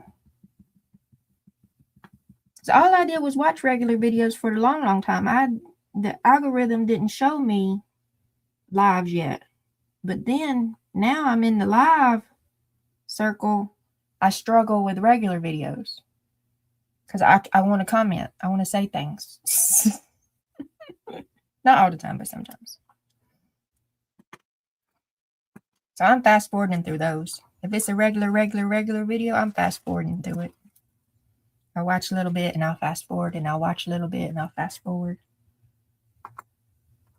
Same thing on replays. If I don't catch you live and then I'm back to catch the replay, I'm fast forwarding it and then watching a little while and then fast forwarding. Unless no one is live and I need a body double while I'm doing something. Most often, if nobody is live and I need a body double, I will go live, or I will go in my Discord and hang out with Sandy.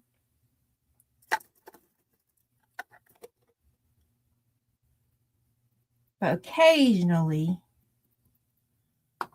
I will turn on a live replay, because if there's no lives available, and let it just play while I craft. Okay. I'm out of space, y'all. Y'all think my paint's dry? My paint dry?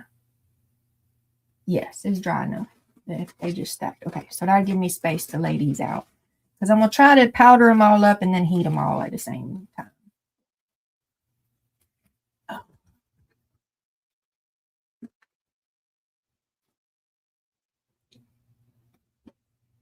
That seems more efficient to me.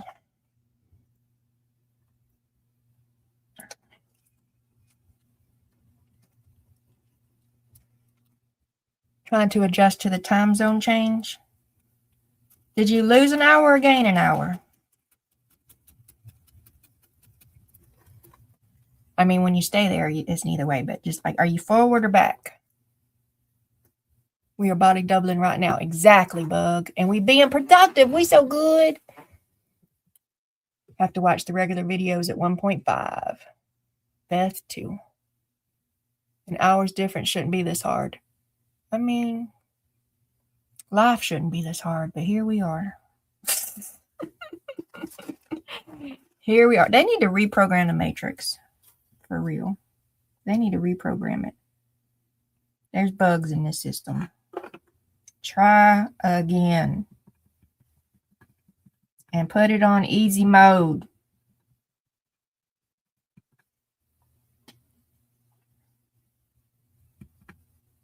I don't know why.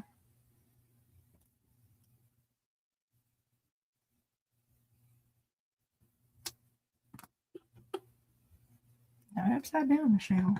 Not upside down.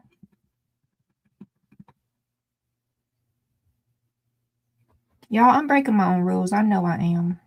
I know. It is what it is. Y'all break them too. I ain't policing y'all. I'm terrible at policing myself.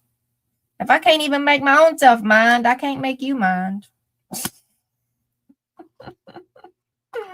Just leave something for the end of June. Leave something for a surprise.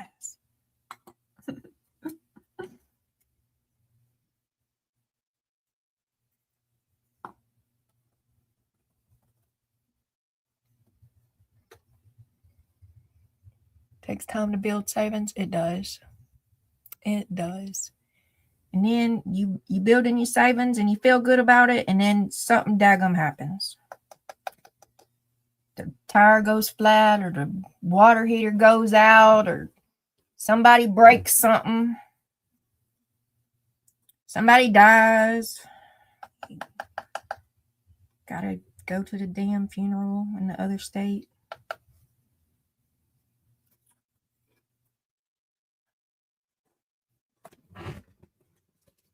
Stupid adulting.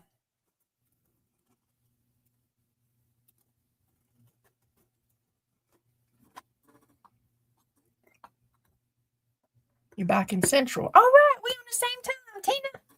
Me and you and me. We on the same time. We on the grind.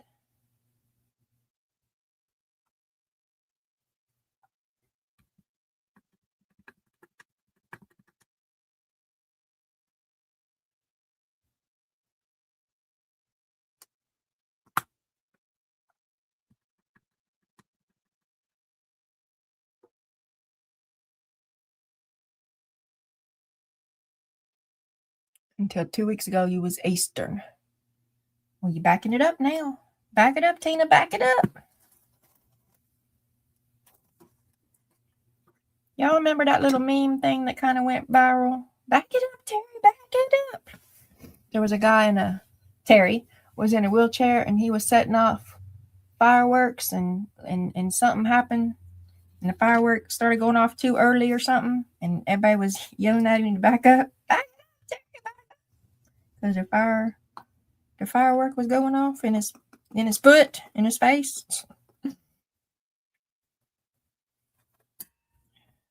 And then some electronic music-y person turned it into a song. And now, back it up, Terry, back it up. It was like rave music, but so then it got stuck in my brain. No, nobody else? Okay, well.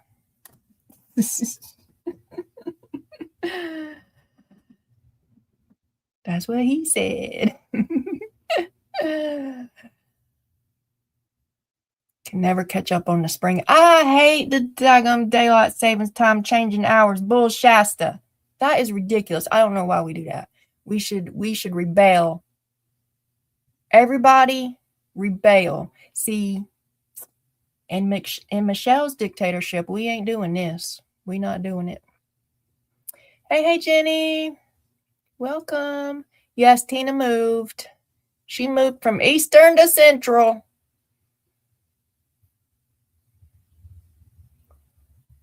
But that's what savings are for in the first place. Now you know so many of us can't get themselves to use those really expensive craft or art supplies.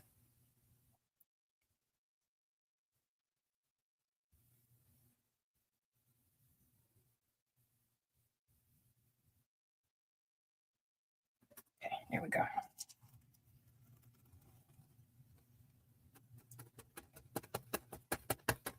Yeah, but I wasn't saving to travel to the funeral. I was saving for, God forbid, something happens to my husband and he gets hurt and he can't work for a little while. If something happens, he can't work for a long time, we screwed. We screwed. But if something happens and he just can't work for a little while, we can still pay our bills. That's what I'm trying to save for and struggling.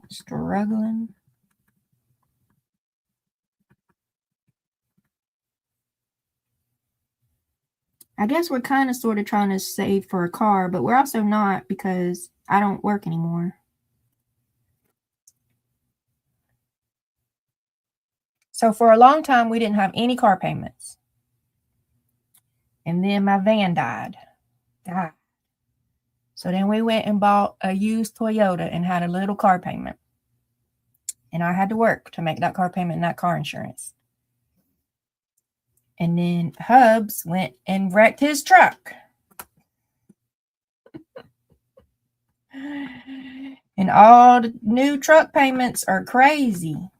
And there was no used truck payments because something about the supply and demand of trucks, in too many instances, the used trucks cost just as much, if not more, than the new trucks. Like, I'm not even kidding. Like, we looked at some trucks that were 2-3 years old, and they were still $35,000, $45,000, $55,000 for a used truck. And he works at the Toyota place, and one of the cheaper trucks on the lot is, $35,000, $40,000 brand new. So we are not paying $40,000 for a used truck when we get a new truck for $40,000. And then also, we're not paying $40,000 for a new truck because that's a $700 a month car payment on top of probably the $300, $400, $500, $600 a month full coverage insurance payment. And we ain't got that unless I take myself back to work. So he drives my car. I guess it's now his car because we can't afford them payments. We're still trying to keep an eye out for like a beater truck that still works, that he could still drive to work. We still trying to keep an eye out for a beater truck. But even them, even any beaters that's popped up, they've still been $20,000. And no.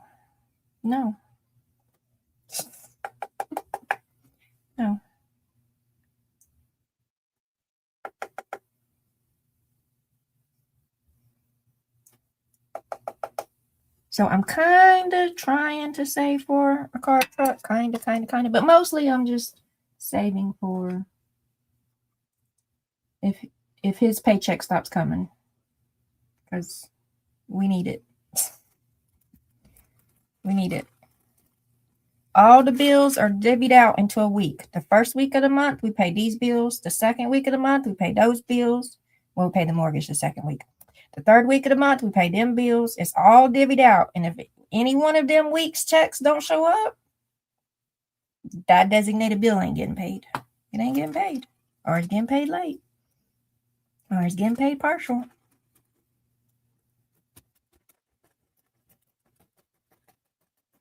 So we are on a delicate, precarious balance in motion. So if anything happens, if he gets sick, if he gets the hantavirus, the COVID, if he breaks his big toe, anything, we screwed. We screwed. It's gonna be all right. It's gonna be all right. It's gonna be all right. Every little thing gonna be all right.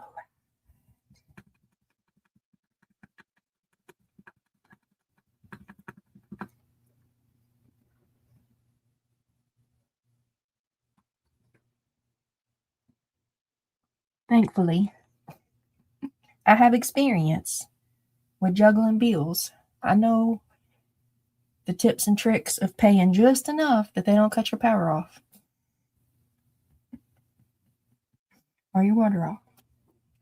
When you ain't got all the money to pay all the bill, you can pay the minimum until the certain date, and then the other certain date, and you just constantly, juggling between what's the next immediate cutoff line.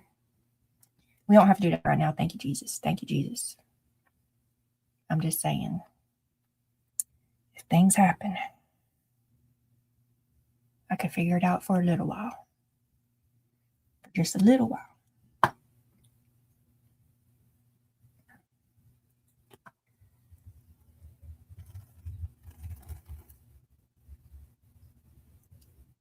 Does he work at Bill Penny? Yep, he's at Bill Penny. He used to work at Woody. He was at Woody for 22 years. And then he moved to Bill Penny. I think the main reason he moved to Bill Penny, so the Woody's shop was outside in the heat, and Bill Penny is an air conditioned shop. So he's inside the air condition. So that's what that was. I think that was a big tempting him was to get out of the heat. The cold don't bother him. And then, so they did give him a little raise. I think it was like $2. I think Bill Penny gave him like $2 when he left Woody and went to Bill Penny. Oh, but then when he was at Bill Penny for a couple of months or something, they gave him a promotion and gave him, he's on salary. Well, he's on a salary plus commission, kind of. So he has a base. He always gets the minimum amount every week, but then sometimes he gets a little more. And so I'm trying to take, all the little more and put it up in the savings or whatever. Or for a little while, I was trying to pay down our mortgage. So I was paying, y'all, mortgages, that's another thing, not in Michelle's dictatorship. These mortgage people, they making too much money. People who do mortgages are robbing people. They are robbing people. It makes no damn sense. No damn sense. This is not happening in Michelle's dictatorship. And the rest of us little people, we need to band together and tell these government people, stop this bullshit. My mortgage is $1,000 a month. $1,000 a month. And y'all, that's cheap. I know. $1,000 a month is cheap. You can't rent places around here for $1,000 a month no more. $254 of $1,000 a month. $254 goes towards knocking down our principal. Where the rest of that $800 damn dollars going? $750 damn dollars. Interest. Why do they need to make that much interest? Why do they need $750 every single month for 12 months a year for 35 freaking years on a mortgage? They don't. So I'm trying to pay more on our principal so we could get our mortgage paid off early so we don't have to pay so much freaking interest. You called me? No. I was ranting to people. Oh. Mortgages is a racket, y'all. Who came up with this plan and who approved it? Greedy ass freaking people. That's who. Greedy ass freaking people. Don't make no damn sense. I understand there's got to be interest. I ain't mad about the interest. It should be at worst. It should be the $700 goes on the principal and the $250 goes to interest. I still think that's a little excessive, but still, that don't make no damn sense, y'all. That don't make no damn sense. It don't make no sense. You can make 2.5 payments a month, I think, and you get your payment reduced. Oh, 2 half payments. Hey, Debbie, who's a mama in the house? burn my body and put the ashes under a tree. That's what I told my people. I told them to donate me to science. And when the science gives my ashes back, plant me with a tree. But then so for a long time I said plant me with a tree, but then I had a different idea and I like my different idea better. Plant me with a succulent. Them succulents with all the little pokies. So people leave me the hell alone. I want to be planted with a succulent, a pokey succulent.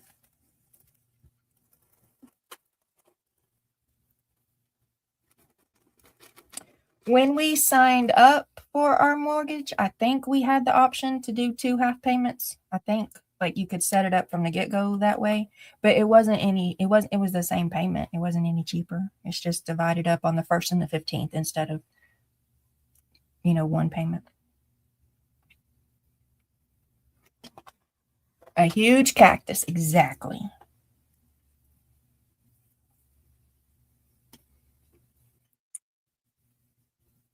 Organ donor here and cremate me.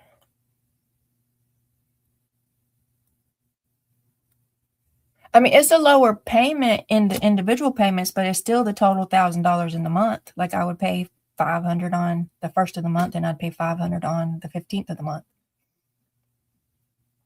I'd rather just pay $1,000 on the 15th. And when there's busy seasons at work and slower seasons at work. So like income tax time till about midsummer or so, it's a little bit busier. So he gets a little extra money. So I try to make a $1,500 payment. I can't every month, but I try.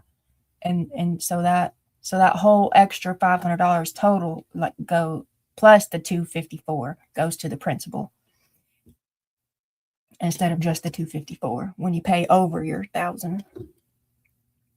Have to go adult. Okay, Sandy Peppers, thanks for hanging out.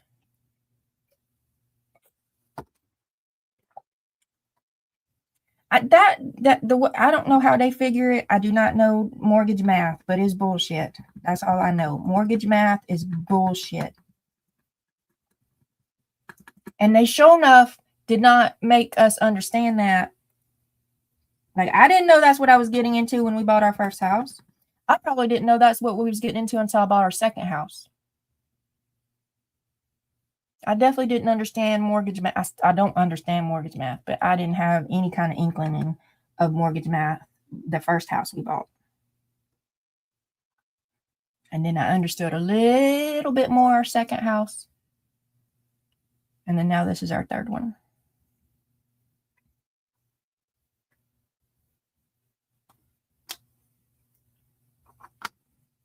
And our final one.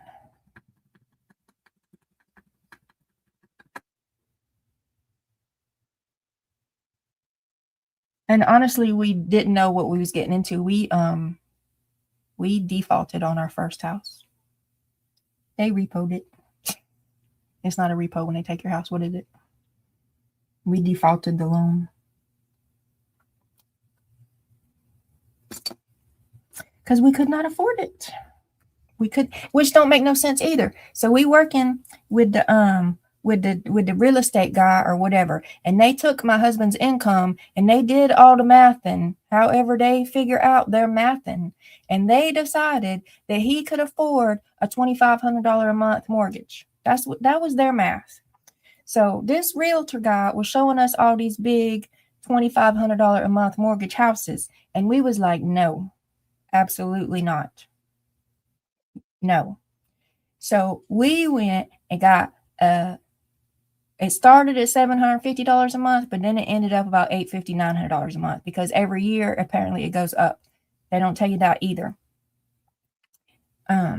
We couldn't afford it. We could not afford it. So they tried to tell us we could afford $2,500. We could not. We got to just say $800, $850, $100 more. We couldn't pay it. We could not pay it. And we ended up defaulting on that loan.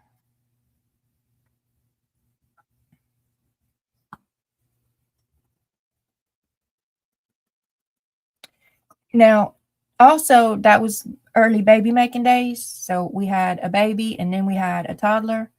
And diapers are not cheap, y'all. Diapers are not cheap. And I did try to do, we were trying to save money. I had cloth diapers. I did cloth diapers, trying to save some money. But I mean, that's an investment up front, you know. And then I'm super sick when I'm pregnant. So when I got pregnant again, I didn't have no time for no cloth diapers. I barely had time for Huggies. I was dying and taking care of a kid while dying and growing another one while dying.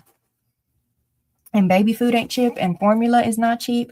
He was on special formula that was like $66 a freaking bottle, and he needed a bottle like every 3-4 days. Just so I mean, there was that. So diapers and formula, and we did have a car payment then, and you full coverage car insurance then. And he did not make what he makes now at all. And I couldn't work because I had babies.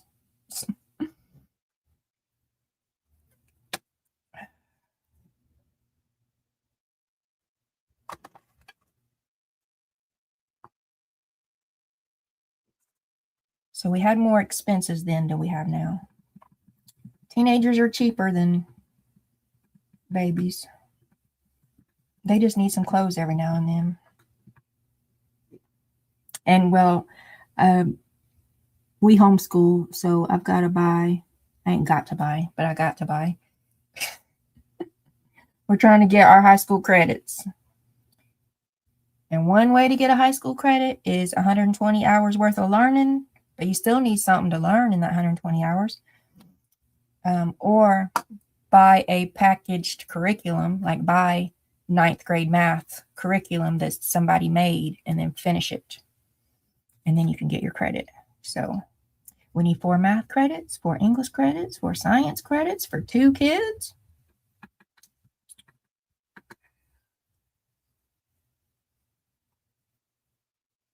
I try to be pretty frugal. I do try to be pretty frugal. I had to suck it up and get the expensive math, though. My son's math is $300 a year.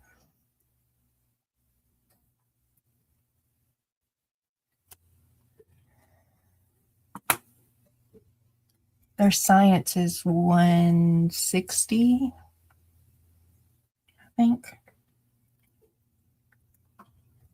I need to buy his next Latin. So he finished Latin 1. He wants to do Latin 2, and he's got to have 8 to 10 electives. So Latin 2 seems like a nice elective, right? Right? $300.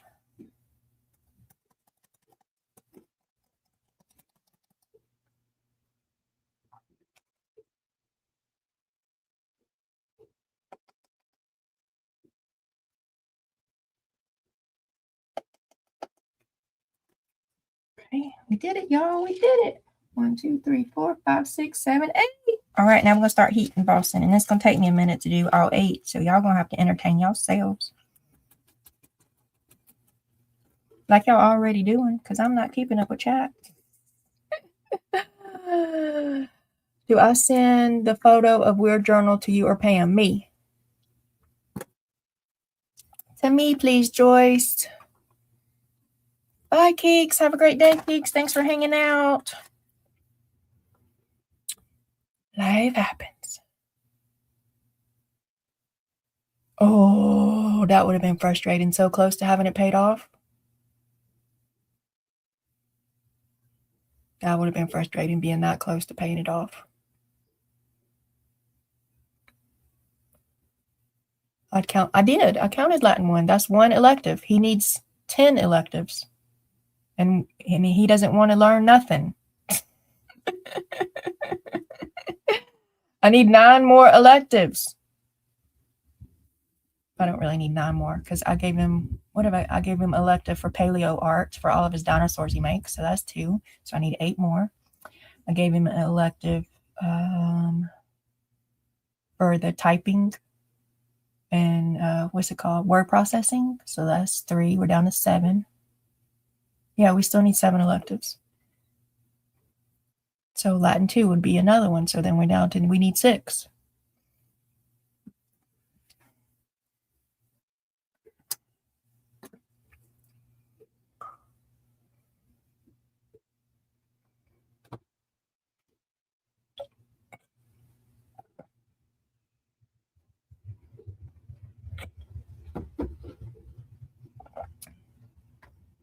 make some meals and call it nutrition. I do have a health and nutrition curriculum that I bought. It was only $50. It's like a workbook kind of thing. It's got projects to do. Like he's probably got to do some meal prepping, meal planning, in there, and counting calories and figuring out, different exercises that do different. So that is one elective that's sitting on the shelf that he's going to have to suck it up and do. I did give him a home ec. I did give him home ec, which I might be stretching that one a little bit, but I do make him do his own clothes, and he does a lot of his own cooking, and we learning how to mop. And I don't want to say normally. I wouldn't normally be like that counts for school credit, but it does. Life is hard. So learning how to life is getting a credit for high school. It's getting a credit. It's getting one. So they do have a home ec credit.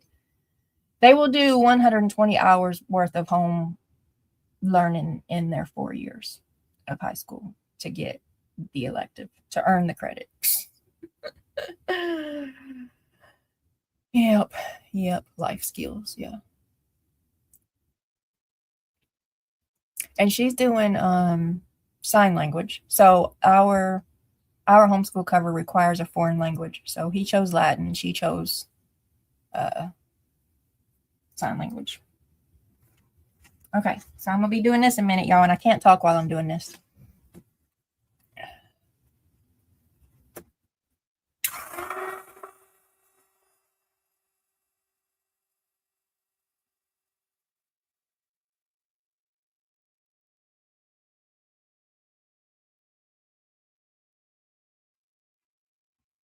Y'all, I just realized I was supposed to put black sparkle on the N2. The N2, y'all sat here, listened to me run my mouth, and didn't pay attention what I was doing and doing it wrong. It was supposed to be. We meant to do it.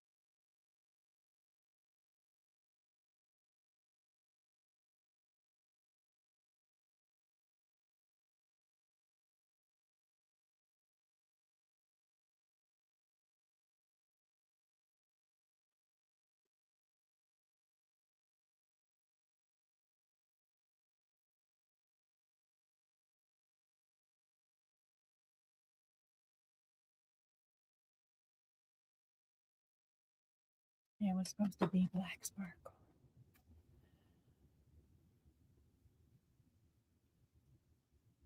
ASL is a fantastic choice. Yep, she's excited about it. Time to fix the printer. Okay, Jenny, hope it goes easy peasy. I hope the technology works well for you. Behaves. Don't act up, robots.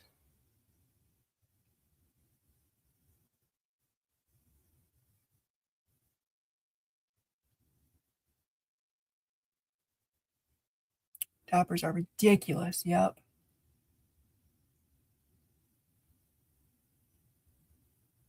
Yeah, most of Caleb's first year was cloth diapers, but definitely after I got pregnant again, everybody was Pampers. And when she was tiny, we did get her some little pink fluffy buns and stuff.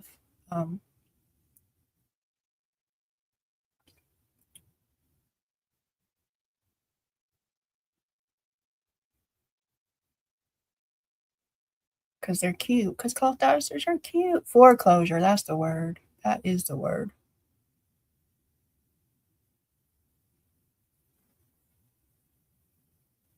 What did I learn in high school? Mischief. I'm trying to scroll, but it jumps when it scrolls, and I can't. I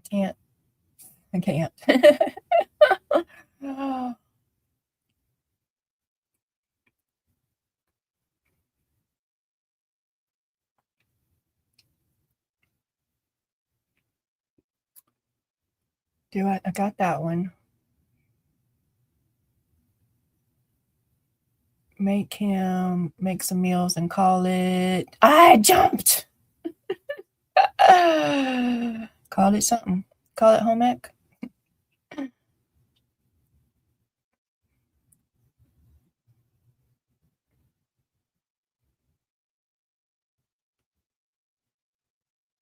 Just getting back into paper crafting. Zippy's here. Hey, Zippy. Hey, Zippy. Come on. Okay. Well, it was supposed to be black sparkle. Okay. So I guess at this point I can't get out of die cutting. I have a lot of die cutting I need to do. I need to get all these letters die cut, and I need to get the bubbles die cut. So I'm not promising to be super entertaining, but I need a body double. So I'm going to sit here and be boring and die cut. And y'all can hang out if you want to, or y'all can go adult if you want to. If you must adult, I understand. But if y'all want to stay here and tell me knock jokes, let's do it.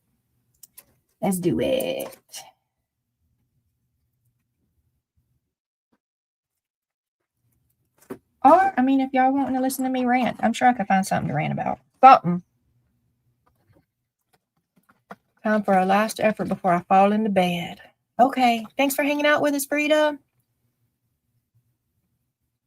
Knock. Who's there?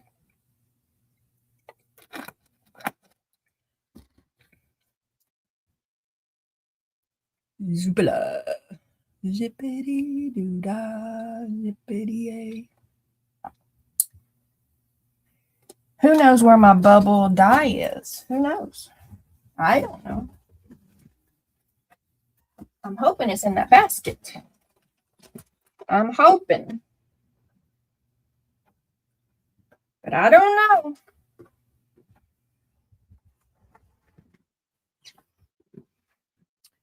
Frida. Random internet weirdo. Random internet weirdo who? Okay. Well, let's put these back in that box before them get losted. Because like I said, I will cry. What is everyone's number one favorite tool? Crafting tool? I do die cut pretty frequently. I heat emboss pretty frequently.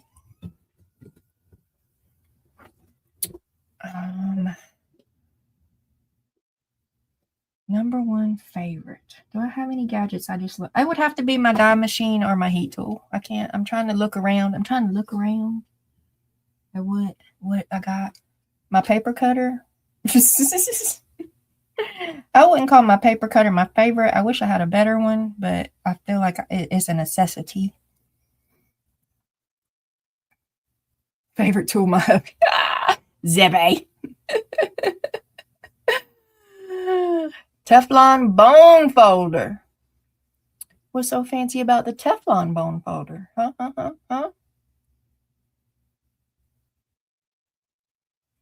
It'll be good if I can set up a 3x3 space.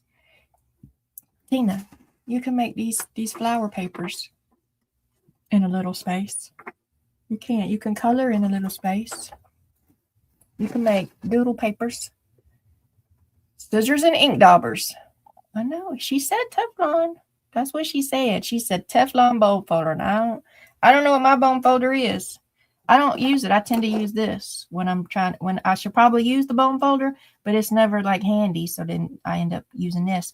And then actually what I even use most often, and somebody even pointed it out, so y'all might notice when I say it, I'm trying to get it, is one of these. I'll be bone folder and using this. It don't make marks on the dark cardstock. Okay. Do you use dark cardstock often? I'm nosy. Do y'all see my things? There they are. Okay, here we go. So I need 8 of these, right? I need to do this 8 times. Except for I gotta do it 16 times because I only got one E. So I gotta run it twice to get the daggum E.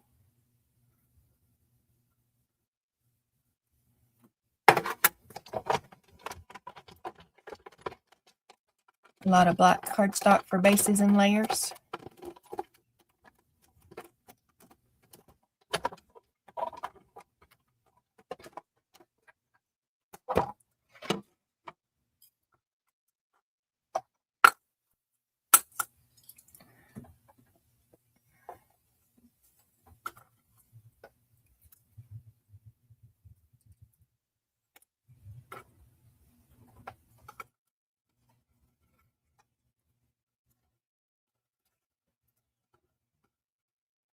Okay, I'm not going to use this one. This one was just test ones. I might send them in a happy mail to somebody.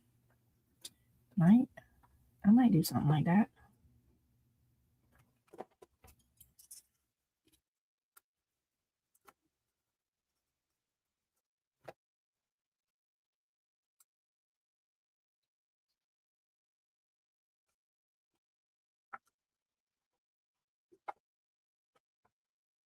My die cutter, blending inks, and my detail scissors. There's black in your weirdo signatures. Awesome. I ain't mad about it. I ain't mad about it. I'm trying really hard to get these letters to fit on here, and they don't fit. Stop it, Michelle. Here. Put it over and get you some more E's out of that. Okay. Let's get this piece right here.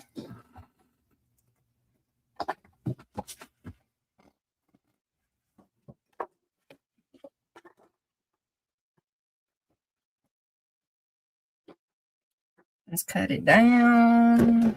Down, baby. Up in the Range Rover. I don't know why I have to say that every time I say down. I don't know. I don't. Okay? I don't know.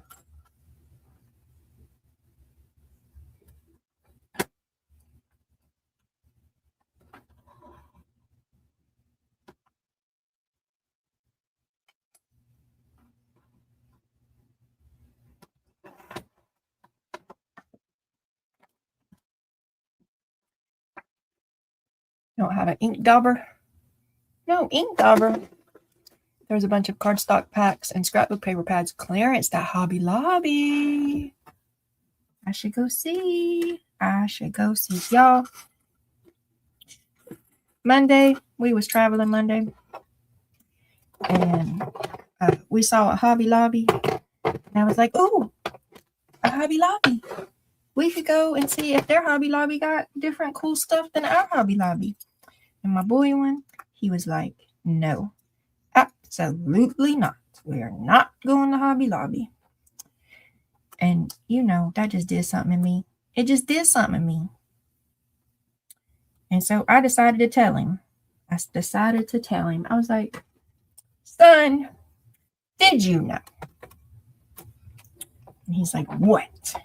Like, I wasn't like really seriously considering going to Hobby Lobby because I was sick.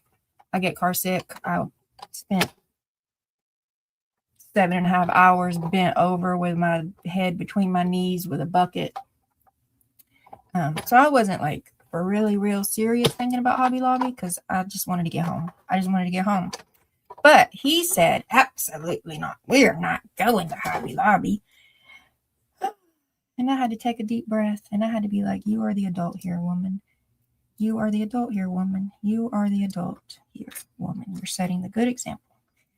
But But I did tell him, I was like, when you say absolutely not, we're not doing it. To me, your mother, because who is in charge here? Though, you don't like it. You don't have to like it. It just makes me want to go. Like, I didn't want to go, but now I want to go. Like, now I'm ready to fight to go. Just because you said absolutely not, like you had any say-so in it at all. And he just looks at me like I'm dumb. And I just take my deep breaths and remind myself I'm the adult. I'm the adult. It would be childish. It would be childish to drag him through Hobby Lobby anyway. It would be childish. Because I didn't really want to go. Because I didn't feel good. Until he said absolutely not. Then suddenly I really wanted to go. But just for spite. Just for spite. Y'all know what I'm saying?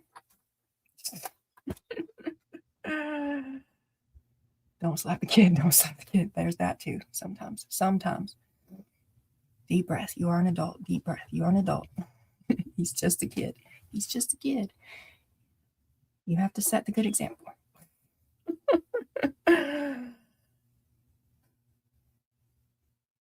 Does he plan on having a wife? No, probably not.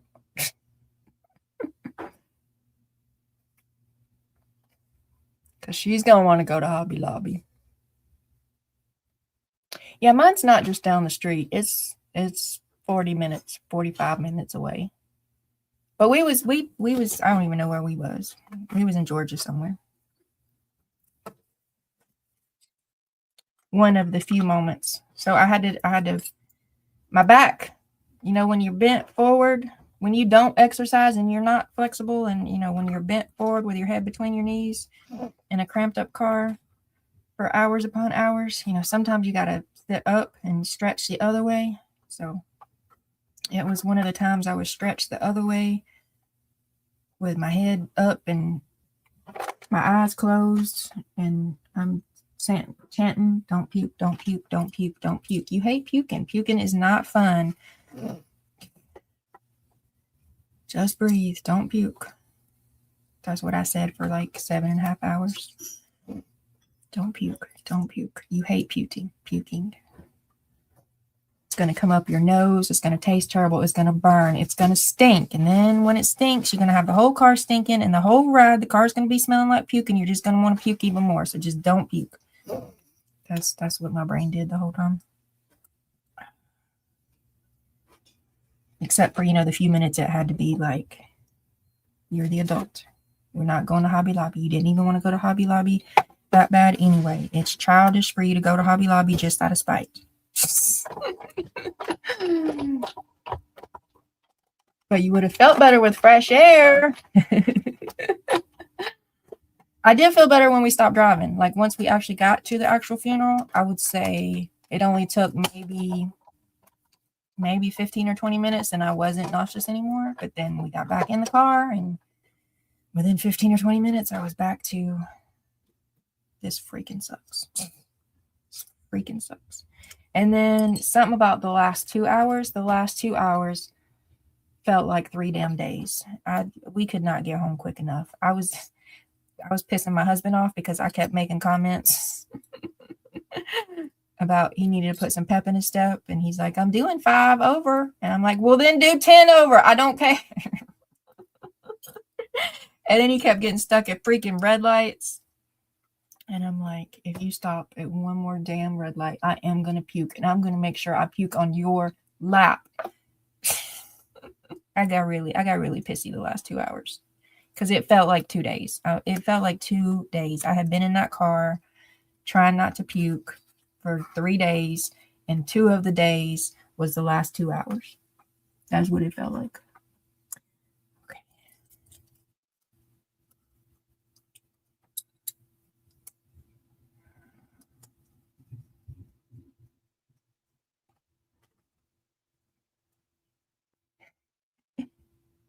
Do ticket money speed, right? You know what? This is already costing us money we ain't got. What's another $100 ticket? Come on.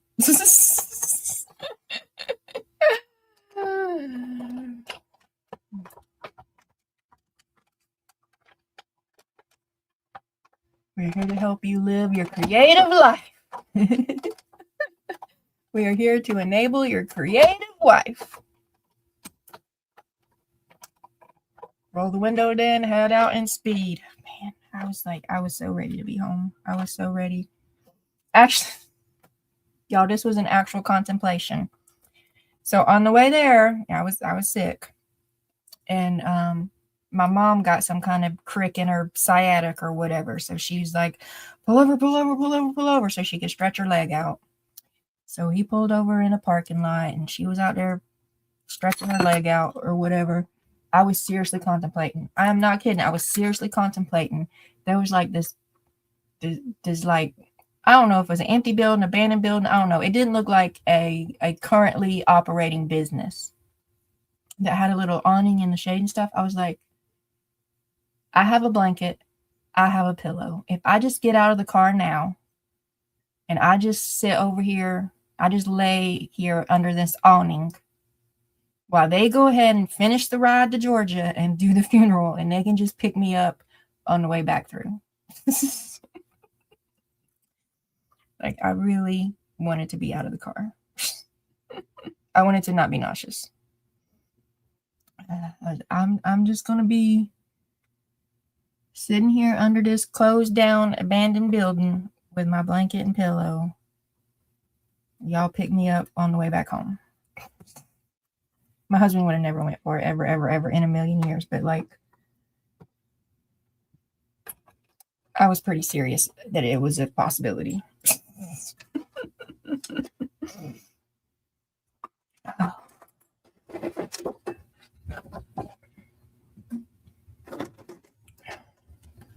Thought you were gonna drive off without your mom.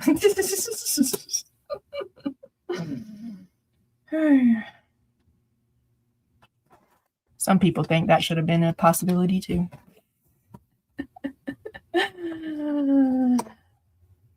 Just leave me here. Yep. Let me die alone at this abandoned building.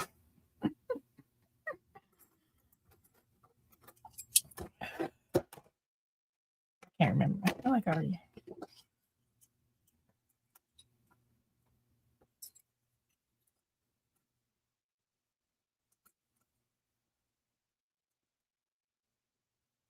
But it is, I guess it is motion sickness, because it goes away.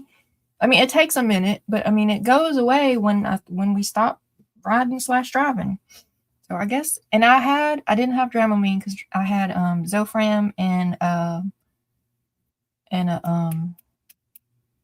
started with the herbal stuff. I have a herbal motion sickness and nausea that dissolves under your tongue, homeopathic stuff.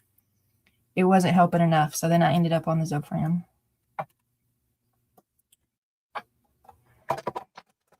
I didn't actually throw up, which I remember when I was pregnant. I was on Zofran, and so before the Zofran, I threw up a lot. So after the Zofran, I did not throw up a lot, but I still was the same amount of nauseous and dizzy and awful. So that's what happened. I was still dizzy and nauseous and awful, but I didn't actually puke, which I hate. I hate it, y'all. I don't know anybody who does like it, but I hate it.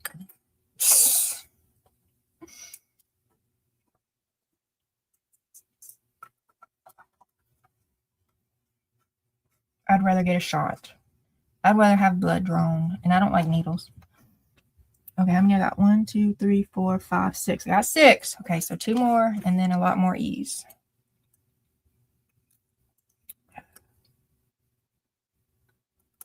I'd rather go work a shift. Depends on where, though. Depends on where. I'd rather go bartend a wedding for the dentists. A wedding for the dentist. I'd rather see that groom strip for his best man than ride in a car for 8 hours again.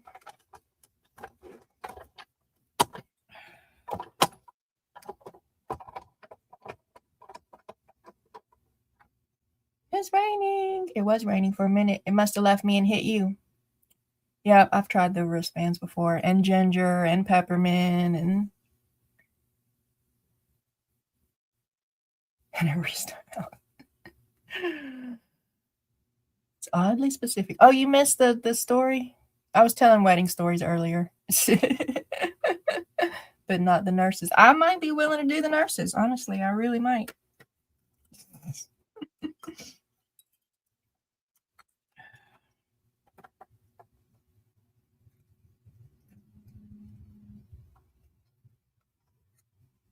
You know, if I had just been a guest at those weddings, I would not have cared what they were doing. I wouldn't have cared. But I was like in charge of the venue. Like I had to make sure I was the popo of the venue. They had to follow the policies and procedures and the rules. That was my job. If they wasn't acting right and they got caught acting right, then they would have came to Michelle and said, Michelle, what is you doing? What is they doing? What is you allowing? No. You're not breaking the rules and I get in trouble for it. Now, if you breaking the rules and you get in trouble for it, go ahead. But you not breaking the rules and I get in trouble for it. I'm only getting in trouble if I break the rules. 1, 2, 3, 4, 5, 6, 7. If I'm in charge of making sure you follow the rules, I am a party pooper. I am. Michelle, party pooper. Mall cop.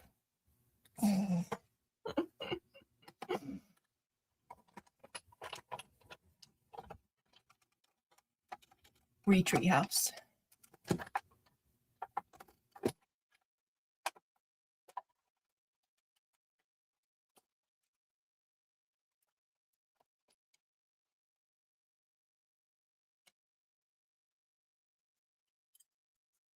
I am a rule follower until I'm not. Until I'm not. Because I would have been doing 10, 15, 20 over the speed limit if I had been driving. I really would have. I would have just been, it would have been an acceptable risk to me. It would have been an acceptable risk to me.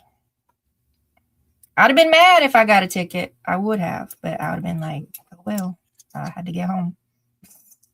It is what it is.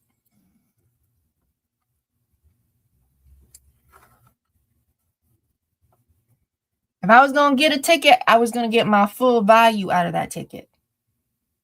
Because, like, it doesn't matter if you go in 5 miles over or you're up to 14 miles over. It's the same price ticket. So I might as well be doing 14 miles over. Might as well. Now, when you get up to 15 miles over and up, then the prices of the tickets change. So, you know, maybe it wouldn't have been worth that. Maybe. But it definitely would have been worth 14 miles over because it's the same price. It's the same price. 1, 2, 3, 4, 5, 6, 7, 8. How many I need to do? I need to do 9. And then E's, right? I done forgot. 6, 7. That's only 7. I know I need to do more than 7. 1, 2, 3, 4, 5, 6, 7, 8. I need to do 8. No, I need to do not. No, I need to do 7 plus Keeks is 8. 8, y'all. I need to write this down so I can quit arguing myself about how many I got to make.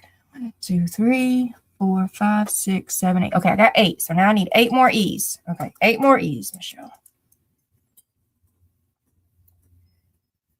I'm a rule follower until I stumble upon a rule that doesn't make sense. Exactly. Throw up when he asks for your license and registration. Hey, Carol. Welcome, Carol.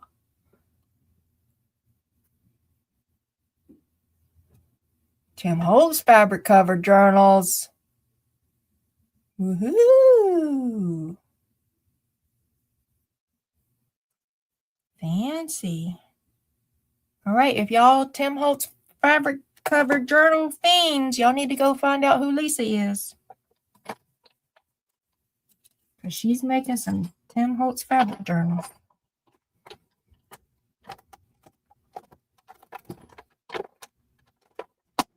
And I'm just die cutting. When I get done die cutting these, I got to find the bubbles. I'm going to die cut bubbles. And if I still ain't ready to go, I will heat emboss these. So if you know how to die cut and heat emboss, I'm not doing nothing amazing. So if Tim Holtz Fabric Covers is amazing to you, you better find out who Lisa is. Lisa Jameson. Hey, I know who Lisa Jameson is. I mean, on the internet anyway, I know who she is. Okay, so that was one.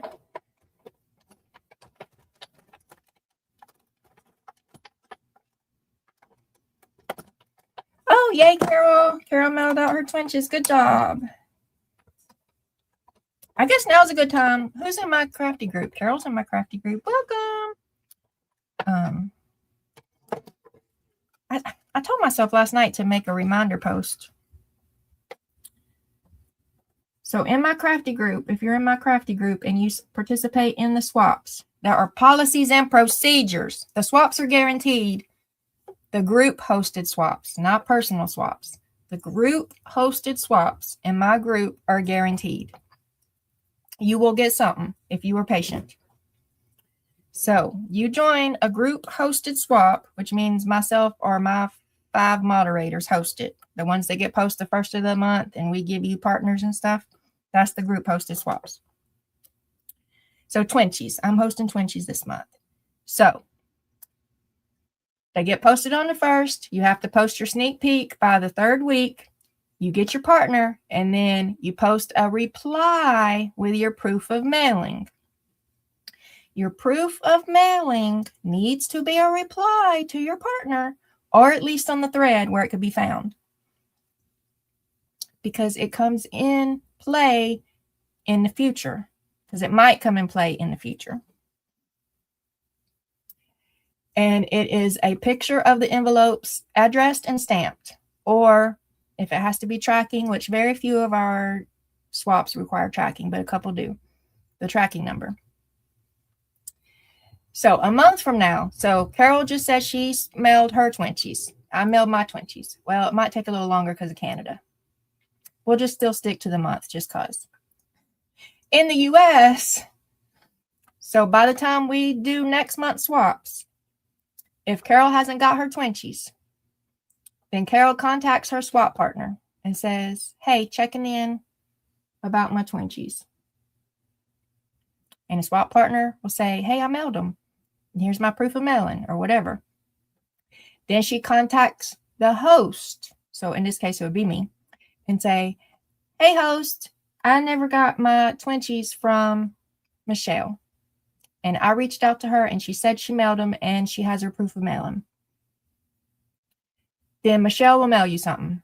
If the proof of mailing is there, then Michelle will mail a replacement.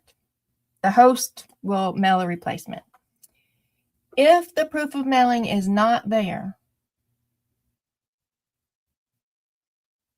then the host will ask the swap partner to mail it again with tracking.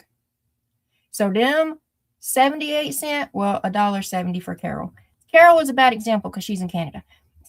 In the US, your 78 cent Twinchies just turned into like $6 Twinchies because you have to mail them the second time with tracking if you did not post a proof of mailing. If you posted that picture of that 78 cent stamp on that envelope with that address, you're done. You're good to go. If they don't arrive, you're free. If you do not post the 78 cent stamp, proof of mailing, and they don't get there, I'm going to ask you to send it again with tracking, which is going to be $5, $6, $7, $8. If you refuse, because you're going to be like, no, I sent my 78 cent track. I can't prove it, but I did it. This is why you got to post your proving. I ain't sending it up. That's fine. You don't get to be in my group no more. You don't get to be in my group no more. You got to go. You got to go. Because you can't swap until you make it right. If you don't post your proof of mailing. If you post your proof of mailing, you're good to go. You're good to go. You don't have to reship it. for any reason. If you do not post your proof of mailing, I'm going to ask you to reship it with tracking. And if you don't, then you got to go. Then you got to go. Because I'm going to mail that person something with tracking. And maybe if you're new to my group and it's your first month or whatever, and you don't care that you don't get to be in my group. But I have a cool swapping group. Is Julie still here? Is Sandy? Nope, Sandy told me no. So Sandy's been in my group for a while. Lynn's been in my group in a while. Julie's been in my group for a super long time. And Deborah and Catherine. And they like my group. They like my group. They like all the swapping peeps. So they would be sad. They would mail it. Well, they would post their proof of mailing. That's what they would do. That's what they do. So, okay. I think we're on this one now. Carol, it's a little different with you in Canada, but it'll be all right. My Twinchies are going to get there. I mailed them. And if they don't get there, I'll mail you more.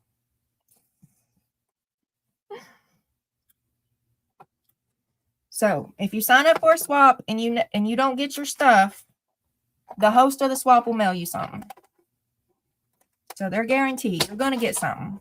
You just have to wait a month, is all. And if you're someone who sends out and you don't want to have to, remail, post your proof of mailing. That's all you got to do. It's easy peasy little picture. And then you off the hook in the future if things don't show up. If the post office be post officing. Y'all, I just got that. Who was here when I showed Di's card? Which Di is in Australia, by the way. So this doesn't apply. Australia doesn't apply to my thing either. I think she's been asking me like 3 months, have I got her card yet? And I'm going to assume, I don't know, she's asleep right now. I'm going to assume she probably waited a month before she started asking me, have I gotten it yet? So it took 2-3 months for Di's card to get here from Australia. Oh, someone just got something in the group. So we're in May now. January, February, March, April, May. It was postmarked March 6th. So January, February, March. So March 6th, one of my mods mailed something to another mod. It's stamped. It says March 6th. And it didn't show up until like 2 days ago. So from pretty much all of March, all of April, and we're a couple weeks into May. It took that long for one little envelope to arrive. So it do be the post office fault. It do. They're crazy.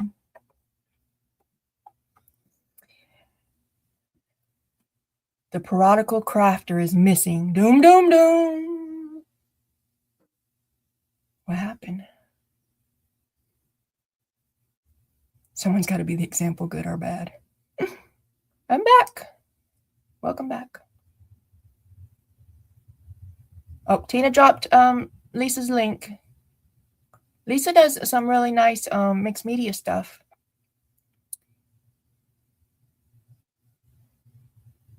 The fabric looks like it's from the Abandoned collection. Grungy. Carol did post her. Good job, Carol. Good job. Good job. I didn't mean to call you out. It's just your name and talking about Twinchies is what like sparked the spaghetti noodle of, because I need to go in my group and post the reminder. You've got it. Y'all really need to be posting your proof of mailings. You don't want it to come back and bite you in the booty later.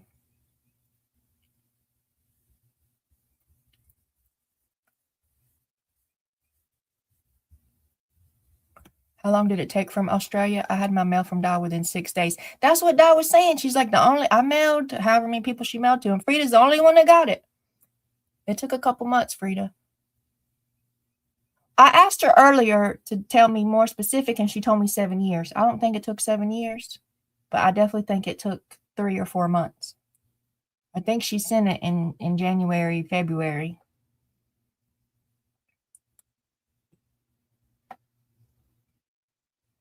I was abducted by no craft having lanky sea creatures. Did he get you? Did he get you? He lured you in. I done forgot where I'm at. How many E's I done did and I need to do? I needed to do 8 more E's. I'm going to have to double check because I got distracted. Imagine that. Imagine that. They see me rolling. They hate it. Okay, I have to see where my E's are. Okay, that's it. That's a double E. So we right here. We're right here. So I need 2 more. I need 2 more E's, y'all. 2 more. And then we done. And then we done. With these letters anyway. Does this fit yet? It does fit. Hallelujah.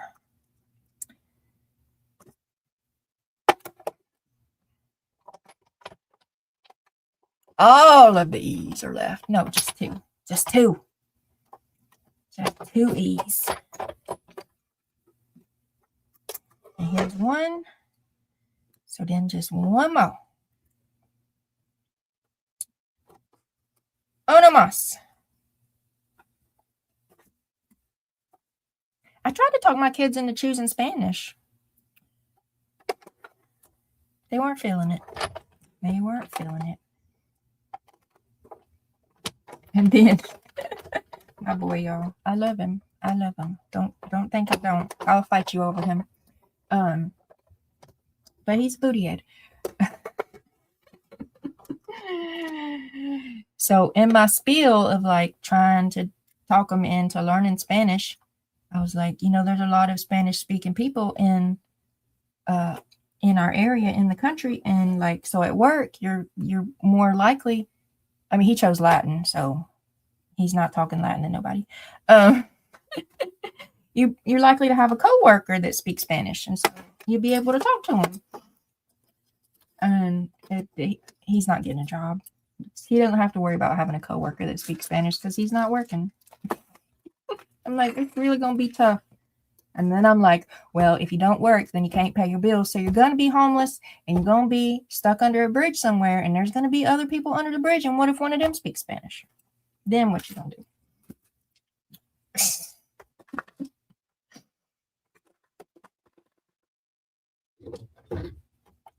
He wasn't convinced. He wasn't convinced. Casey would prefer German or French. I might have liked Italian, I think. German sounds rough to me. Like there's a lot of like in German. And that seems, I don't know, aggressive. I don't know, something. I mean, Spanish would have been practical, I think. I think Spanish would have been practical. For just like the fun of learning a language, I think I might have liked to learn Italian. I have also tried to talk him into Japanese because he's super obsessed with Godzilla. And so I talk about, sometimes I'm like, you know, when you get older, you could go visit Japan and they've got a whole Godzilla museum or theme park or whatever they got. I don't know. And you would be able to listen to the movies without the subtitles. And yeah, he's still not convinced. It sounds rough to Germans as well. Okay, what I got? I gotta find the bubbles. I gotta find the bubbles.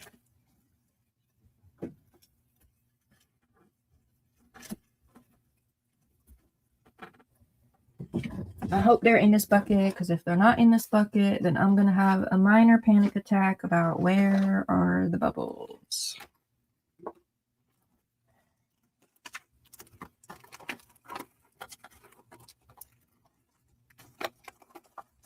Okay, cue minor panic attack. Oh, nope. Cancel panic attack. Cancel panic attack. Cancel. It would have just been a minor one, maybe. It would have been a minor one at first, and it would have grew the more that I dug through and still couldn't find it. Okay. And then now what did I do with that paper? I have right here. So I don't want to math, y'all. I don't want to math. Okay, let me ask y'all's opinions. Y'all ready to give me opinions? So here's the prototype with the bubbles. Do I need to cut extra bubbles and mirror them to have it match on the other side. Do I need to do that? Is it okay to leave them white? Like, are y'all going to be flipping through this journal and go, oh, how dare she leave the back of them white? That's trash. That's lazy. So I can cut more bubbles and glue them on the back. Or I have gel pens. I have sparkly gel pens. Maybe I could just color them in with my gel pen. What y'all think? Or even a paint pen. I could just, like, it doesn't have to be spark. If I wanted them to be sparky, I would need to do my sparkly gel pens, but also just have paint pens. Emboss the other side. You know what? That's an option too. Duh.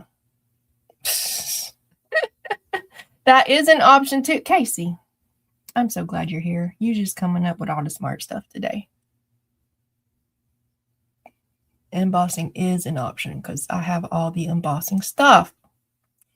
I do have ink. I could just ink blender them too. So the consensus is don't leave them white, but I don't have to double the bubble. Good, because I don't think I have enough glitter paper to double the bubble. I mean, I might. I don't think I do. Okay, so don't leave them white, but I could ink them or paint them or emboss them. I'm glad we had this talk. I'm glad we had this talk, y'all. Good talk, good talk. Okay, so I need 8. I need 8. I don't know why I can't remember that I need 8. I don't know why, but I need 8. All these colors of the bubbles. Of the bubbles. Okay.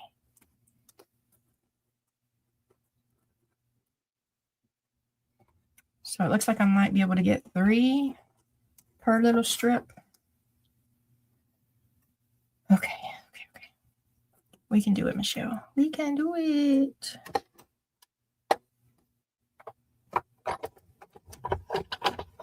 Winkastella. With a bubble stencil? What you mean? We stenciling bubbles on the back of bubbles? I'm not sure if you understand the question, Frida. Because what you seem to be suggesting is complicated. Ooh, I gotta have a bowl for all these little extra pieces. I can't lose them. I need a bowl. Find a bowl, Michelle. Find a bowl. A basket or something. That's good glitter premium paper right there.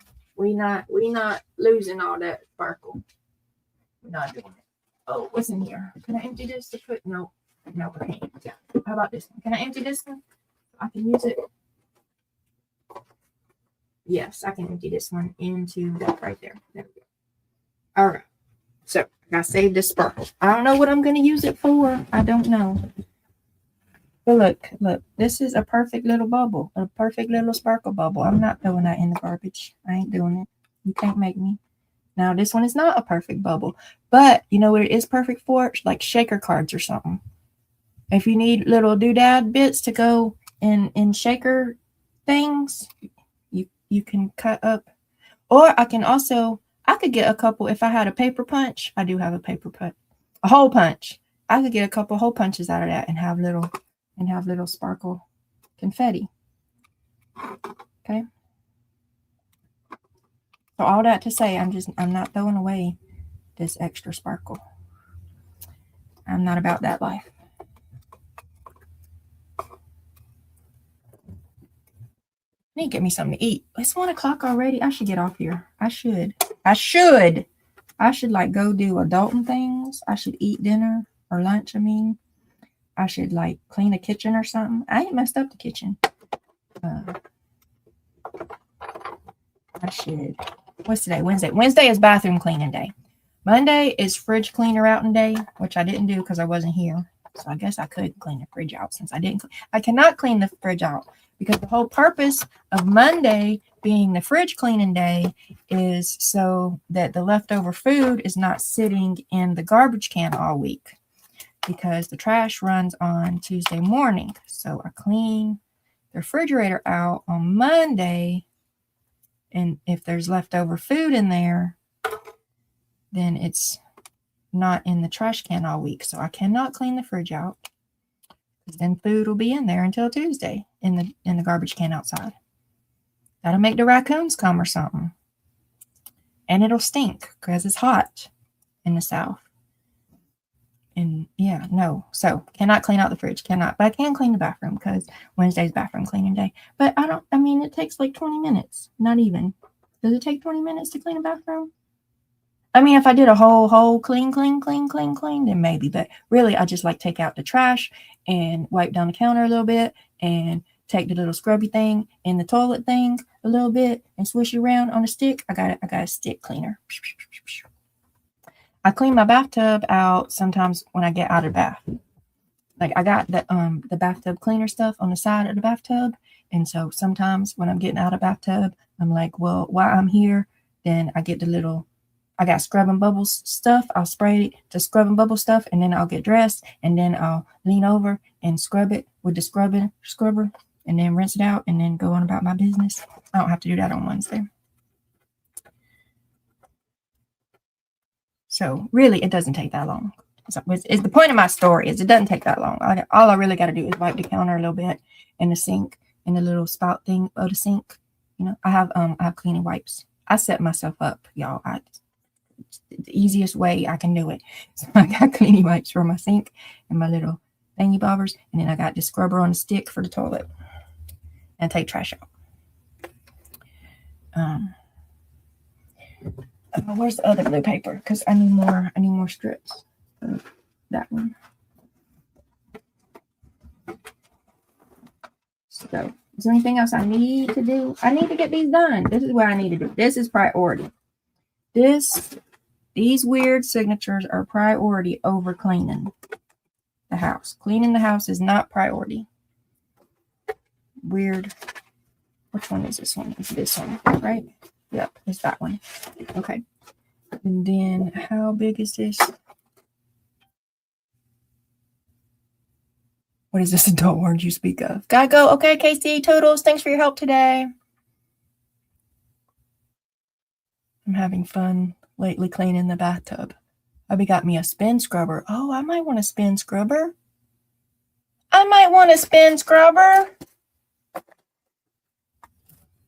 Y'all, I got me an electric razor the other week. Oh, I wonder if I can return that because it sucks and I need the money. I need to look into that. Research that, Michelle. Remember, it sucks. It sucks. I'm not impressed with electric razors because I thought it'd be easier. 3 inches. To electric razor my legs. It was supposed to be a wet dry one, so I don't even have to be in the tub to do it. But it sucks. Like it doesn't get all the little hairs off my legs.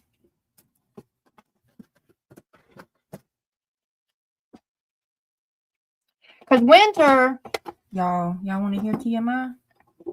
I'm one to give y'all TMI. Wintertime, I'm just like hibernating bear in it. You know, I need the extra warmth layers in the winter. Because I'm running around in my leggings anyway. Like, nobody knows but me. So, in the winter, I'm a bear.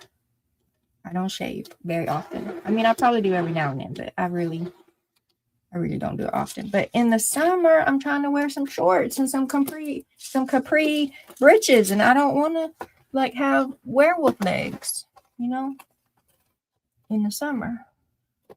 So, I got to shave. But I don't want to. I might get over it. There might come a time that I don't want it bad enough that I don't care. I don't leave my house anyway. What does it matter? What does it matter? I don't leave my house anyway.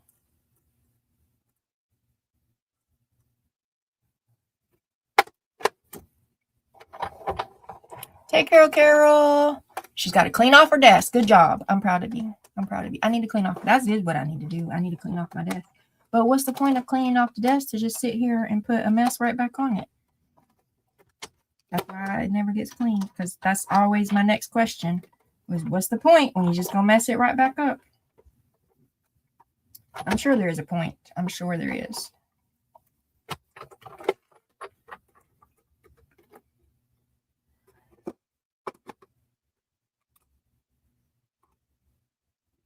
Hubby was like, this is for your back benefit. And we're paying for the health insurance, so might be able to get it back for a medical device. That's smart thinking, hubby. Work with the system. Work with the system. Finagle it, though. This sounds like some really good problem solving.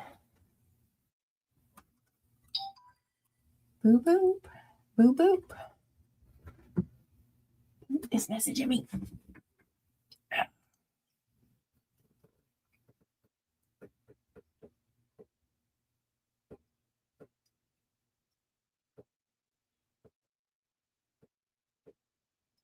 Oh, I got to put my septic tank stuff in my toilet today.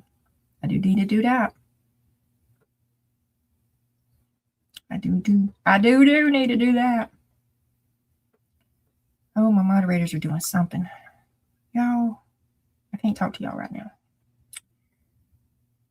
Joyce, accept. Oh, Joyce, send me her weird pages. I got to add her to the list. No, don't let me forget. Don't let me forget. I got to add her to the list. And Bug wants my address.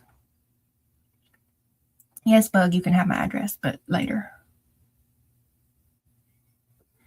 It's in the Harley's Happy Mail. Is Bug still here or did Bug go away? I don't remember. I don't remember. Do you remember time we fell in love? I need a whole new drain fill. Oh, Joyce. We might need one too. We might. I hope not. I'm ignoring it.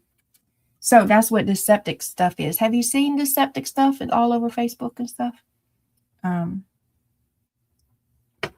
It's these little pellets you put in your toilet every 2 weeks, and it's supposed to help clean out your drain field and stuff. I think it might help. But also I think it might be beyond help. I don't know. I'm going to try not to get stuck on this. I'm just going to catch Joyce up on the short version. I think they put it in wrong. To tell the whole truth, I think they put it in wrong because we ain't had none but trouble out of it since we've been here. And we only been here like 4 years. But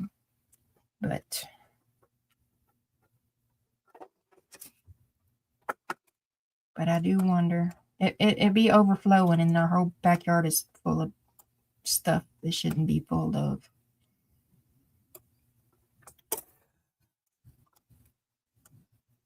And when it rains, like when it doesn't rain, I can't run the dishwasher and the washing machine, in the same day at the same time. And then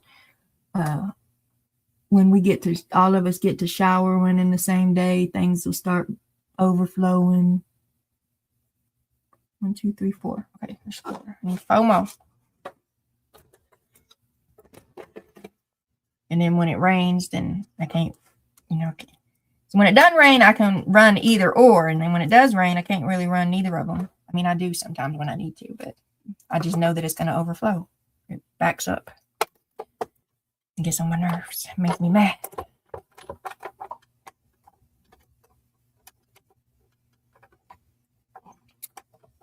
Ours was pumped. 5 weeks later, it was full.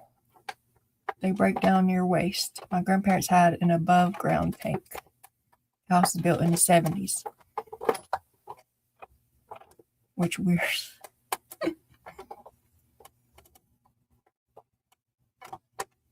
Yeah, so we've only lived here, I think May was 5 years. I think. And when they put our whole system in, they said we would have to pump it 7 to 10 years. We've already had it pumped twice, and we probably needed it pumped more than that because we've had it overflow every year. Every year, our backyard gets filled up with shit. Every year. 2-3 times a year. And one of the plumber people, this did help. One of the plumber people taught me how to change our filter thing. So I go change our filter thing every 6 months. except for a month ago or so, I was telling my husband that it was 6 months. It was time to clean the filter thing again. And he kept putting it off and putting it off and putting it off. And then it overflowed. So he waited until it overflowed to help me go get the lid off to change it. Because our neighbor was, y'all's backyard is full of shit. Y'all need to call the plumber. Well, it's because I've been telling my husband for 3 weeks we need to go change the filter thing, and we didn't.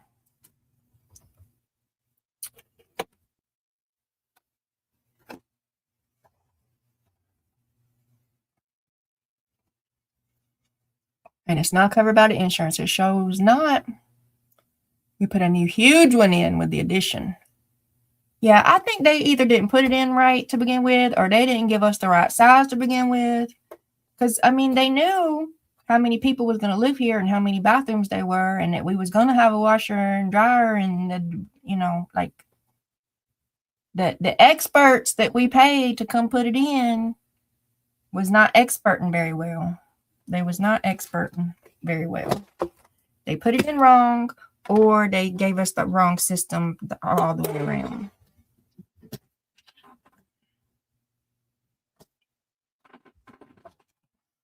Because within a year, I mean, we weren't here a whole year, and it backed up. And we got it pumped. And then that plumber was like, yeah, you shouldn't need to be pumped until, 5 to 7 years, or blah, blah, blah, blah, blah. And here we are. And they was like, call your septic tank guy. And we called him, and he was like, no, you need to call the plumber. And he was like, we already called the plumber. And then he stopped answering our calls. Now he won't answer. He got us blocked or something. He won't even acknowledge our existence. And because he did that, now I feel like he knows he did something wrong. I feel like he knows he did something wrong. He stopped answering our phone calls.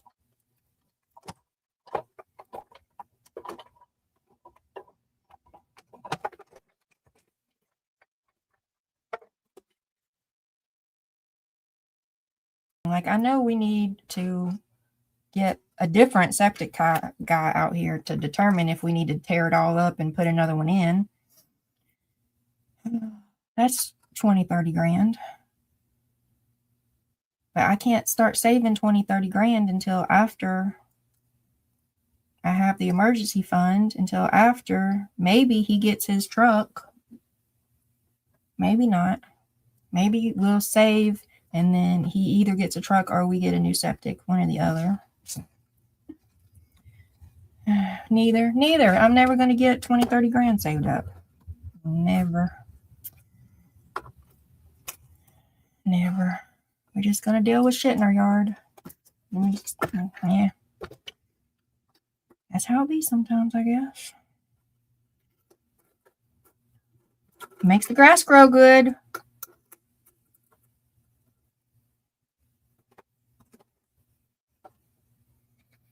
Bye, Frida. Enjoy dinner. See you around the YouTube town. Well, that was, that was way back then. Now we here. We 5 years in now, because I didn't hound him good enough. I should have hounded him better. I should have hounded him better when it first started acting foolish. I should have.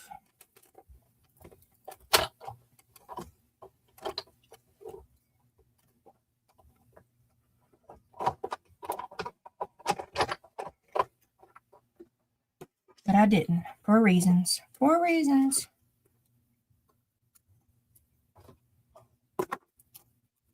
Probably not good ones. Well, I mean, they might have been good ones. I had surgery I had surgery I knew I was having, but then I had 3 more surgeries I did not know I was having. Because the first surgery was supposed to be, come in, you're off work for 2 weeks, you'll be all good. No, it wasn't all good. And they were like, well, we can do this minor surgery that should fix it. Real quick. We'll have you in and out. It should fix it. And so we did that. And no, it didn't fix it. And I went back. And then they was like, well, I don't really know why. This is the problem, but I don't really know why it's doing that. That's not usually what happens. Here are your options. And then like, I don't like any of those options. I don't like them. I don't like them at all. I don't like them. And then I had to sit and think about it for a minute. So then I chose a sucky option. So I chose a sucky option. And we went and did that. And it sucked. And it was a 3, 2. It was just 2 more. So 3. I had the 1 surgery. And then I had 3 more surgeries. Because the first surgery didn't work. And the second surgery didn't work. And then 2 more. And that was a long healing process. And it was, $16,000. So we spent $16,000 on that instead of $20,000 on the septic system.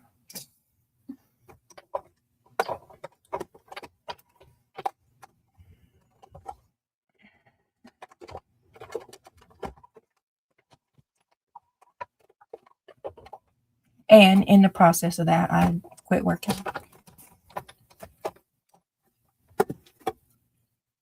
In the process of all them surgeries, because I couldn't work. Could not work.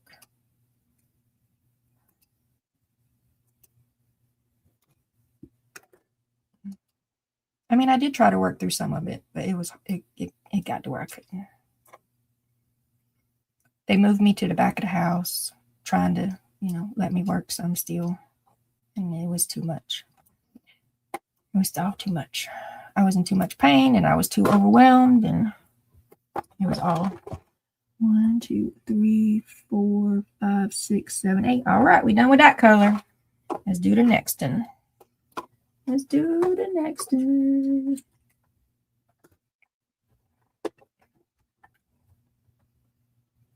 That doesn't seem right. Something ain't right. Something is not right, y'all. Because 3 plus 3 is 6, not 8. Somebody cannot count. 1, 2, 3, 4, 5, 6, 7, 8. There is 8, y'all. How did I manage that? Do I got one up? Here it is. Is this it? Okay, yeah. Maybe that's it. The math is not mathing.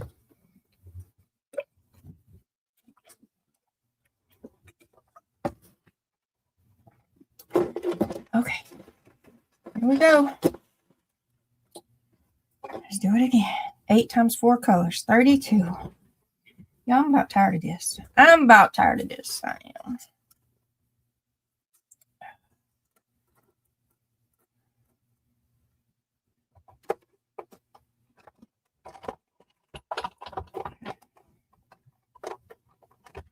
My arm's getting tired. Between my shoulder blades. Do y'all ever do a lot of die cutting and between your shoulder blades starts howling? Do you have 2 left over from the last time you cut? No? Oh, you was trying to help me figure out the math. I found another sheet. I actually have 3. I found another sheet. So 9. 9 does math because I have the prototype one I already glued bubbles on.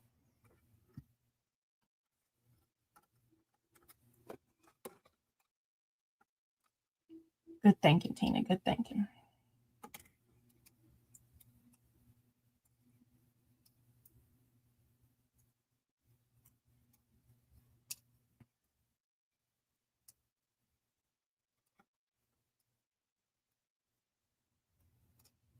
Thank you for joining the Weird Swap, Joyce. So I'm going to add you to my list to get a pod. Joyce, do you have a YouTube channel? Is Joyce still here? Yeah, let's find out if Joyce is still here first before I keep asking her questions. Joyce, are you still in the building? To the front of the class, Joyce, to the front of the class. I got questions.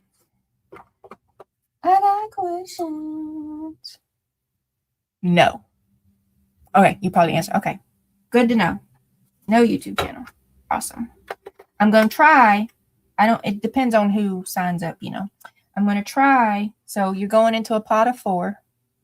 And I'm going to try to put at least one YouTube person in each pod so that we can see the signatures everybody makes.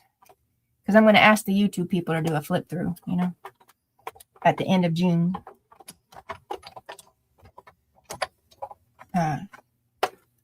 Anytime starting after June 22nd, I'm going to ask the YouTube people to do a flip through. So I'm going to try to make sure there's a YouTuber in each pod if signups go like that. If signups don't go like that, then I won't. Because I don't.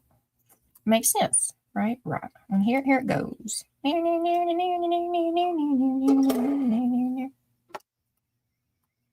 Yes, I'm here. But no, you don't have a channel, correct? Did I differentiate your answers? Y'all are not my pod mates, so y'all ain't got to be mad about it. But my pod mates are gonna be mad. My pod mates are gonna be cussing me. Be all right. It'll be all right. They'll get over it. They will get over it. Or they won't. Get mad or get glad.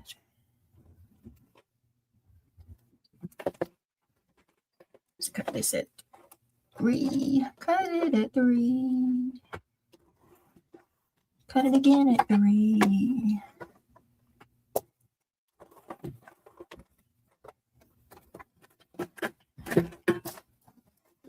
And then cut down.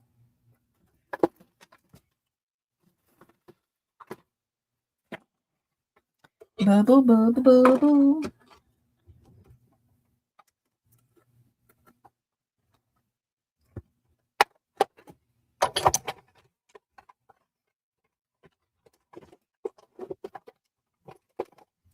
Yeah, I don't know if I'm going to make it. I don't know if I'm going to make it because I'm tired of rolling. I might need a break in the rolling.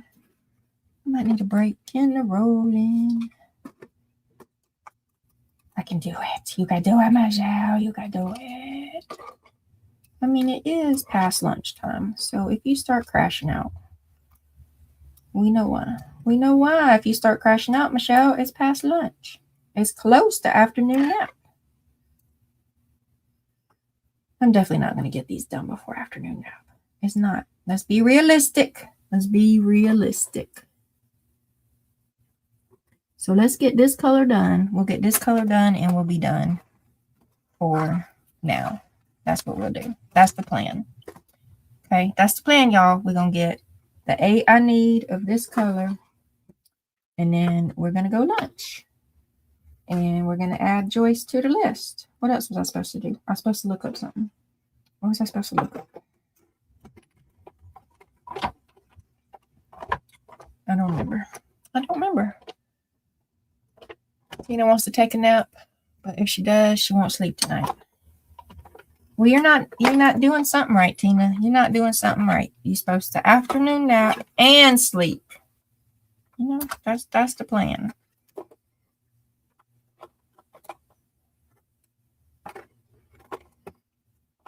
And if I don't afternoon nap, so this is what gets me in trouble. If I don't afternoon nap, then I evening nap.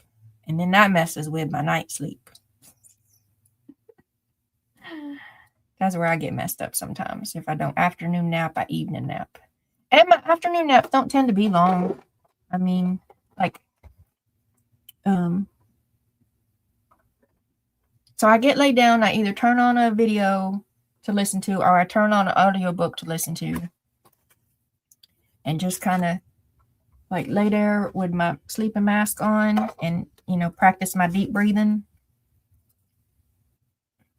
And I don't really remember falling asleep, really, I guess. I'll wake up. Usually, I think I only get like one sleep cycle in, maybe. And I feel better. Like, I only sleep maybe 45 minutes, maybe an hour. maybe, and then I don't feel like I'm about to die, like I'm about to. So if I skip afternoon nap, if I'm busy doing something or if I have to go do something and I miss afternoon nap, then about 6:30, 7 o'clock at the latest, I cannot keep my eyes open. I cannot. It doesn't matter if I'm sitting there. It doesn't matter if I'm laying there. I'll be sitting right here and my eyes will be falling and my head will be falling about 6:30, 7 o'clock. Like I cannot stay awake. Impossible if I skip afternoon nap. And then I will sleep for a couple hours and then I'll be awake at, I don't even know, 9:30, 10, and then I'll be awake all night. But if I can get that little one cycle in there, the little 30, 45 minutes or something, in between like 2 and 4, no later than 4, then I can make it all the way till about 10:30 or 11. And then and that's what kind of works. That's kind of my little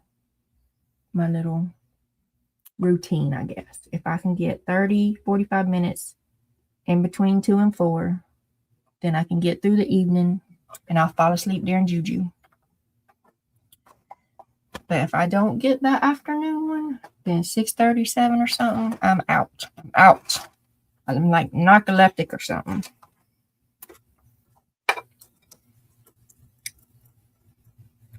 That's kind of what I do on Saturdays. I'm trying to go live with Juju on Saturday nights. I'm trying to go hang out at the back 40, y'all, on Saturdays. I have to change my routine. I have to, skip the afternoon nap, do the little bit later, do the evening nap, and then try to be awake for 10 o'clock, my time for Juju. That's what I'm trying to do on Saturdays. I only managed it once. I mean, I almost had it managed last Saturday, but like things happened and drama started, so it didn't work out.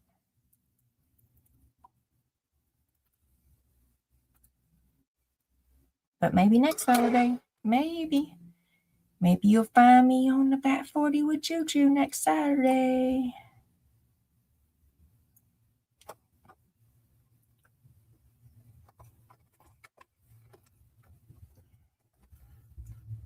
I wish my insurance would cover my gummies and then I could nap and not worry about it. Well, that would be nice, huh?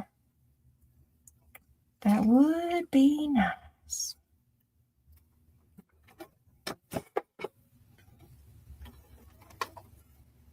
I would like to get where I can get up and go down with the sun. That's probably a good plan too. I like waking up. So like this morning I woke up at 6:30 and I was okay with that. I was okay with 6:30 because I do like to catch at least a little bit of Pam, but there's a little time that the owl sings to me. I like to wake up in time to listen to the owl sing to me. I don't know his morning singing hours exactly yet, but I got to hearing some this morning. I like to just sit in the quiet and listen to the owl sing for a little bit.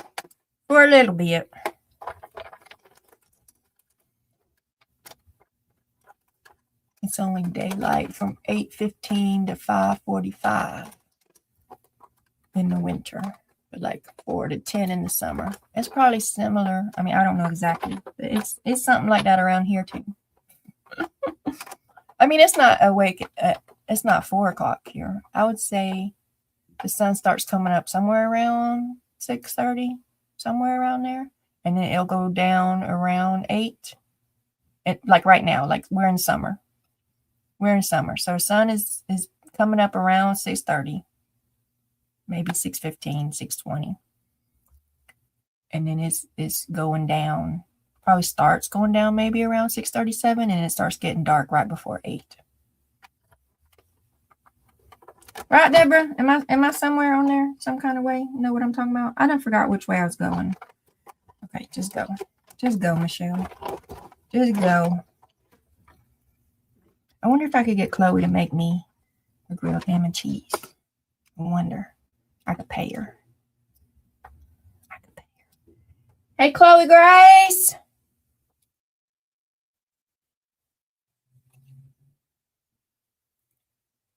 Acting like I got money to spend. Acting like I got money to spend.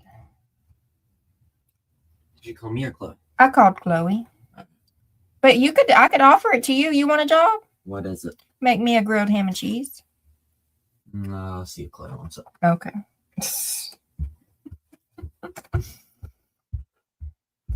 That's pretty much how all jobs go. I'll offer you a job. What is it? And I'll see if Chloe wants to do it. No matter what the job is. That's pretty much always how that conversation goes. You want a job? What is it? And every time. Every time. It's predictable, y'all. It's predictable. Yes, the summer will daylight until almost 9 for a few weeks. The dog had to go at 5, so he got up with the doggy. The doggy blotter was hollering at you. Today is 6:14 to 9:09.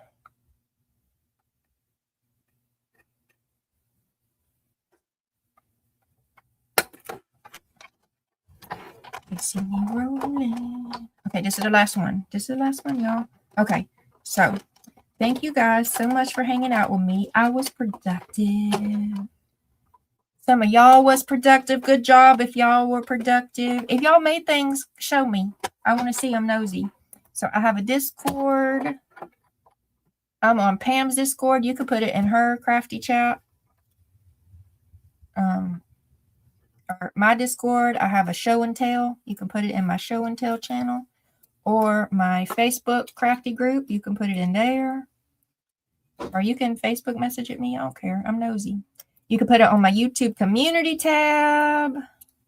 If you made some things while hanging out with me today.